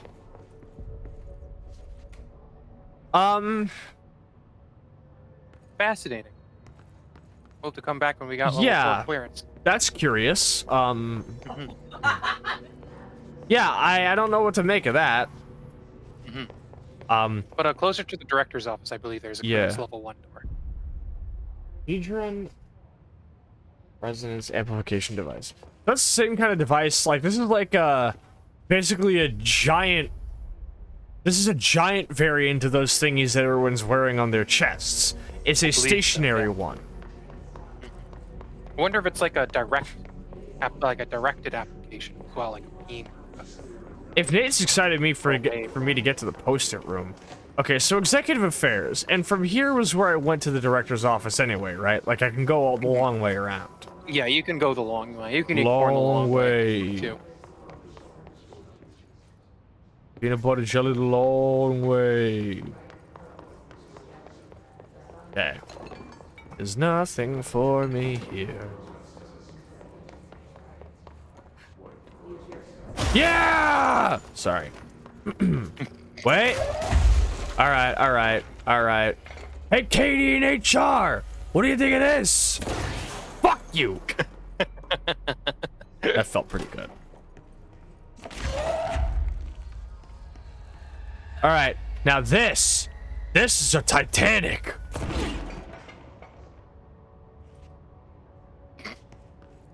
Poor Joe is still battling with the effects of his fucking big kahuna cheesesteak last night, and I just sent the waste bin barreling through his skull at Mach 2.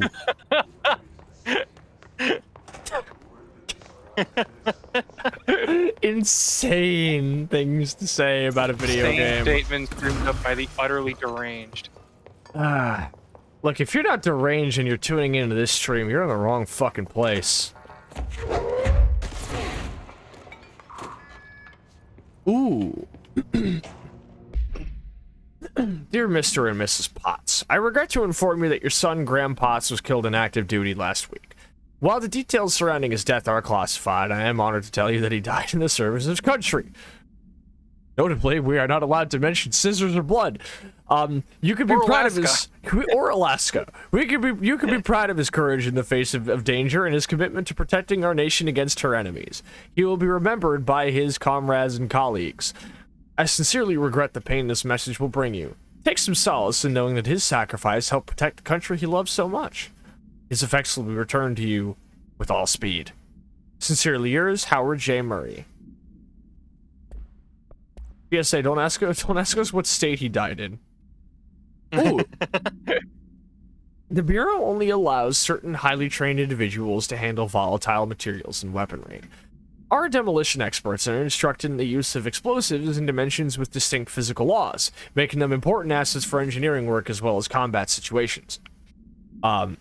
So, I would imagine, say, an RPG-7. Yeah, rifle grenades because they have to respond to gravity. RPG-7s, though, you have to obey rocket science, and that's a little bit too much.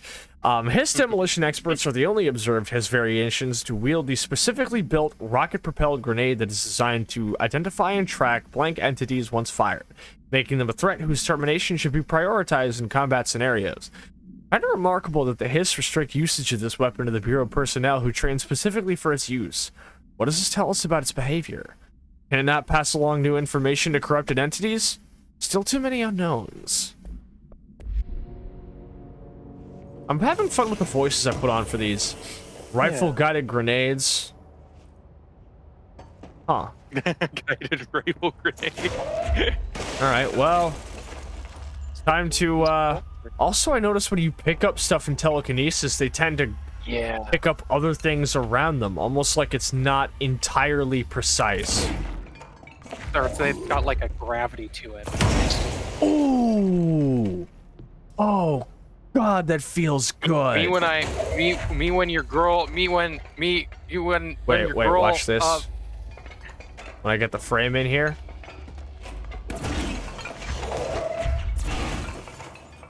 And then, for good measure, bust it. Bustin' makes me feel good. See you in the club shaking ass, I'ma bust that. God, that felt good. God, that felt good. Hey, there was like a clearance store right near the... No, there wasn't. Not in the entrance security room, right? No. I go back to the director. Hey! Hey, director! Room service! Oh. You can't fault me for trying. Nah, you can't. Room service! God damn it. What do you mean I'm fired? After everything I did for this company. Oh my God, that feels good. Yeah. God, that feels good. Man, fuck one of those smash rooms, dog. Just let me loose in the director's office with the fucking floppy disk. I'm gonna have a field day up in this hoe. Oh, baby.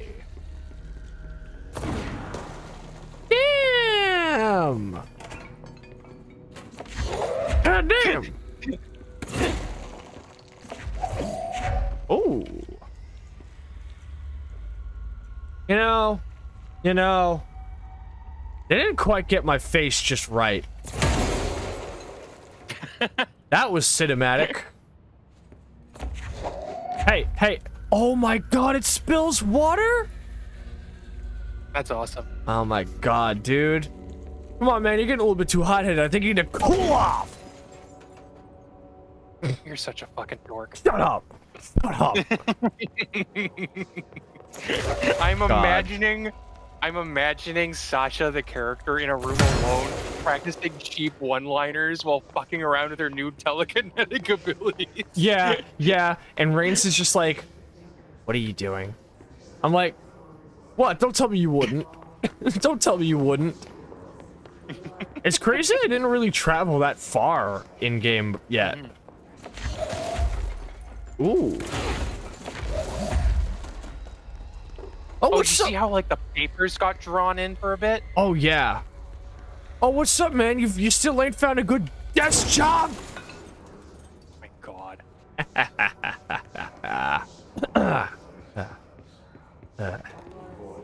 Oh, yeah, dude, no, that's totally fine, man. I could do you a couple of favors. We'll call this under the table.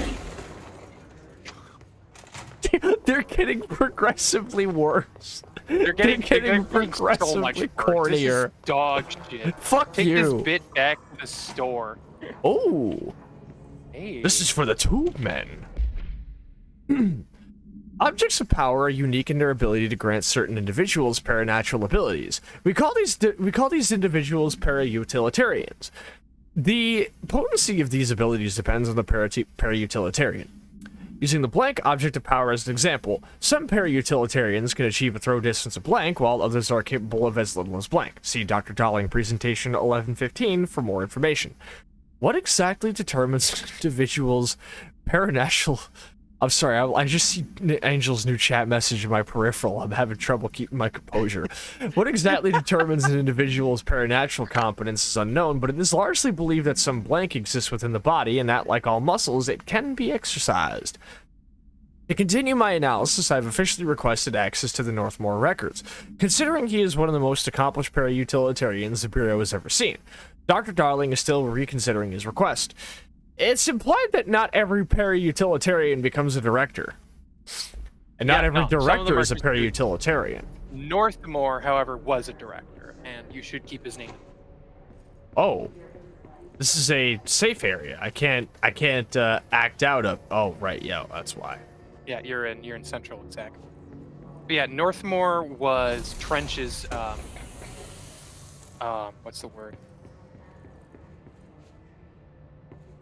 Right-hand man? Trench inherited his position from Northmore. Northmore was the director before him. I see. Predecessor, thank you. Yeah. Looks like we found everything there is to find. Yeah. You can fast travel back to the mailroom. But there was a clearance level 1 room door. Oh yeah, over here.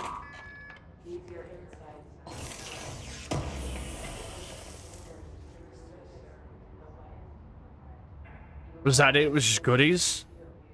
Just goodies. I see now. Control's like one of a handful of games where I'll be disappointed if there's just in a room, you know? Mm-hmm. You know? Uh-huh. I see that grin on your face.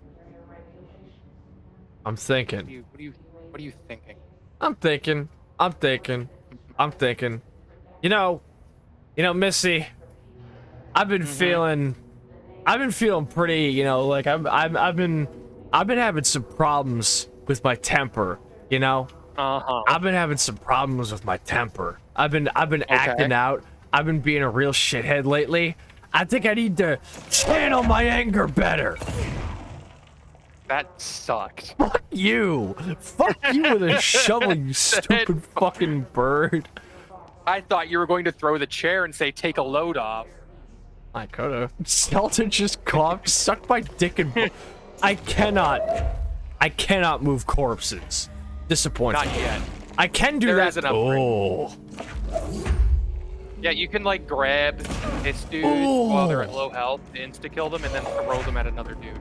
Oh my god. I find that they don't get thrown with as much velocity as like physics objects. Oh, okay. Also, I can press F to drop things. Wait. I got this. Oh, baby. Okay. All right. Fall off a fucking balcony, shithead. I guess that'll have to do. Oh, Jesus Christ. The sound on the missiles is real nice. Who's left? I think another guy knows. Yeah. Oh, have a sheet. Right behind you, I guess. Have a sheet. Oh, hey, what's up, baby?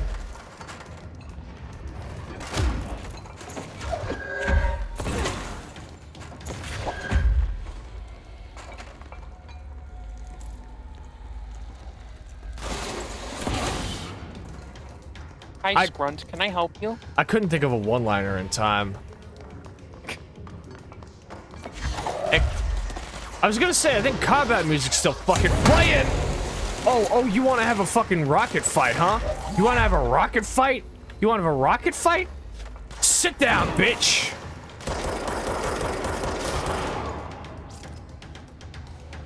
Alright.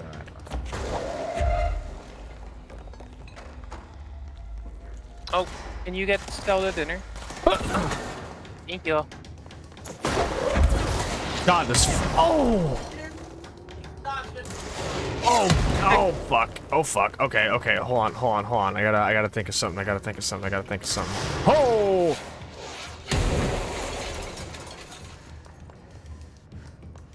Alright. You know, personally, I don't really think we're really gonna... I think we're gonna change each other's minds here. I think we should shelve this topic. See, there'll come a time where you're trying to cook your one-liner, and then you're going to get, like, beamed in the head. and it's going to be endlessly funny. It's going to be the funniest thing ever. Oh! Like, this is somehow the only thing more satisfying than turning them into red paste, is getting to see them literally just theoretically cease to exist, become stardust. Become vapor. Yeah. See, you get it. Wait, can they destroy this thing while I'm holding it? I believe so, yes. Uh-oh. Okay, I gotta cook this faster. Me, but be careful. Yeah, I gotta cook this faster then. If you get hit with a rocket while holding an explosive, it won't be fun. Okay. Oh, fuck it. I should have just said... Oh. Oh. Is there another one of these? Oh, here we go. Hey, baby. You can call me Sascha the Creator, because you make my earthquake.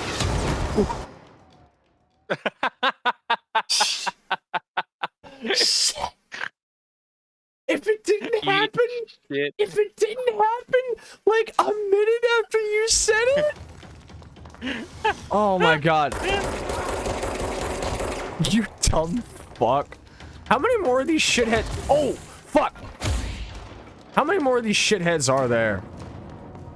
That's the last of them. Okay. Okay, in my defense, it was kind of funny. Also, we turned this place into a fucking pigsty. There is nothing left. Insane, you fool.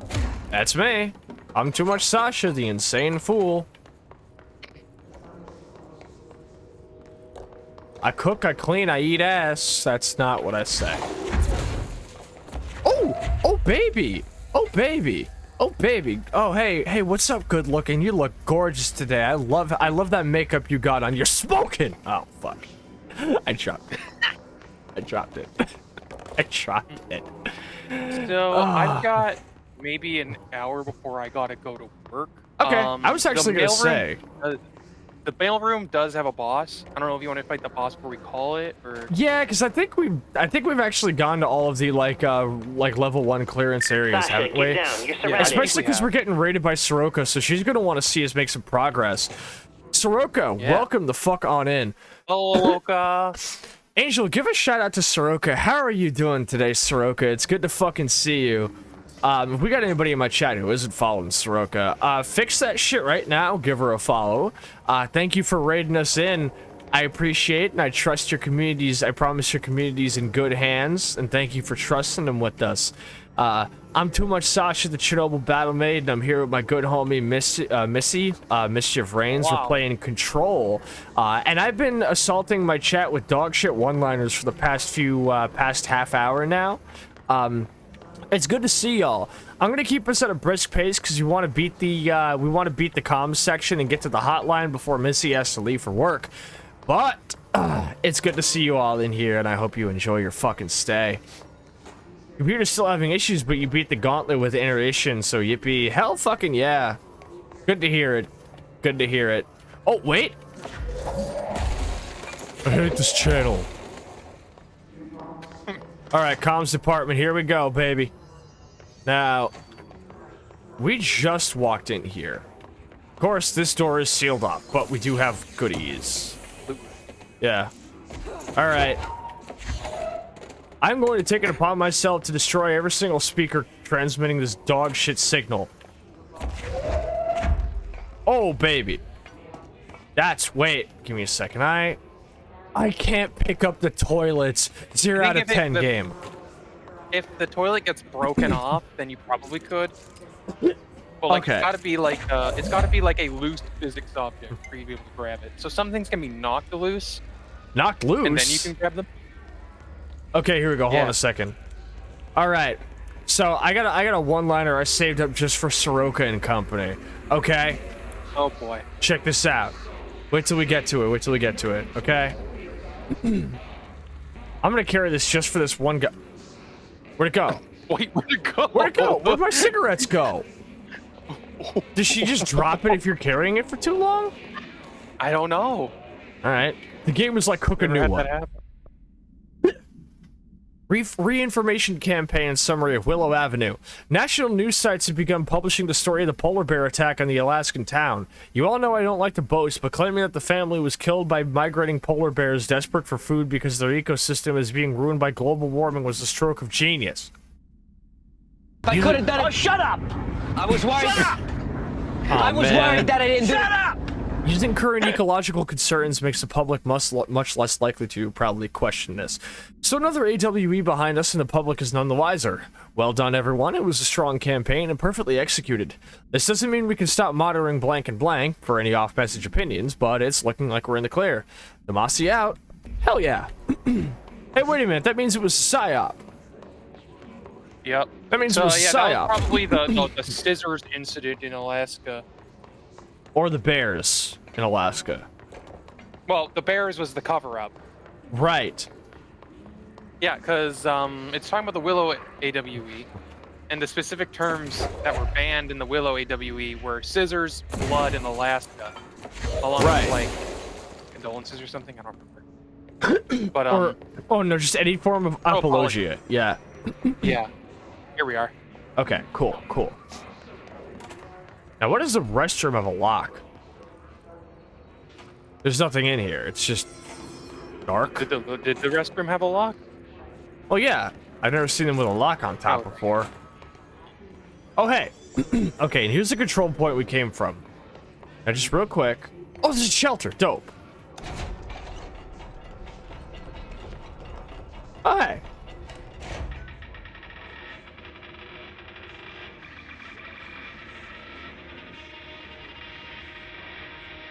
Man, new clipping song sounds tight as shit. House memory. Dope. Keep it moving. Oh, sweet. Perfect. Okay, okay. Give me a second. Hey, what's up, my buddy on the second floor? I love the way you did your hair today. You're looking fresh. Might I say you're looking smoking? Fuck you. Fall off a balcony.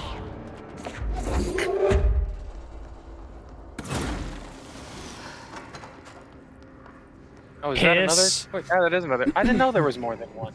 Huh, I guess in case you missed one.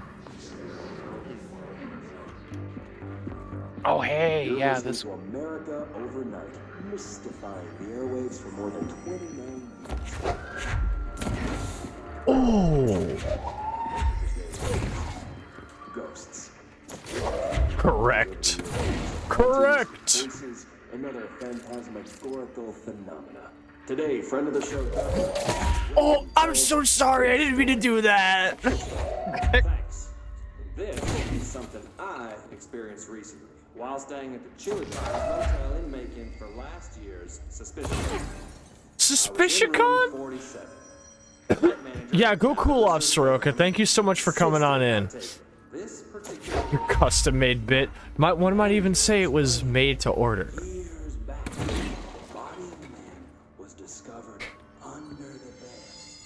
Inside that wooden border that motel beds tend to have. Huh. And the body had been there a week, he said. Guests had stayed there, sleeping with the corpse a foot below them.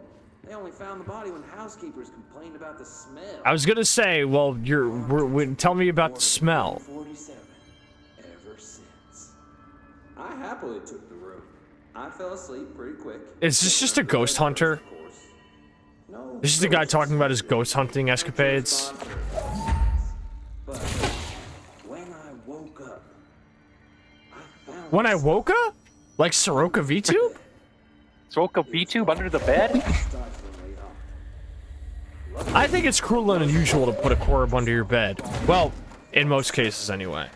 The night manager was kind enough to find me another room. What we call ghosts take many forms. Enough to tell a story.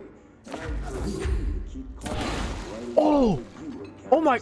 Did you see him bounce off that wall? He went down there. He bounced off the wall. He went down there. That was a fucking invincible kill. Oh my god. Bro got invincible. All right, so that was just some guy's ghost hunting podcast. Cool. Yeah. Okay.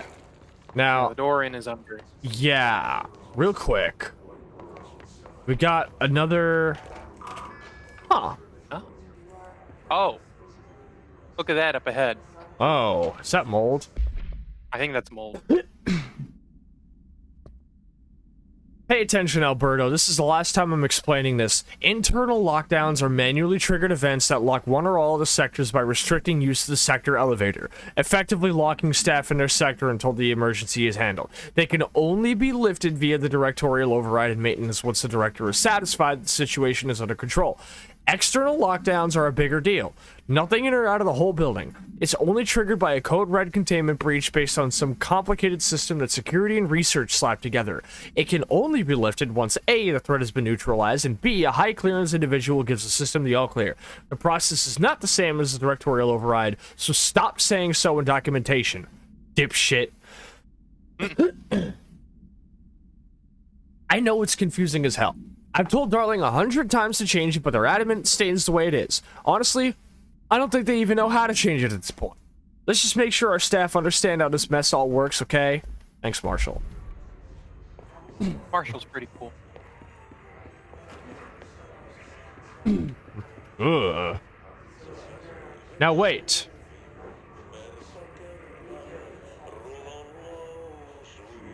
This is a radio. Oh. Yeah, Tati's music. Oh, hey. Strong-ass radio. Now, I don't think you can grab interactions, unfortunately. Yeah, I can't go up there right now. I don't have enough No, health. we don't have the health. Alright. So don't fucking question. I think you can restore your health if you go to the control point, though. Huh. Let me give it a shot. Oh, nope. Excuse me. Okay, never mind. I can't, you have to jump over the banister like a fucking animal. As opposed to you're right. crawling through a gap in the wall like an animal. Yeah. Doing most things like an animal, really. Okay. Animal style. Let's... going to a burger joint and ordering my fries gorilla style and refusing to elaborate. So don't fucking question. Don't fucking question. Here we go. It's more loot. I can make it. Rip. Perhaps a max health upgrade would have been a good thing to put on. Oh well. You're gonna prep me gorilla style? You're welcome to try, Angel. Famous last words. Yeah, well, I did get what I wanted. Contrary to what Alexis Marshall wants me to believe, I will in fact get what I want. So now let's actually do the thing we're supposed to be doing. Yes. Okay, let's go. 171, here we go. Boss fight? Well, ain't you pretty? Oh my god, they give me a fucking... Great. Really? Really, dude? Okay.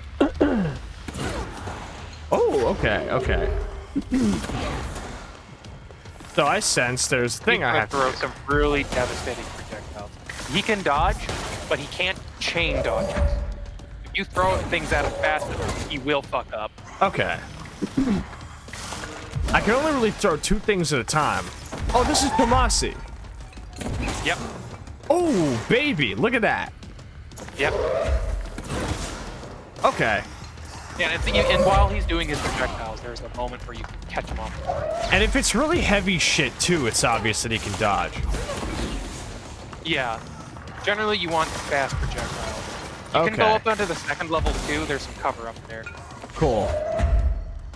If I land this... Fuck. Alright. You wanna play games? You wanna play games, motherfucker? I saw Chronicle.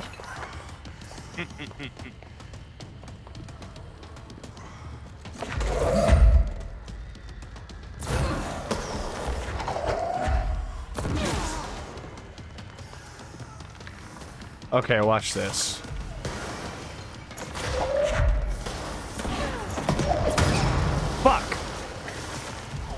Oh, okay. Doing good though. My first time was a lot rougher, but then I was playing, but I was a lot younger when I was playing. Ooh! Let's go! You Nailed. fucking thought, buddy. You fucking thought. Try it again, try it again, try it again, try it again, try it again. Toss it. Oh, you thought you was done? During his projectiles. Come on, man, this hate crew, it ain't over till it's over. Oh, shit. Oh, shit. Oh, shit. Fuck, okay, we're bringing it down to the nitty-gritty now. Work. Yeah, the gun also worked. It's just... Fuck. Oh. He nailed me. Nailed you. I got He's killed. pretty tough. He's pretty tough. I struggled with him a lot when I first played this game. Gorilla fries is when they extrude the potato between the fingers of a flaming oven mitt's iron fist, or they season it different. No, the first one sounds cooler. Do I have to do it all over? Suck my dick and balls. Alright. Hey, Tomasi. They can fly now. Great. Come on, come on. Alright, alright, alright, alright. Alright, alright, alright. Yeah, this is baby. another boss as a vehicle to introduce new enemy type. Fuck me in the ass. Okay. And he doesn't have a whole lot of jobbers to send back for extra health either. Not a ton, no.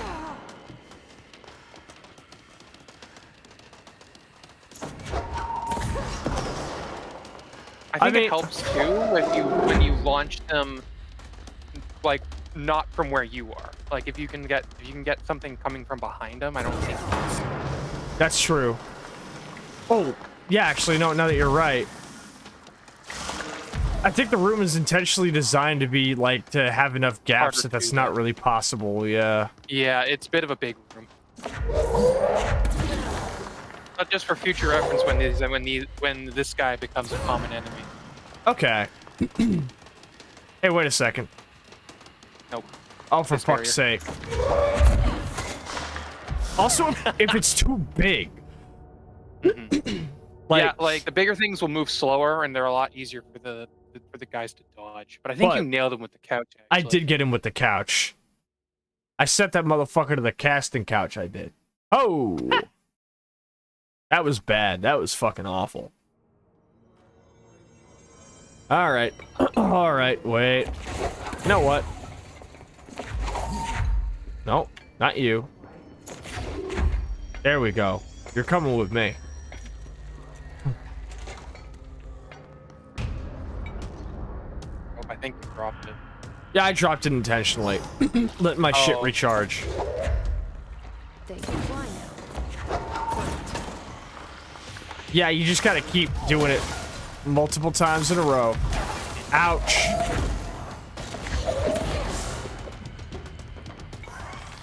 Oh. Nope. Oh. Okay, so watch this. Well, there are some. Yeah. Okay. Yeah. There we go. Okay. I got the strat down. You were right. If it's like something on the ground that I pick up and launch at him before he can like divine where it's coming from, right? Yeah. Like watch this. That one did a fuck ton of damage. However, I'm now being shot at, and it's bada bing with a fire extinguisher. It's very funny to me the way that Jesse goes like ragdoll. Yeah. You too can be Gary's modded with one simple trick. This must be how those slag to the dome. This must be how all those poor bastards and those poor like Half-Life like rebellion guys must have felt every time I kept throwing crates at them for funsies when I was bored. Incredible. All right, watch this. Watch this. Yep. Nice. I love the metal pipe sound when they get hit, when they get nailed. Oh yeah, it's gruesome. Oh, he drops health recharging stuff too when you get hits in on him.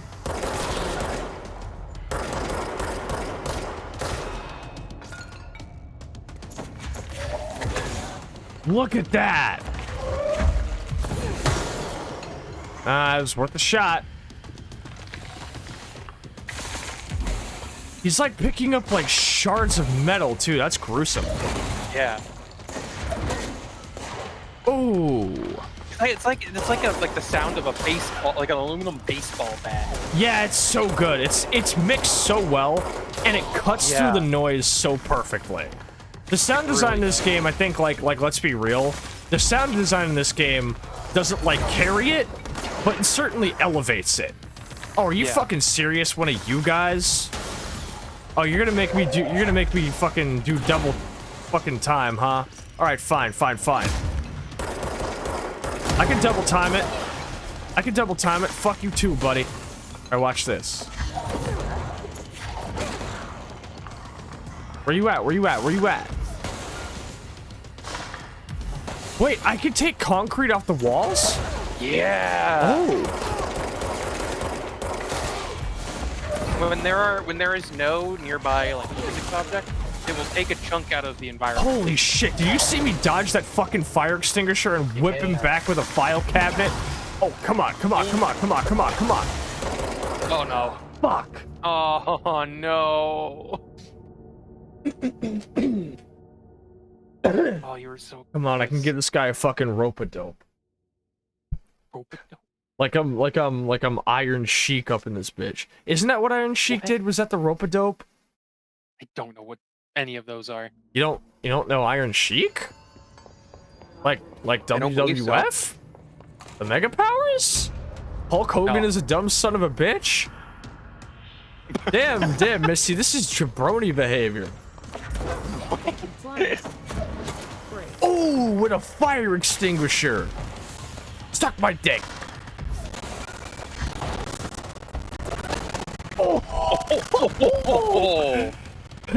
Rope-a-dope is boxing shit. Ali Foreman. Okay.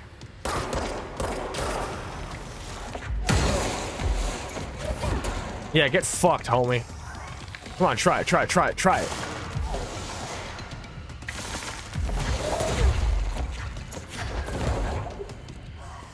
Sometimes it's a little bit hard to tell if I'm like actually getting him with the shot. Where you're grabbing. Yeah. However, sometimes it's not. It's like very small windows. I wonder if sometimes I can like fake him out a bit, right? Like, yeah. I grabbed the potato sack, right?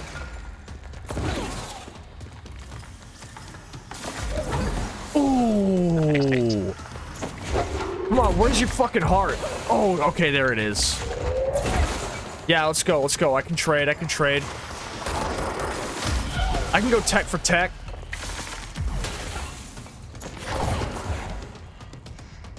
Now, it's actually kind of geniusly designed, because the more you throw shit at him, the more you reduce what's in the room to just, like, fragments of shit, and thusly, trying to throw the same shit at him results in greatly diminishing returns. Come on. Let's go. Oh! Okay. You can finish him off with this as well. Oh! There you have it. I knew that wouldn't be the end of him. I believe you can hunt them down in the side quest. Good. Obviously, a named mini boss, like a named boss, wasn't just gonna be someone I could just fucking finish off. But now I know there was a document or two in here. After this, once we head back to a hub area, you know, or whatever, we'll just call it. Yeah, the hotline chamber leads directly back to the director's office. So. Okay, huge. Now where was that doc? Here we go. Oh, there it is. Hey Malcolm, yes, tea time is at 7. I'll see you at chorus on Sunday morning. By the way, have you heard about the Tennyson report? Apparently there's a bunch of copies drifting around the office. Trench is looking to get his hands on any information about who wrote it. You wouldn't happen to have heard anything about that, would you? See you Sunday. Alright, well, see you Sunday, Jim. Dickhead. He didn't do anything bad or anything, I'm just, never gets old. I don't think there's anything else up here, right? I don't see any other flavor shit. I don't think so. And we can always check this place out in more detail next time. Yeah. Real quick, I just want to give it a once over. Stairs. Room service. Yeah, this whole side's empty. Yep. The way to the hotline chamber is in the back of the room. Think your prog's hitting? We'll get you some rest then, Stella. Thanks for hanging out with us. Here we go. Not like the other way. Oh, That's back right, where you yeah. came from. Yeah, you want to go towards where Tomasi retreated. Yeah. Where like all those pneumatic tubes were. Wait, can I? Nope. Okay, I was gonna see if I could prop sir. Oh my god. Oh my god, that's barbaric. Oh ho ho. Here we go. Right here. Mm-hmm.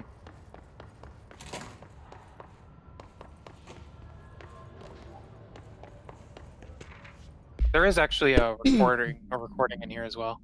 A spate of disappearances was traced to a home in the city of Butte, where Bureau agents discovered a translocative light switch cord. Bureau agents arrived at the home of a local celebrity located at blank blank, which had been connected to a total of blank disappearances in the area. Agents found no one inside. While searching a closet, an agent pulled the light switch cord and disappeared from view. Another agent was selected to pull the cord in order to replicate the event. He disappeared as well. Both agents were discovered at the oldest house a few days later, found in a sealed room by rangers exploring a new area of the house. The light switch cord in the Butte home's closet disappeared during the incident. Interesting. Okay. Damn, I can like pull the fucking panels off of these things. Here we are. Recording, you said? Ah. All right, take this down. The situation in Cuba. Alberto Tomasi, head of comms. The mysterious illness affecting the staff at the US got him. Embassy in That a Havana switchboard? was caused by sonic weaponry in the hands of a foreign power. Numerous personnel have damage to the inner ear, but most are expected to make full recovery. Of course, the event also damaged their cellular walls, but we can't blame that on some stupid noise gun. Thank God no local doctor. Tomasi strikes me as someone who takes a bit too much pride in their job. Yeah, he loves his job too much. So much easier to... Hey, are you still recording this? Ah, there you go. Yeah, there's the hotline chamber. Cool. The hotline can't be far now. Yeah, you say that. And you can hear it. Oh, right, I can hear it. Yep. Oh, the title drop gets me every single time. Yes, it was necessary. All visitors must check in. Director Trench, Bill Everett. Hey, wait a minute. There's multiple custodians. Nice grunt. Well done, everyone. It was a strong campaign and perfectly executed. Alberto Tomasi still lives, but... or at least, his body does. Oh my god, this scene. Ooh. Dream logic. The light switch cord. Door marked Black Pyramid.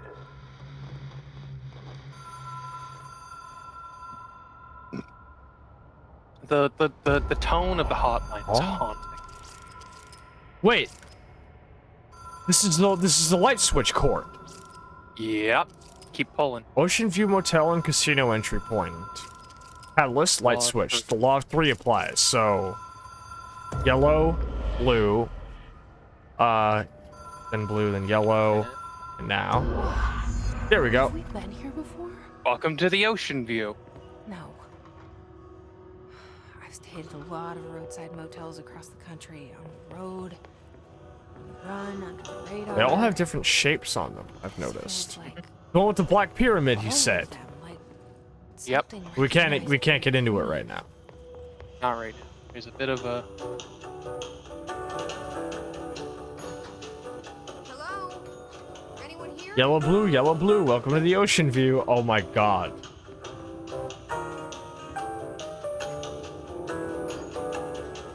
Okay. You hear doors? Hmm? You hear doors? No. Wait. I don't. But...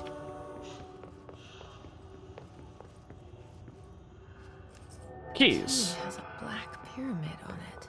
Okay. You know how the music distorts? Yeah. That's not how music distorts. No. You kind of just went through the puzzle. Okay. There's nothing else in the room. So Oh. yeah, you got it. I just accidentally Did they like got it really good. Yeah. Oh, also there's the visual tell of like, in case you don't hear it, there's the visual tell of the sun coming in. God, that's expertly designed. Oh. Yeah, of course it would be. There's fucking nothing. Except for a ladder. Yeah.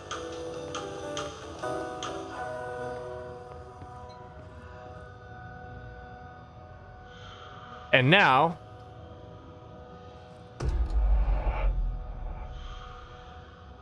Rule of 3.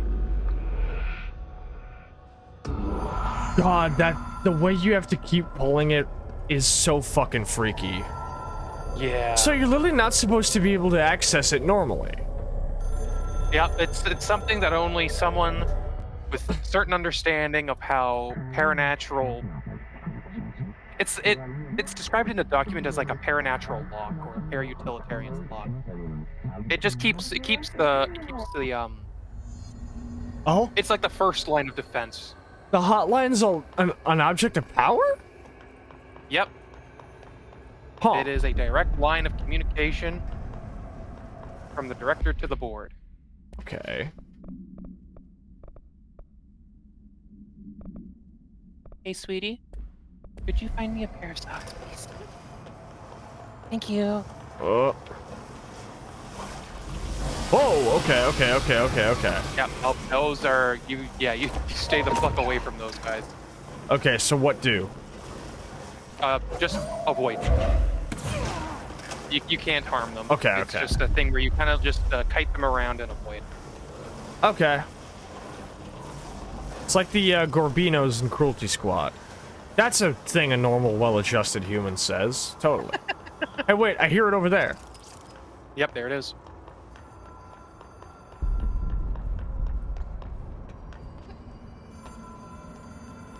Oh, they appear to be following me. Oh, cool. I appreciate chic and mental. Yeah. Mantling's also pretty smooth. We expect compulsive or weekly calls. It's an object of power. Hey, Les Claypool, It doesn't good to see you connect to again. Any typical network. A direct line to the astral plane and the board. And my hypothesis is, excuse me, under the right conditions to other planes of existence as well. You leave me alone.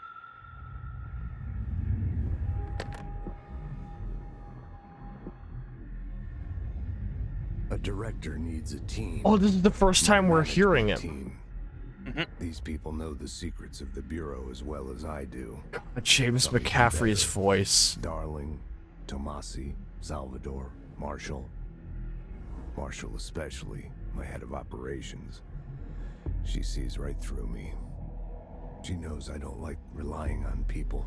God, the only voice is so fucking good. But I kind of got a little bit emotional just hearing his voice again and being like, ah, man.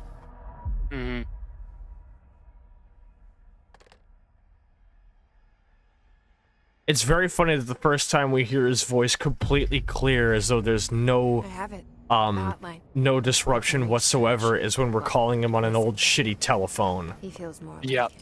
Now there is a hotline section in the collectibles menu. I need to get Just the fact that you can hear it for rooms and rooms and rooms away, even though it's inside of a fucking like soundproof chamber. Emily, she might be able to help. It's so haunting. I love it. Object should be inaccessible for use except to the director. Object is a 1960s era red Bakelite telephone. The rotary dial has been replaced with a black knob of unknown purpose. The phone weighs blank blank. The object allows the director to communicate with the blank. If used by anybody other than the director, the object will call... Oh, Christ, lethal something. The object is currently bound to Director Trench. The object spontaneously manifested in the director's office, placed on the desk. Director Northmore was the first known Bureau agent to use it. A battery of tests were run on the object, but its origin remains unknown. According to their testimony, the agents had been transported from the Butte home to a roadside motel named the Ocean View Motel and Casino and discovered a room key by performing a ritual. The key opened a door marked with an inverted black pyramid, which they only learned after a lengthy period of trial and error. After pulling another motel cord found inside this room, they were transported to the oldest house. The disappearances, the home's owner, and other locals of the Butte have been attributed to the light switch cord. The Ocean View Motel is now known to have many doors and pathways. Since the occurrence, identical light switch cords to the one found in the Butte home have begun appearing throughout the oldest house. At the time of writing, redacted light cords have been found in the oldest house, located in blank and blank sectors. These all access the Ocean View Motel, though how exactly this link operates is something, but initial hypotheses center on the Butte AWE as a something something. So the Ocean View Motel is a real place. It's not just a place that exists in nothing, obviously. Yeah. Yeah. And this is where we came from. Therefore, that was more just like a visual effect, but like that is a real place we just went to. And now we're back in the director's office. Sweet. Yep. Oh, hey. Dear to all executive staff, I know there's some concern regarding our operations exceeding the annual budget, so as long as we operate within the oldest house, we're obscured from scrutiny in many respects. If our budget demands are not exorbitant to the point of drawing attention, then they will be granted by the U.S. Treasury without question. The FBC is just another line in another spreadsheet that some lowly accountant won't even notice. Their eyes will skip over us as if we weren't even there. The nature of the oldest house allows us certain freedoms in how we operate. Our being here is no accident. Regards, Zachariah Trench, Director of the Federal Bureau of Control. I don't know much about this place, but I know your being here ain't no coincidence. Sorry, I had to pull out my... There's the... Okay. So from here, we probably just want to head back. There's a reason. Yeah, there's a reason that the Bureau puts up with all the fucking quirks of the house. Yeah. So from here, we can just head right back to Central Executive and save at the point of control, and then we can go talk to Emily about shit. So this is probably a good point to call it then. Yes. I've got 20 minutes before I go to work, so I'd like to... Let's head back to the bar. Let's head back to the bar and reconvene, because... Oh, that's the bit crusher. We've been crushed. Director Mueller unfortunately has access to a bit crusher at all times because the red bar has been crushed. Director Mueller always knows when it's time to close up shop. What? You're certainly proving yourself quite the useful lapdog. I don't want to be useful to you.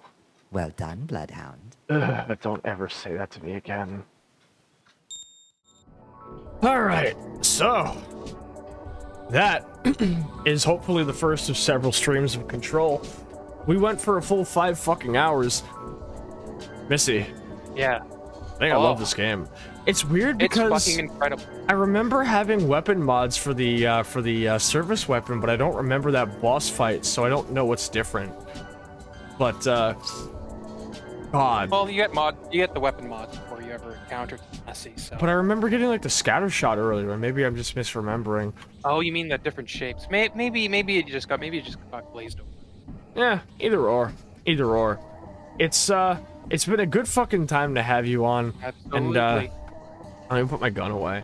I hope you had a good time on as well, because getting to like bounce the theories and the concepts and my readings of all of this off of you was a fucking blast, honestly. Because like, absolutely, you did a good job of being somebody in the know.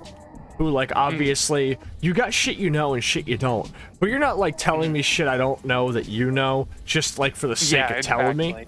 You're letting me have my silly ideas until they get disproven, which more co-hosts should do. Absolutely. Yeah, no. Like, the people with no patience for that sort of thing, they just completely ruin the whole experience. What was that Like- one post like the- going around? You're allowed to read the text in video games. Yeah. We took it upon Yeah, you're ourselves allowed to to read read every the text single in video one. games. Oh yeah, no, like I couldn't stop anyone. I would never stop anyone from reading the documents in Control if there was a gun held to my head. And there is. And you'll just have to fucking kill me, I guess. All right, but Jesus, damn. Okay.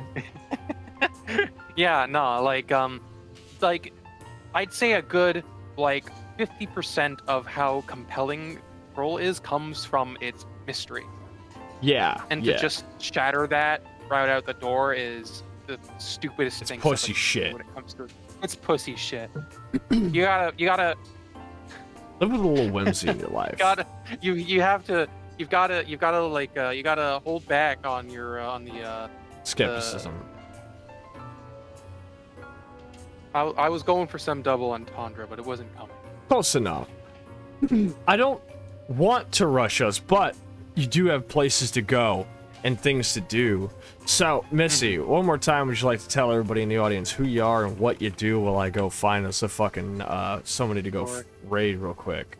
I am Mischief Reigns, gamer, writer, Yuri enthusiast. I'm not a streamer myself, but I often come and harass my friends and loved ones. Harangue us, even.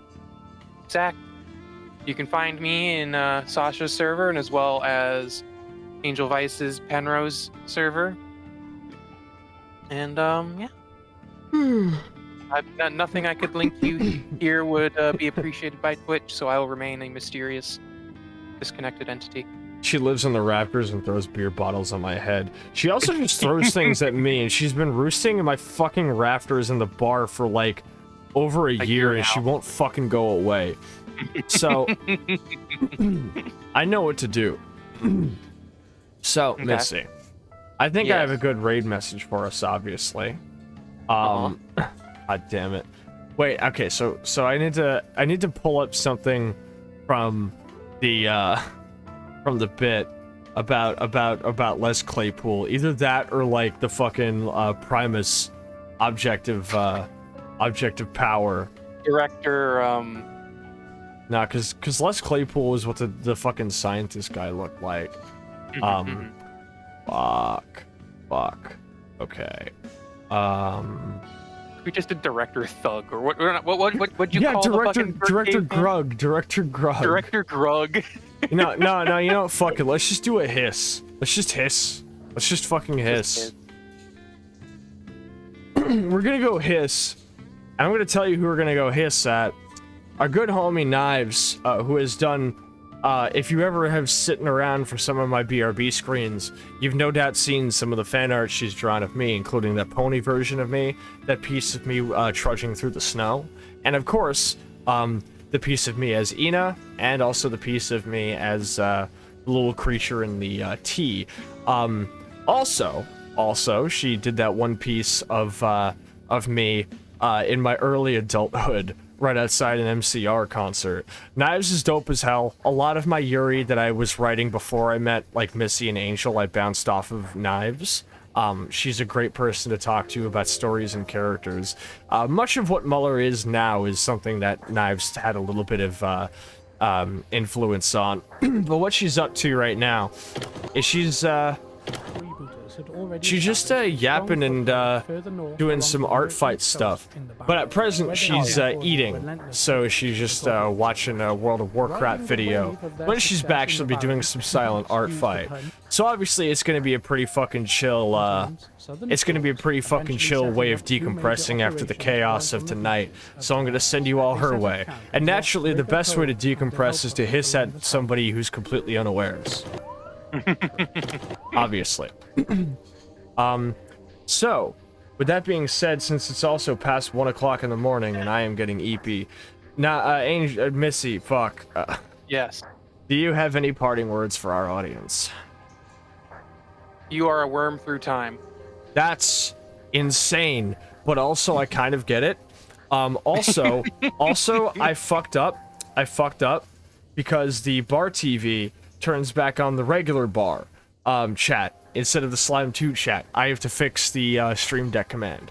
That being said, before we go, I would like to thank Angel once again, and as well as Soroka for the raids today. And I also want to thank Kelly and I think Salted Buttered Toast for kickstarting a short little hype train tonight.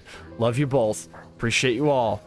I'm gonna send us all down to Knives the Scene, and we're gonna go to the end screen.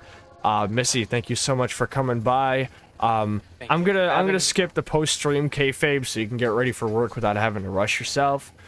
Wonderful. Get there safe and have a good night, homie. We appreciate you. There's not gonna be a Angel stream next week because Brazil week is happening. After that, we'll probably either return with Control or Infra, depending on where our energy is at. So come with me on down, Missy. See you around. All right. So, we're gonna head on down to Knives' stream. If memory serves, I believe those pronouns are she, they, I think. Let me go double check that shit. Knives. I think it's... Are you in my stream as Ceiling Twink Knives? She, they. Yes. Pronouns she, they. Obviously, since she's keeping it low energy, she's just, you know, fucking token up and doing some art fight shit. And she's also just eating and watching the video right now. Normally, I would say get in there and turn the price out. Instead, I would prefer if you just calmly enter single file, sit down silently, and watch, and you may speak if you are directly addressed. Trust me, if she's interested, she will. She's an inquisitive person. I'll see you all over in her chat. Obviously, if you fuck up the pronouns and if you make her uncomfortable or if you fuck around and cause too much of a riot tonight, I'm gonna smack all of you down and you're not coming back in here. We treat our people with respect and with the utmost kindness. Our anger is reserved for those who aren't us. If you'd like to see more of me, you can catch me on Blue Sky, or you can join our Discord and see whatever else we get up to. Listening parties, game nights, movie nights, you fucking name it. If you'd like to support me directly, buy merch, tip me on Ko-Fi, all the usual things.